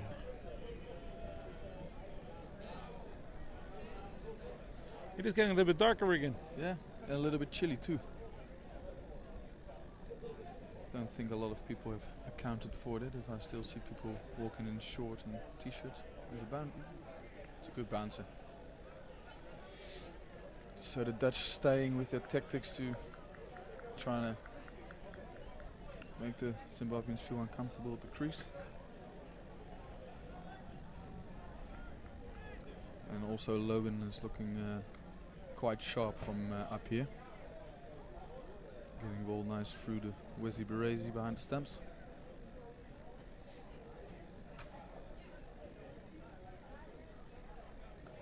Swap ball again. It's going to be interesting to see how Zimbabwe will go about this. Obviously they don't need to do much as they find a boundary regularly. But yeah, the Dutch should maybe take a chance somewhere to get that wicket in early. Obviously they're going to try that with a short ball with mid-off and mid-on up. It is still quite an attacking field. There'll be another boundary. Yeah. Flicked away for 4 runs. Just slide a little bit too straight. Flicked away through the fine leg. Irvine moves into the 40s, and since the rain break has upped his scoring rate considerably.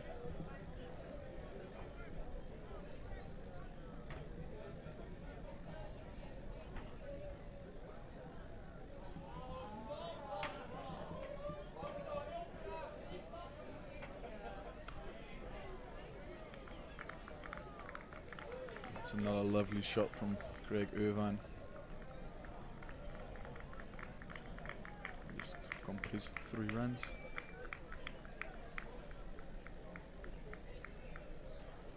And Zimbabwe right on track with this chase.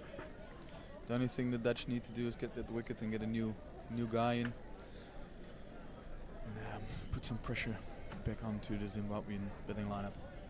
But so far the Zimbabweans looking real control, and there's no panic whatsoever.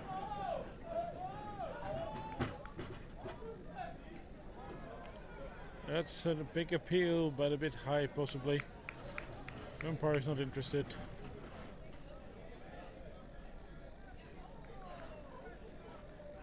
I'm actually quite surprised Peter Bourne hasn't bowled himself hit him as yet. I think he will be quite handy, as we discussed earlier on. The slower paced deliveries were harder to hit, and he's a canny bowler, bowls a lot of slower balls, and I think he will be quite handy, especially to a guy like Mira who goes hard towards the ball.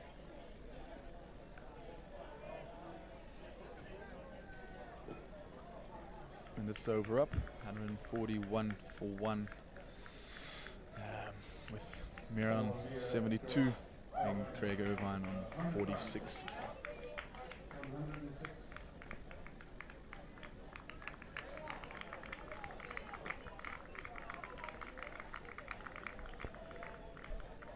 The 100 partnership being applauded by the Zimbabwean teammates.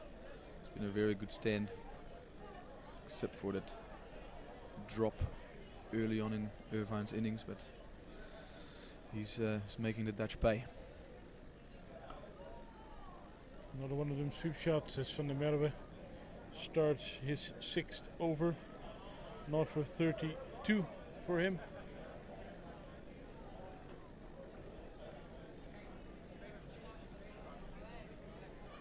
Yeah, it's interesting to see the Zimbabweans have used the sweep shot a lot more than the Dutch have.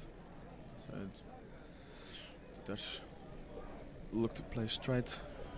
Oh, the umpire. That hurt. That. Ouch. That is not pleasant. No. Pim van Lint taking a breather. Poor chap. Yeah, that's going to be a big bruise. He seems to be okay though. Yeah, walk it off a bit. Very good.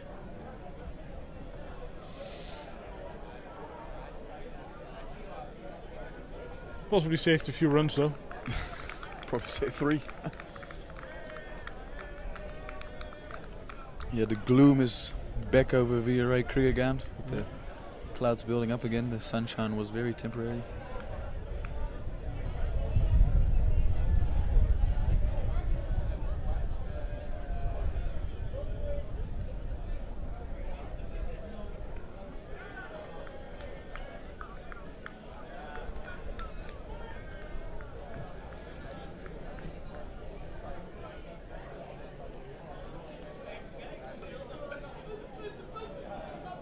They still have a slip in.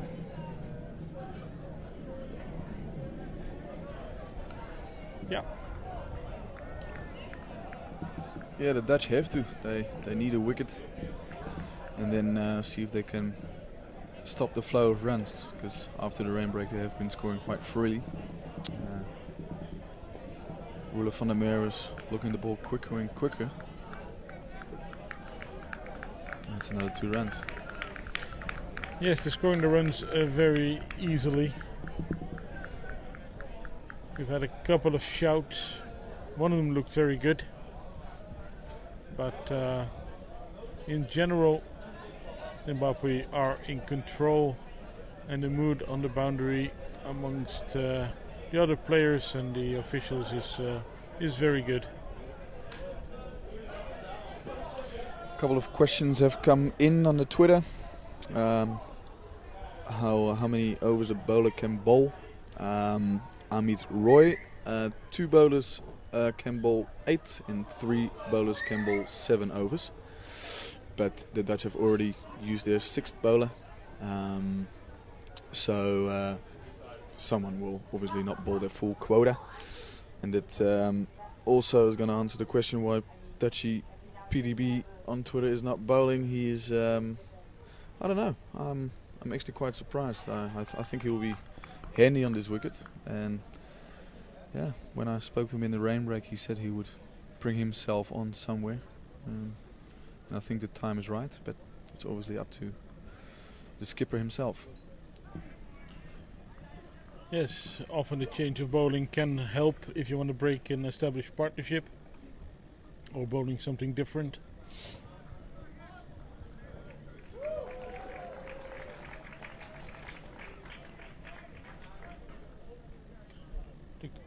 There's a slightly bigger crowd in than before the rain break. Of course, office hours are over, so I saw some kids from an English school come in.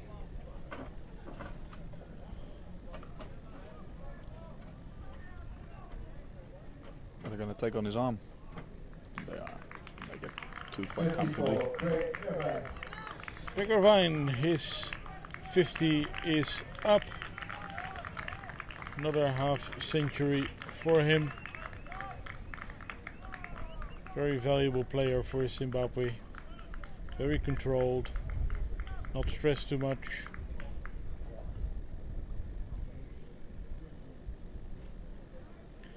It's Logan van Beek's third over.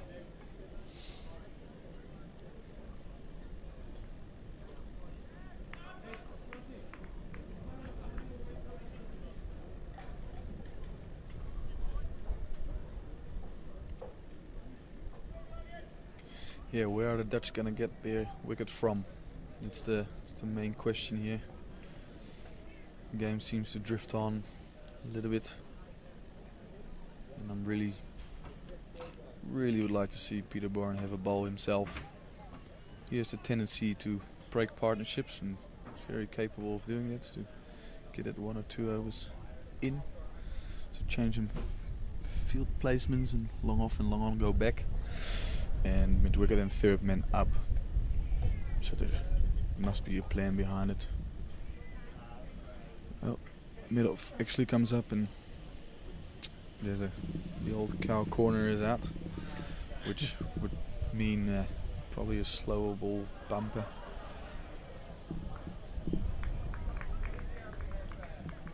There's still a lot of room around for singles, and there's obviously 150 for Zimbabwe.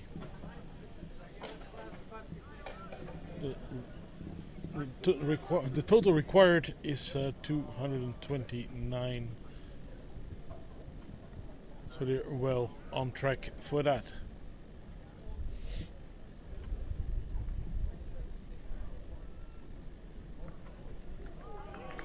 And this helps. Another 4 added to the score. I suppose it is logical for bowlers to experiment a bit when you're looking for a wicket, but Zimbabwe sure know how to use the chances they get. Yeah, the Dutch seem to be still going with that short ball tactic, and it's leaking runs at the moment. Not entirely sure if it's the right way to go. Where possibly trying to dot them up would be, but it's obviously personally what I think. And there's a change from the City end. Michael Rippon is back into the attack. This left arm Chinaman, and that's obviously leg spinners are always a wicket taking option. So hopefully he can get some purchase of the wicket now. He's a little bit older, but that rain might have cut those chances down. And yeah, it's interesting to see how Zimbabwe are going to go about that. How they're going to play him. If they're going to stick to the sweep shot, of maybe Michael Rippon can enforce an error. It is getting gloomier and gloomier. The wind is also picking up. That is a dismissive shot. A massive 6. Well, they're not sticking to the sweep shots, that's for sure.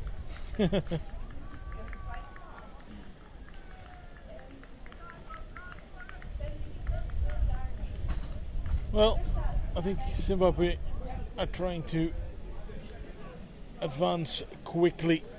That was a good shot. Carried quite a distance over the boundary.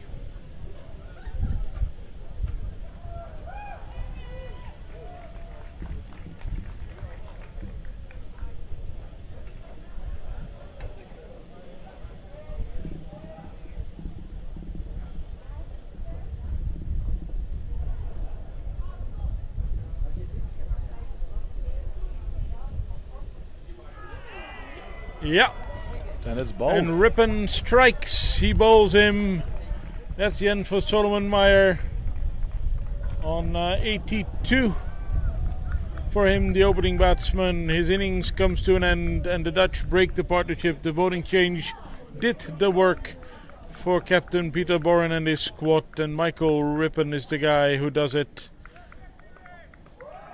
You seem to have missed the ball a bit, huh? That's a weird shot. Yeah. He's locked in control all the way and pretty soft dismissal. But this is the opening, or this is the moment the Dutch have been waiting for, and Michael Rippon has created it. And it brings Sean Williams to the crease.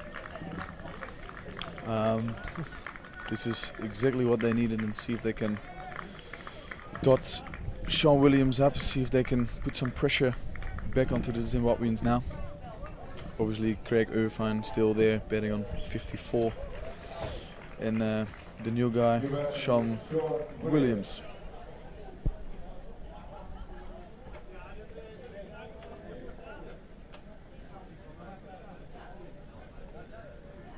Solomon Meyer's 82 runs. Game of just over 70 balls with 8 fours and 2 sixes at a strike rate of over 115. Well, Sean Williams is no mean batsman. He might be the best one in Zimbabwe right now. Yeah, he'll be looking to sweep Michael Rippon as well.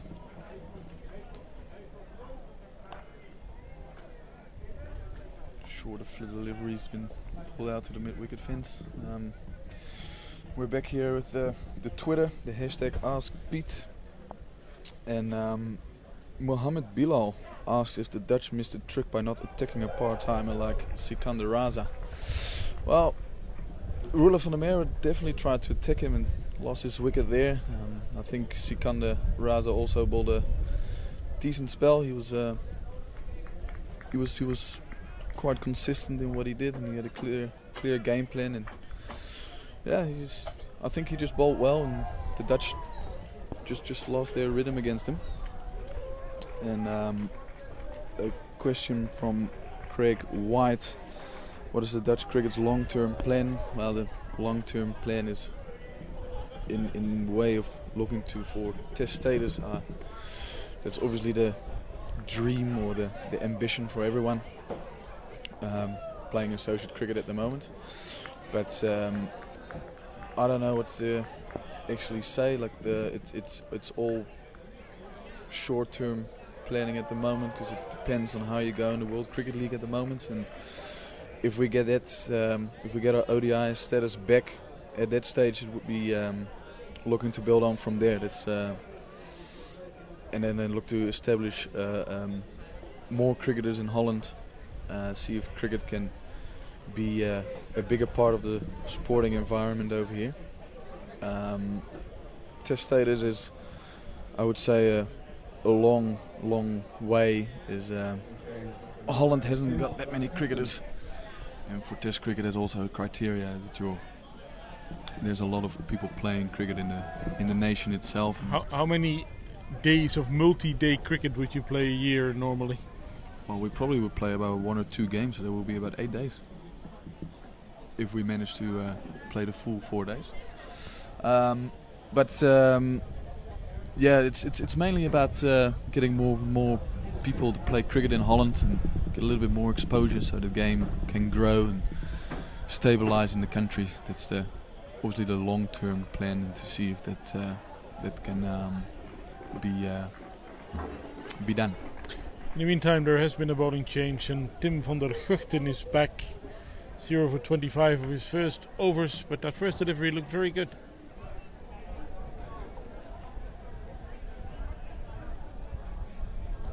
Obviously want to give him a chance against a new batsman.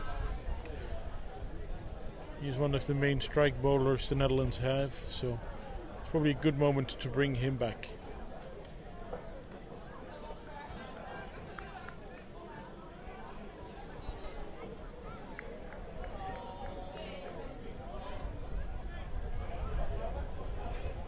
Yeah, Timmy van der Guchten was a bit wayward or a bit wide at the start. And, got carved through the point area quite a bit. And hopefully he can tighten up here and hopefully get the set batsman Craig Irvine out. That will be handy. 2 new batters at the crease. That's what the Dutch will be looking for. And there will be a wide.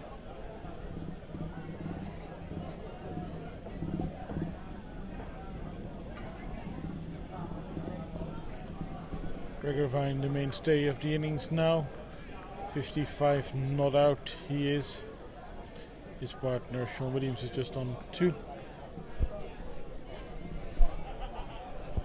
Quiet rate has risen a little bit to 7.5, but needs to go up a lot further for the Dutch to apply real pressure, I suppose. Well, oi, oi, oi, that was a chance, and the batsman is down. That would have been very, very close. Well, sent back by Williams. Let's have a look how close this was. There's the batsman. It would have been gone. Yeah, that would have been out. So those are the small opportunities you want to take.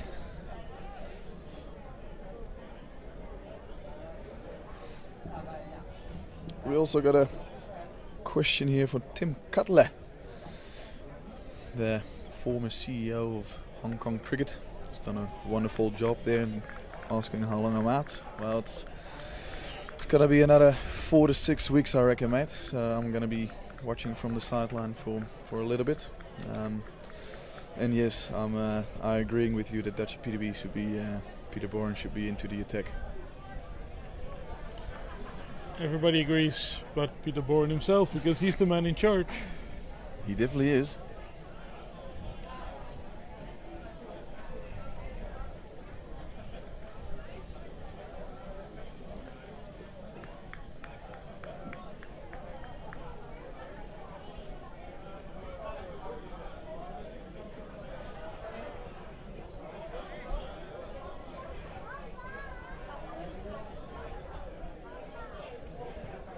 Sean Williams is an experienced cricketer. He's now 3 of 4 balls and knows exactly what's required. Needs to put bat on ball and run hard. He, like you said, he's got a lot of experience. He knows exactly what to do in this type of situation. Was also out of cricket for a little bit a few years ago. I think he tried his hand at field hockey, which is another sport his family excels in. As I mentioned earlier, his mother won a gold medal at the Olympics in field hockey in 1980 in Lake Placid, I think. Sorry, not Lake Placid, it was the Winter Games. Los Angeles, of course. For those who do not know, I normally do commentary on ice hockey games, and Lake Placid is the only Winter Olympics in which a Dutch ice hockey team was present, so that year is top of mind with me.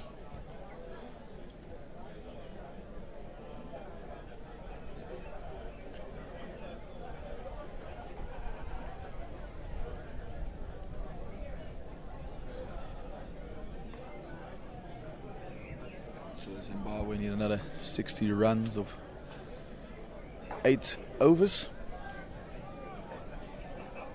Yeah, about 7.5 runs. An over. Michael Rippon going for his 5th over. 1 for 26 for him. See if he can strike a second time. Oh, the batsman didn't really get to that ball, but got it out for a single. Yeah, he was looking to get a bit more out of there, I think. Yeah, wanted to probably go over mid off the guy up. Still 4 4 guys on the boundary, 5 men in the inner ring. Cricket. Oh, that was a chance. Another chance. Not an easy one, but a chance. Those are those half chances you talk about.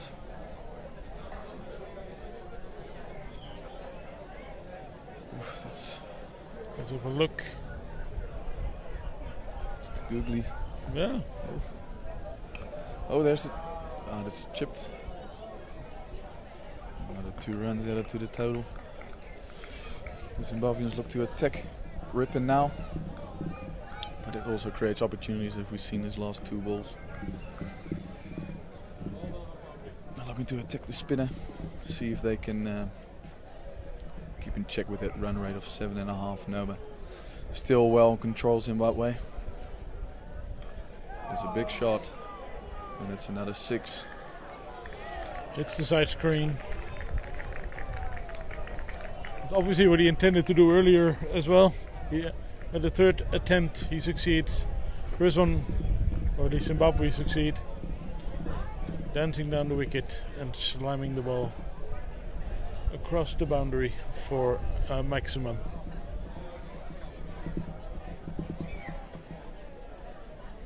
And again. And another one. And this one is even further. That is a much bigger one. It's massive. I say these boundaries are not short. That's a decent hit. Yeah, they would have cleared most boundaries around the globe, I think.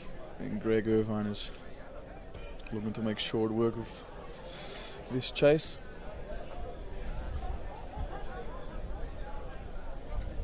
It's already 15 of the over with 1 ball to go. And a chance. And a chance. How expensive is that drop from Peter Bourne, and it's when he was still on Lord? Yes, he will be annoyed by that, I'm sure. But you have to get them early on if you can. They will make you pay. It's the end of the over. 185 for 2. Irvine has moved to 73 not out, and Williams is on 5. And as mentioned, the target is 229. There are 30 overs gone here in Amstelveen, where the rain is staying away, but so is the sun.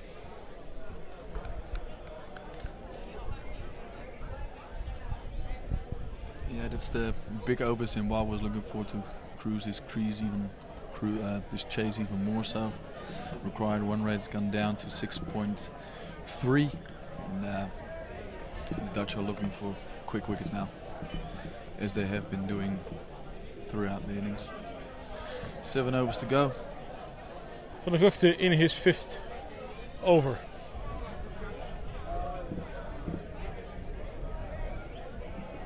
Whoa. That will be wides. Straight through the gloves of Wesley Baresi. Beat everyone, including the keeper.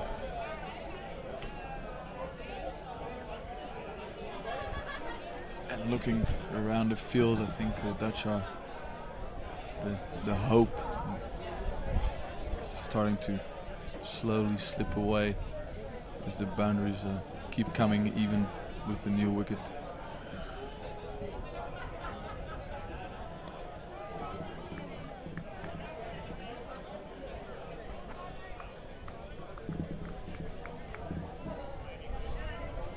There are of course limits to how many fielders you can put on the boundary. The Dutch have 4 out. Actually, they have 5 now. Even, from yeah. 7 overs. Yeah. But one might think they might have to bring someone up to enforce an error, because this way they say, well, we will cruise this. Another short delivery.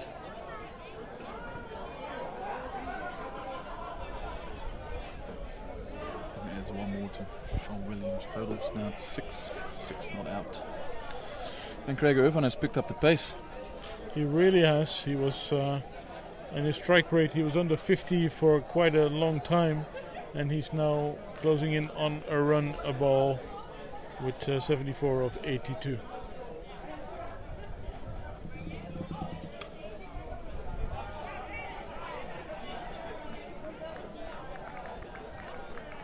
It's actually quite a professional performance by Zimbabwe. Yeah, very much so. I've always been in control of this chase. I lost Masakatsi early, but and obviously they could have had back-to-back wickets, which unfortunately didn't work out, and Craig Irvine since has looked $1 million.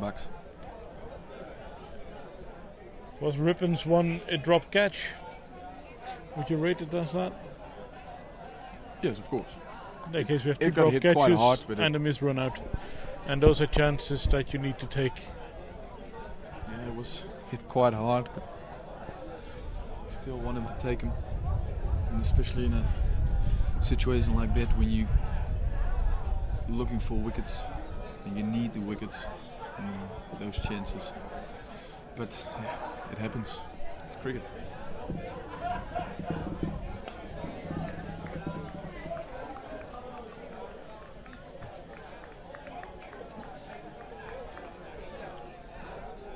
It's the end of another Tim van der Guchten over.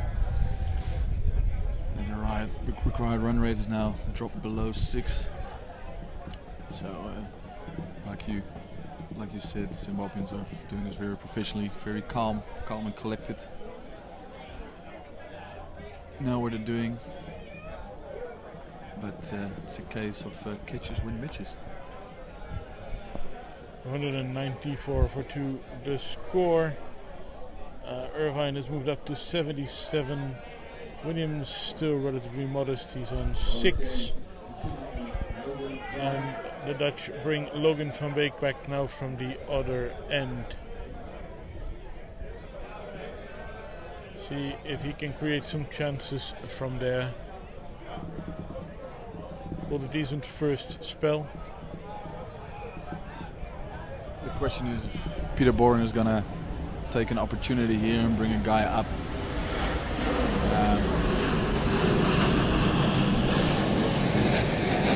There's no one saving one on the leg side, which means that the Zimbabweans can always easily get one there. If you only need a runner ball, it's a little bit too easy. There's now 6-3 field in place. Bring fine leg up, and there's 2 covers. Interesting field. So probably looking to bowl cross him outside the off stump and maybe a bit slower. See if they create some dots in the cover region.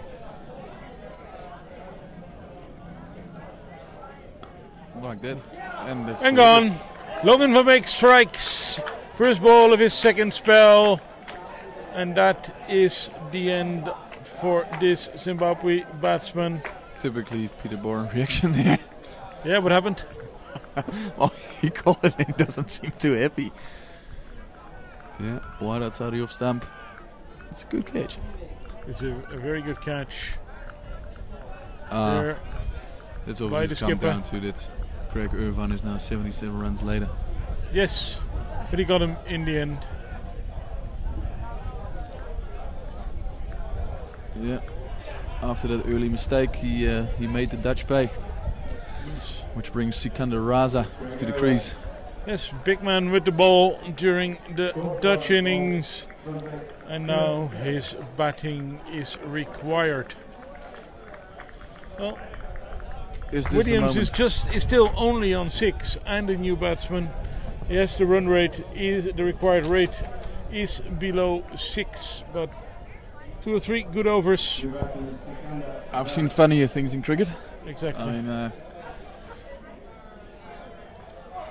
Ryan Campbell talked about wanting to see this team fight and see a bit of passion, and this is the exact moment. But is it going to be too late for the Dutch? But this game can turn very quickly with only a couple of overs to go. Van Beek to Raza. And straight well, away he hammers it starts for 4. rather convincingly.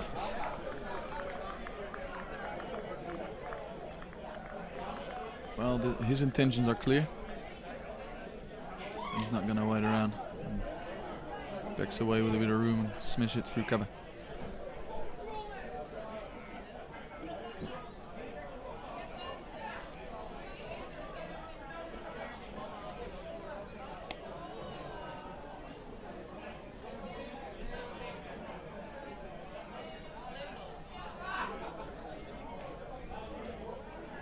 They're bringing a fielder in. Yeah, straight away some change into the field, and they've gone straight away defensively. The mid-on, cow corner, square leg out, fine leg, and third men are up. So that means a short ball tactic will be out of the window unless it's a slower one. It's probably looking to bowl cutters into the deck. But Raza's got the boundary for the over already, which means he will play that game. There's a lot of room for the single out there. Zimbabwe closing in on the 200 mark. They're on 199.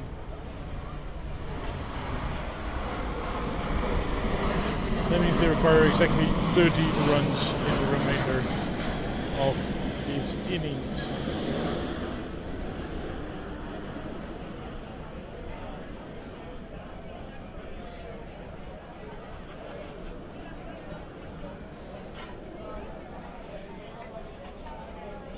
Oh, that's a cheeky shot. Fancy. But very well executed.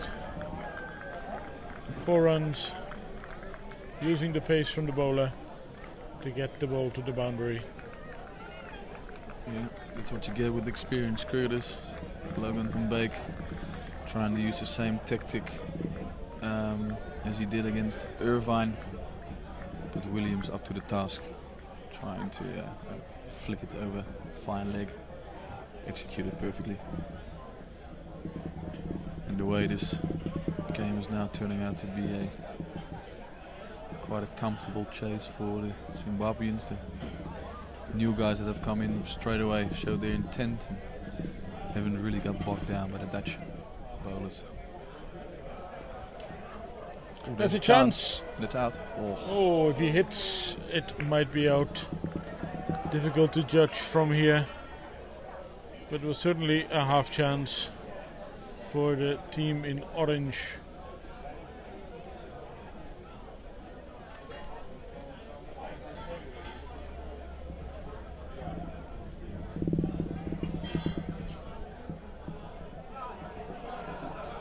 Zimbabweans take a little bit of time just to collect their thoughts and then get ready to bat again to refocus.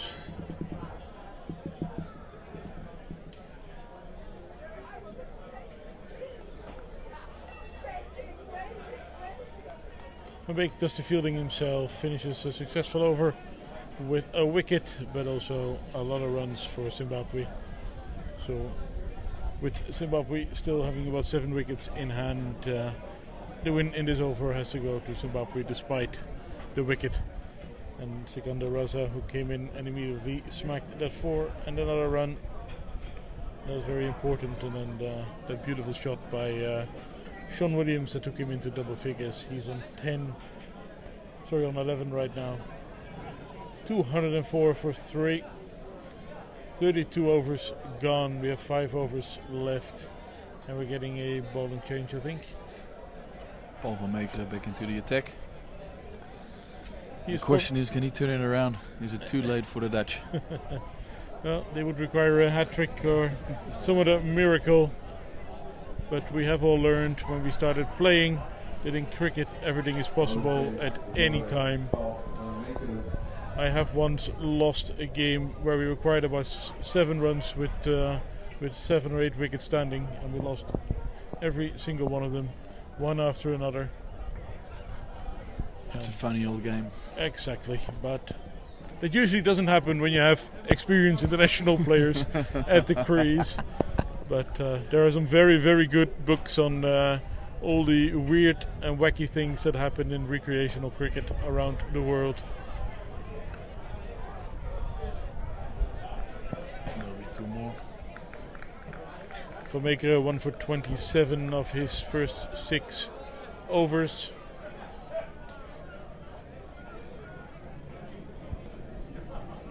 He is allowed 2 more overs, I suppose, if they take him to 8. Yeah, I don't think the Zimbabweans will look to play for another 5 overs. I think they'll try and score these in 3 overs probably. They don't want to get the game too close.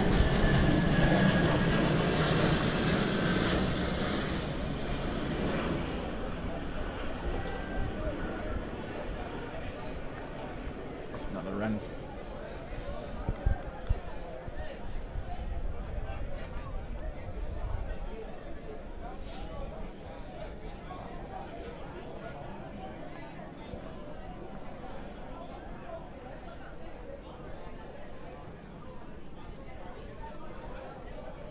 I hope you are enjoying our live coverage here from Amstelveen, and don't forget, on Saturday we're back for the 3rd game in this series. Same web address, same people, different ground, we're in Voorburgten. And that game starts at 11 o'clock as well.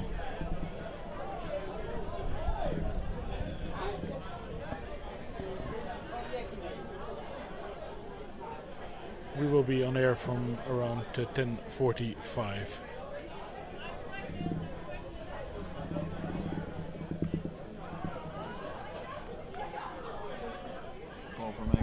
Paul van Meekeren still looking to bowl with some gas behind it. He's looking to rush Raza on this occasion, who is obviously quite new to the crease and getting used to things. And run rate just below 5. Zimbabwe cruising at the moment.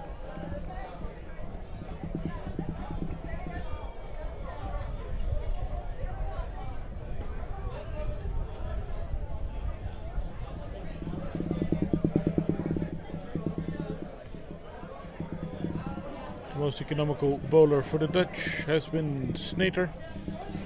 Just 19 runs of his 6 overs.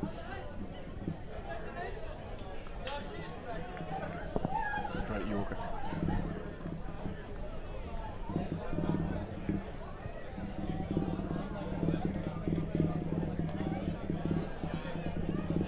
Only 3 wickets down for Zimbabwe. Azekatsa went first for 15, bowled Van Meekeren. Irvine caught Boren, bowled Van Beek for 77, and Meyer earlier went, bowled Rippon for 82. A very solid performance from the Zimbabwean top order. Dutch wicket takers Van Meekeren, Rippon and Van Beek.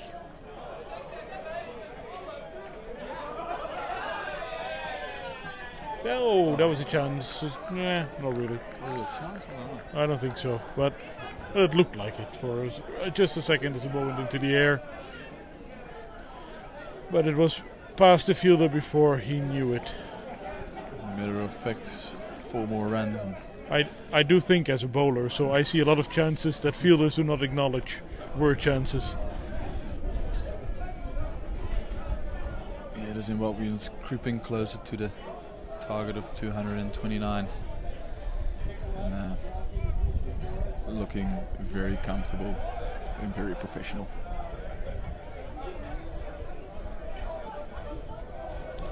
There's another chance. Deep out to 3rd man. And taken. The 2nd wicket for Van Meekeren. In the end for Raza. Who took the catch? Stefan Myburg was it down there, 3rd man. Stayed calm and collected. Waited for the ball and picked it up. But by the reaction of the Dutch players, it's quite obvious to tell that they don't believe they can win this game anymore. It's pretty. Zimbabwe only needs what is it? 18 runs, 3 overs, 4 overs. It probably brings Ryan Burrell to the wicket. That's exactly right.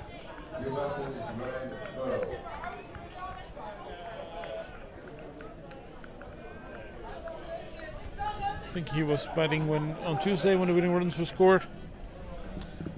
So he's used to winning games in the Netherlands.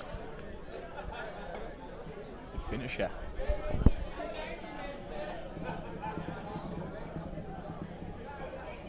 Used as a bowler early on in the day, and now his skills with the bat are required to see Zimbabwe home. 211 for 4. 2 wickets to Van Meekeren.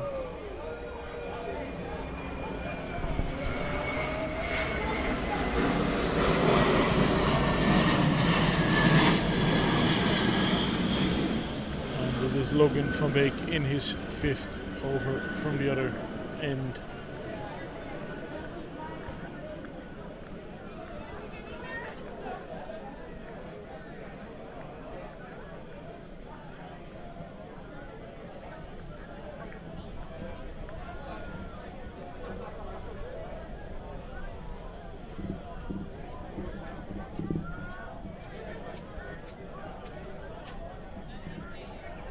What is Peter Bourne looking to do here? Is he gonna go all out and bring people up?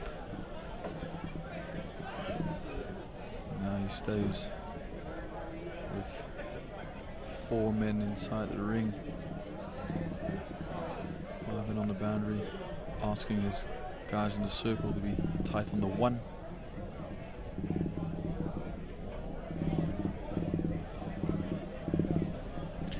And a wide. Van Beek not happy.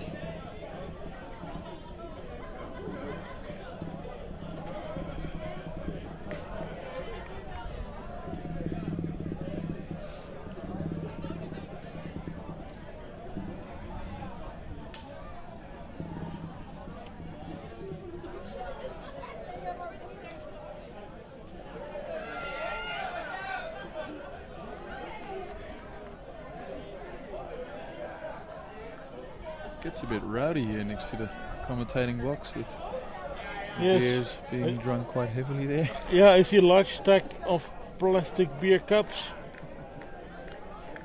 And as I mentioned, the bitterballen are going around as well. To loud cheers. If you're ever in the Netherlands, try them. They are a speciality here.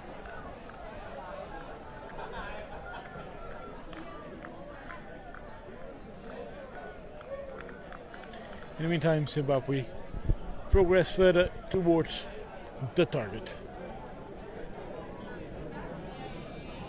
15 runs required.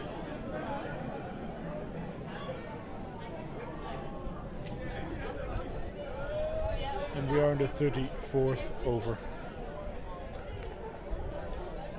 It will be interesting to hear what Peter Bourne's got to say after the game's play, and I was quite convinced he would bowl quite well on this wicket, so I'm definitely going to ask him about that. Maybe saving himself as a secret weapon for the 3rd match. But by then the series are played. It's done. That is true. If Zimbabwe win this game, and it very much looks that way, it means they win the 3-match series. And the 3rd game will just be for honor.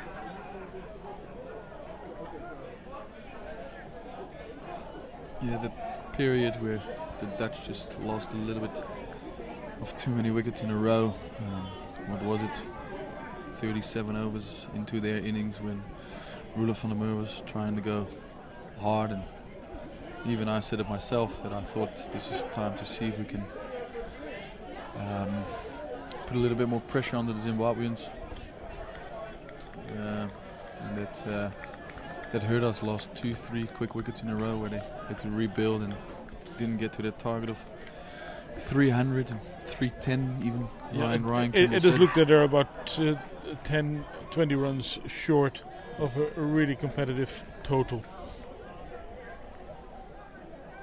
Yeah, the wicket has stayed very good throughout the game.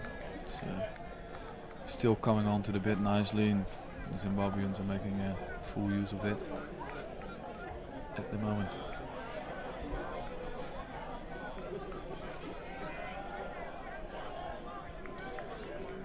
Quick single.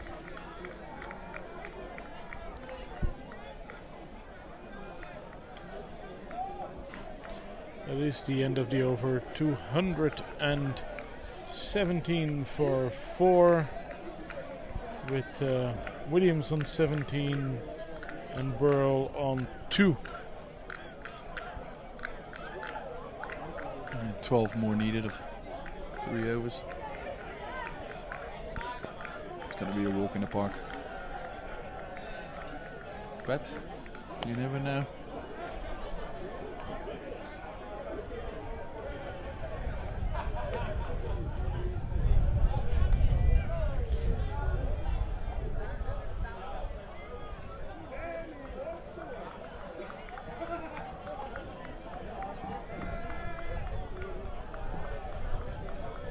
Just imagine Paul van Macon taking a hat trick or 2 wickets now. That would be nice.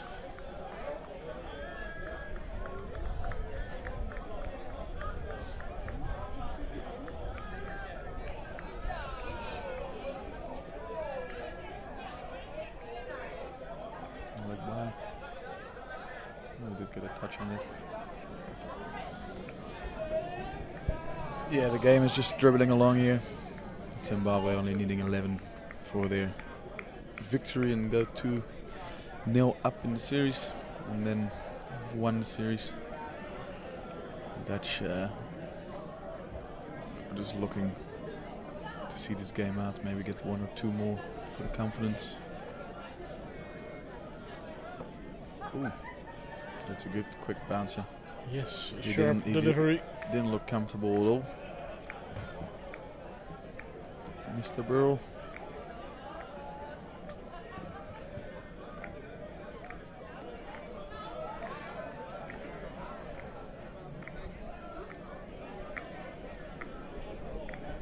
Yeah, Paul van Macon on 2 for 34 with 7.2 overs now. He's actually bowled quite well today, I think. Yeah. He was the pick of the bowlers. But it was that 1 over where they were just behind on Duckworth Lewis, and he went for about 15, 18, I think. Something like that. It changed the momentum, in the innings.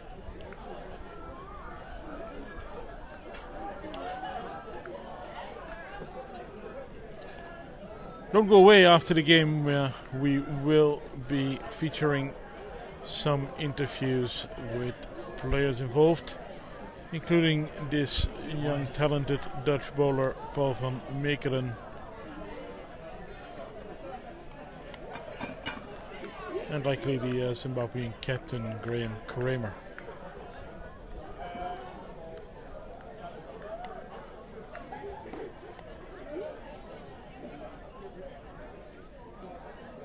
A performance like this, a quite commanding performance with the bat, will give Zimbabwe some confidence as well.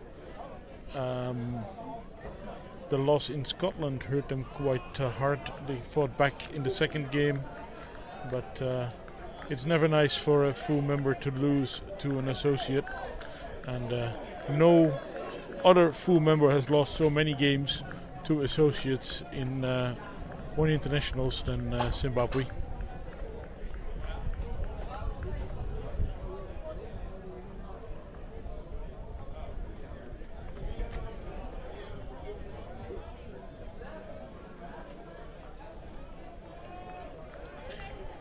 Maker still sharp in what is his 8th over.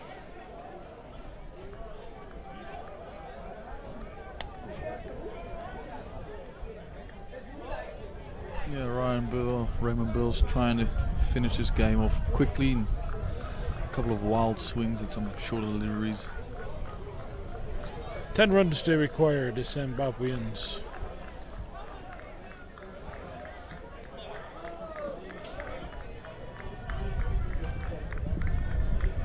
But Vermeer finishes with a strong and economical over.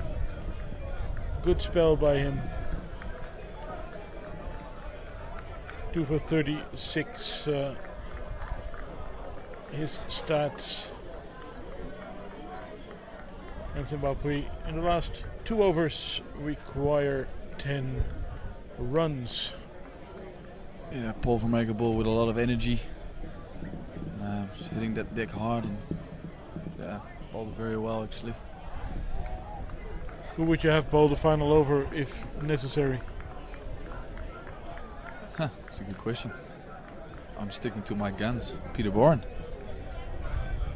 Skipper has to stand up when it's needed most. No. We're getting Tim van der Rugten at this end. Replaces Logan van Beek. It's still Logan van Beek actually. It's still Logan van Beek. Still Logan van Beek. I thought I heard this PA mention the bowling change. We're all allowed to make mistakes, I suppose. Well, for the hopefuls still out there, if we can manage a couple of dots here with Ryan Bull, who's been playing and missing a lot. Had a few wild swings at the ball. A couple of dot balls, you never know. You never know. Pressure might tell on you. I have been told by the guys in the truck that we have quite the international audience today. There's views from most continents, a lot of them from Asia as well. So I would like to thank you all for tuning in to the live stream of this Holland versus Zimbabwe encounter. It is coming to you courtesy of the KNCB, the Dutch Cricket Board, and it is realized by sportsbroadcasting.nl. Yeah, there's a bit of mind games going on with Roelof van der Merwe, Peter Bourne and Logan van Beek discussing tactics or where they're gonna go for dinner tonight. We don't know what they're talking about, but there's now playing a few mind tricks so late in the game.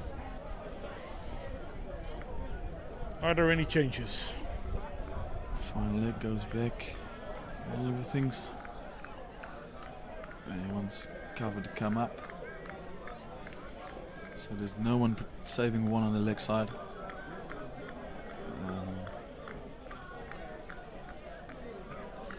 So he can't ball outside the off stump of Ryan Brill. Well, that's dot one. Every dot ball counts, and it builds a bit of pressure. Wow. Tiny bit. No, but you are right. He is swinging for the ball, and he is so far not connecting, but the way he swings, if he connects, I think it will disappear fly over the I Amsterdam sign. Yeah, in Dutch we say lange halen snel thuis. Another change in the field with square leg brought up, cover sweeper. Oh, actually square leg moves over to the offside. It is a pretty special field now. There's another player coming up into the circle. There's a lot of mind games going on so late in the game, obviously trying to put a bit more pressure on Ryan Brill, who's swinging hard at the ball. They take a quick single. Manages to get one.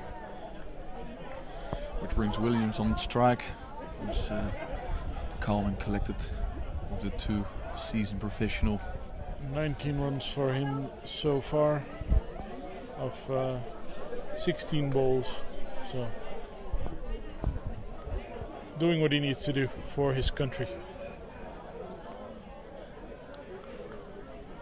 And it is rather chilly out here. 8 runs to get of 9 deliveries. A wicket here would get things slightly interesting. Or at least make sure that no, with 2 more runs. Burl is on strike.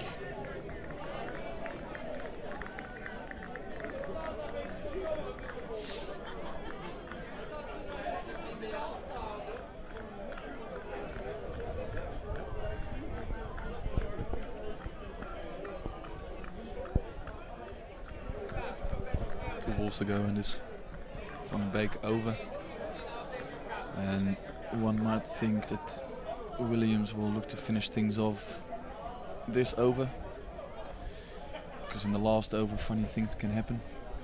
A couple of dot balls, you never know. But looking the way Williams, when he came in straight away, has been trying to put the pressure back onto the Dutch, and he will look to finish things off this over.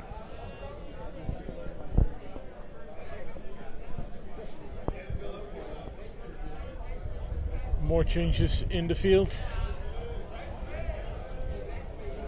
Obviously they're not very cold out there.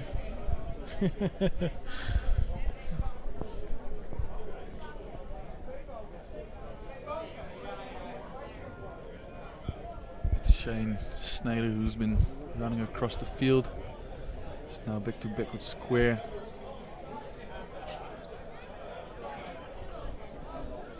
Now it's being balled back in.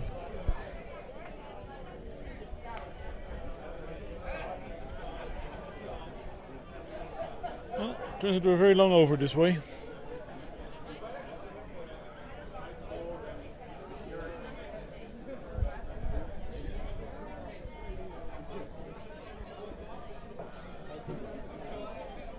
I know.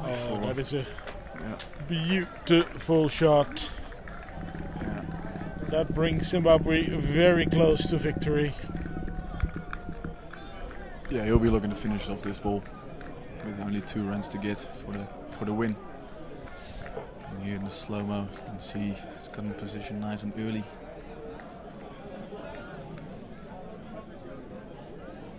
And it's 4 runs. A very safe and a very effective shot, and it looks spectacular always.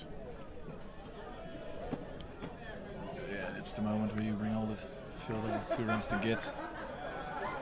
Pretty much got nothing to lose.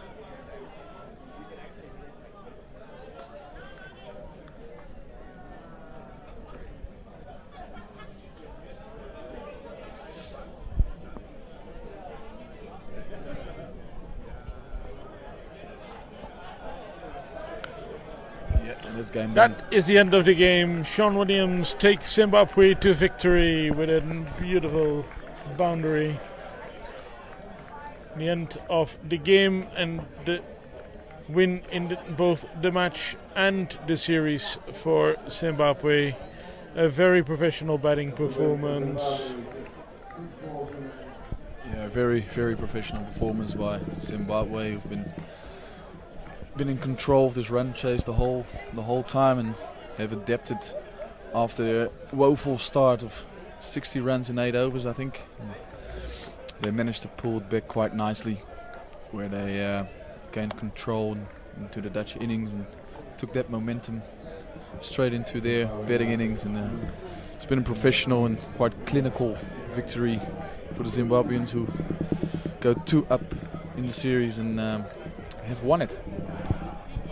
Williams finishes on 29 not out. Ryan Burrell 3 not out.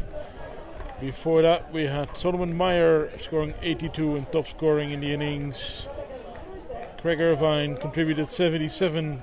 Hamilton Mazakatsa 15 and Sikandar Raza 9. That is the batting card for Zimbabwe. For the Dutch, the standout bowler was Van Meekeren, 2 for 36 in his 8. Shane Snyder was very economical, bowling early on. Noord for 19 of 6. And there were wickets for Michael Rippon and Logan van Beek. But Zimbabwe win the game. And indeed the series. Handshakes after the match. As mentioned, there will be some interviews coming up soon, and if you're not patient enough to wait for that, I do hope you will find us again on Saturday, 11:15 Dutch time, for the third match in this series from Voorburg. I'd like to thank Peter Zeelaar for his help all day long. Can't be easy sitting an entire day with me, but he did really, really well.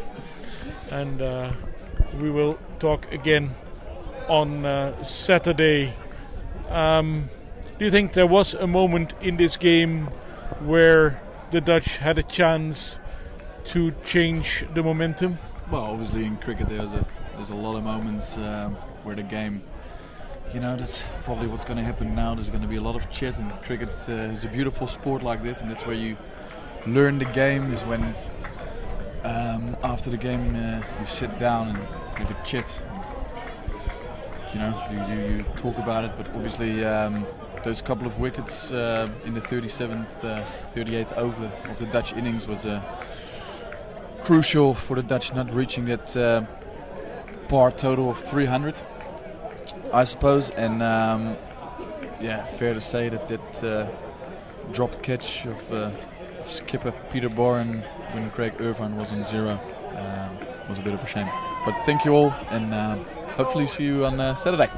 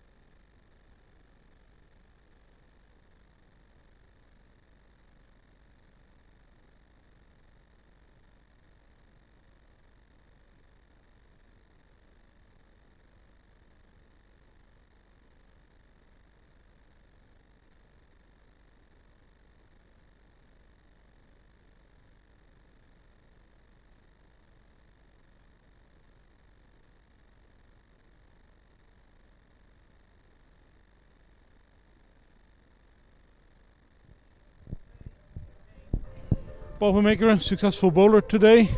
How did you look at your own performance? It was good. Ball came out nicely. I think my pace was up compared to the other game. Personally it was quite a good game for me, but obviously couldn't finish it off as a whole. So that's a bit of a shame. You guys nearly took the game into the final over, but were there moments in the game where you thought, here, this is the moment where you can take the initiative? Yeah, I think after the opening partnership, we lost wickets in regular intervals, what sort of holds back the attack. So we hopefully probably could have posted maybe 20 more runs, I think. And then I think we dropped their number 3 batsman Irvine on his second ball, which is quite a regular catch normally, and he scored 73. So I reckon those are the 2 key moments that we probably could have won the game. I think our bowling in the first 10 overs wasn't as good as it was in the first game. So yeah, a couple things to touch up on for the next game.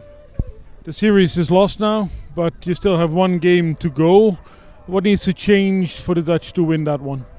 I think if you look at our batting, especially our first wicket partnership, was unbelievable. If we can have another big partnership in the next game and the batters do well and the bowlers do their job as well, then I reckon we got a good chance of beating them. So far, the first game we didn't put enough runs on the board and the bowlers did well, but it just wasn't enough runs to defend. And this game, the bowlers just didn't start as good as it was. So if we get the bowlers starting good and the batsmen what they did today, I think we got a very good shot on beating them.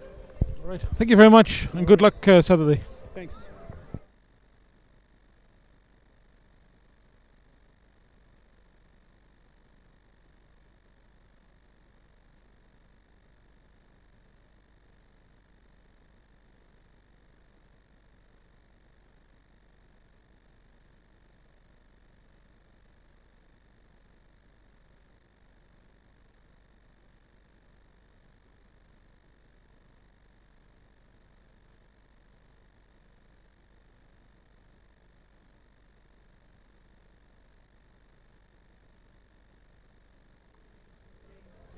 Zimbabwe captain Graham Kramer. You must be very proud of the professional way you guys finished this game with the bat.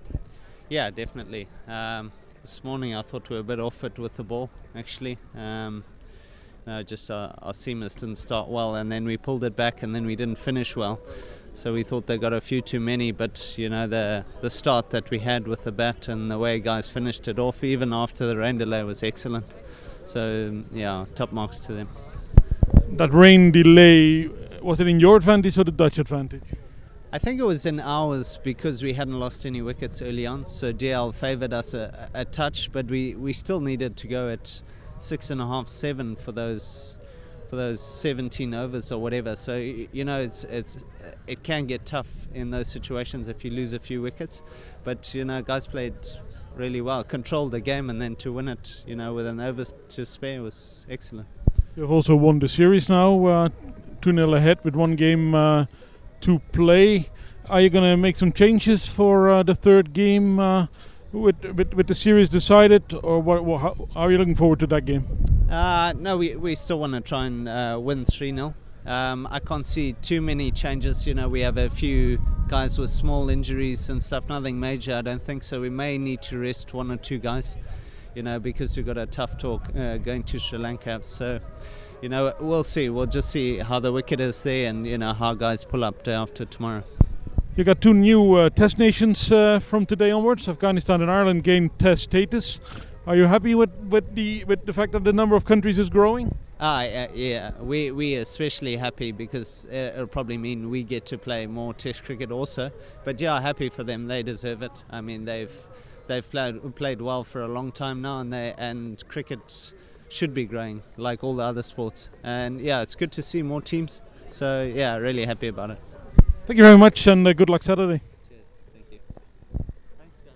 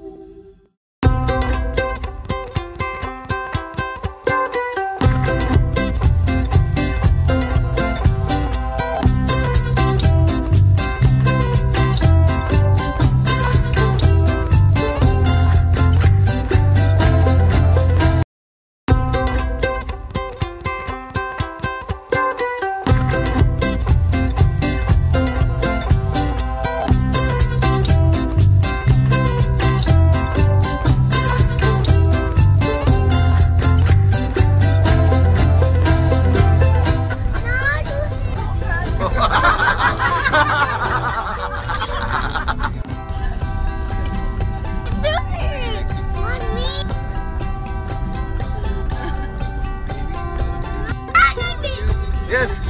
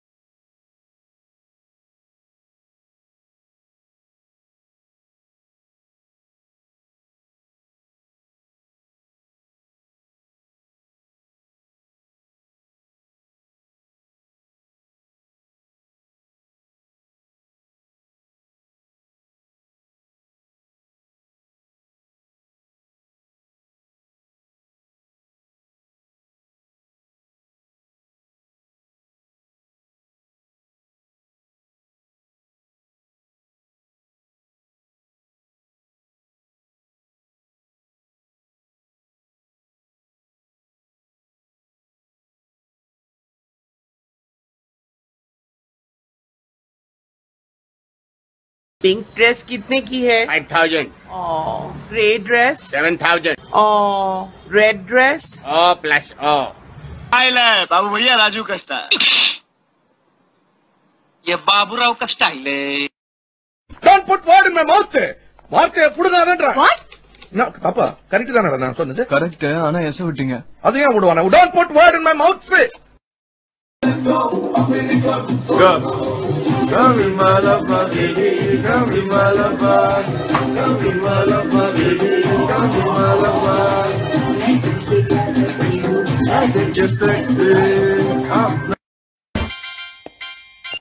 कौन है? Boss डा क्या ने? Chicken tandoori tandoori tandoori chicken tandoori.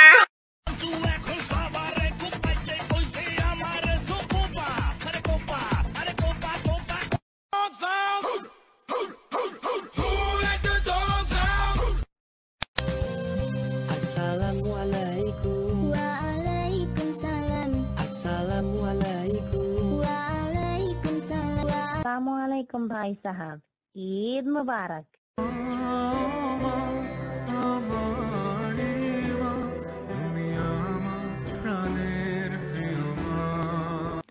अरे जनाब, राजपूतों की गली में आके पता नहीं पूछते, गुलामों के झुके हुए सर खुद ब खुद बयां कर देते हैं. I think you should go for C. Because long time no see. मैं कुछ समझी नहीं. क्या नाम क्या है तुम्हारा? विजय दीनानाथ जॉन. पूरा नाम? बाप का नाम दीनानाथ जॉन. अरे अभी तो पार्टी शुरू हुई है. हमारे पास पासपोर्ट नहीं है, ना वीजा, लेकिन वादा करते हैं कि अब तो हम मुन्नी को खुद उसके घर छोड़कर ही आएंगे. ऐसे है भैया बजरंगी. लोग यहाँ अमेरिका का पासपोर्ट बनवाने, इंग्लैंड, जर्मनी, जापान का. अरे अगर मुन्नी पाकिस्तान की है तो जर्मनी जाके क्या करेगी? हम एक बार जीते, एक बार मरते, शादी भी एक बार होती.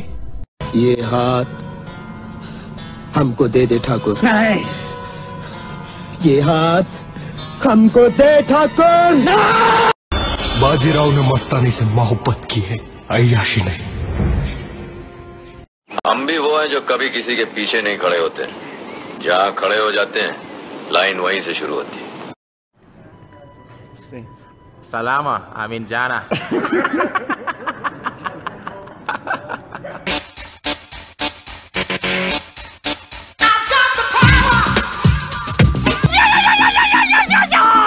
Alrighty then.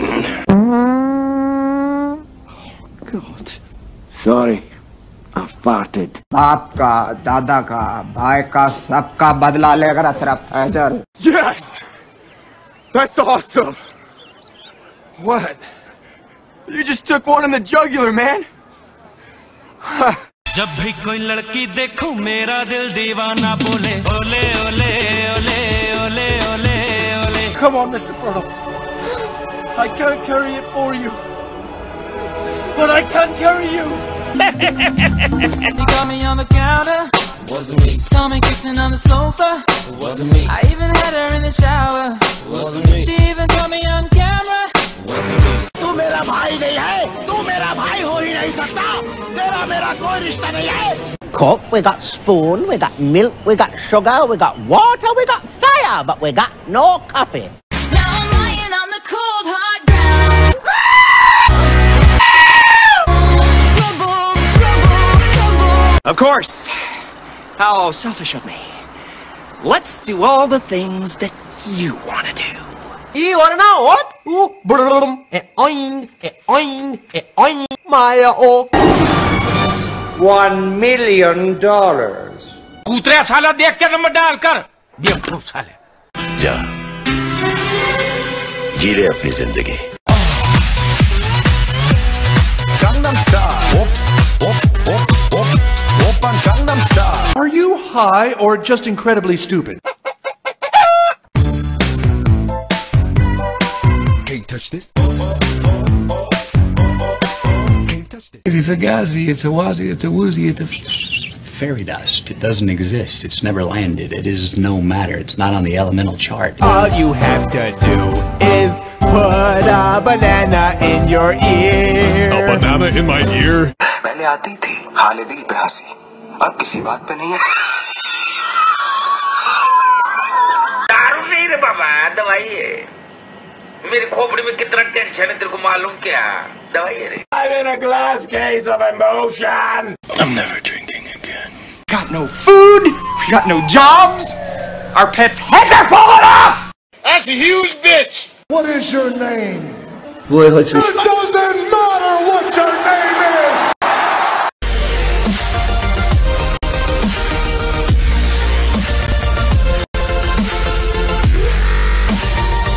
पिंक ड्रेस कितने की है 5000 grey dress 7000 red dress plus आइले बाबू भैया राजू का स्टाइल ये बाबूराव का स्टाइल है Don't put word in my mouth. வார்த்தையை புடுங்காதன்றா. What? பாப்பா கரெக்ட் தானடா நான் சொன்னது? கரெக்ட். ஆனா எச விட்டீங்க. அது ஏன் விடுவானே?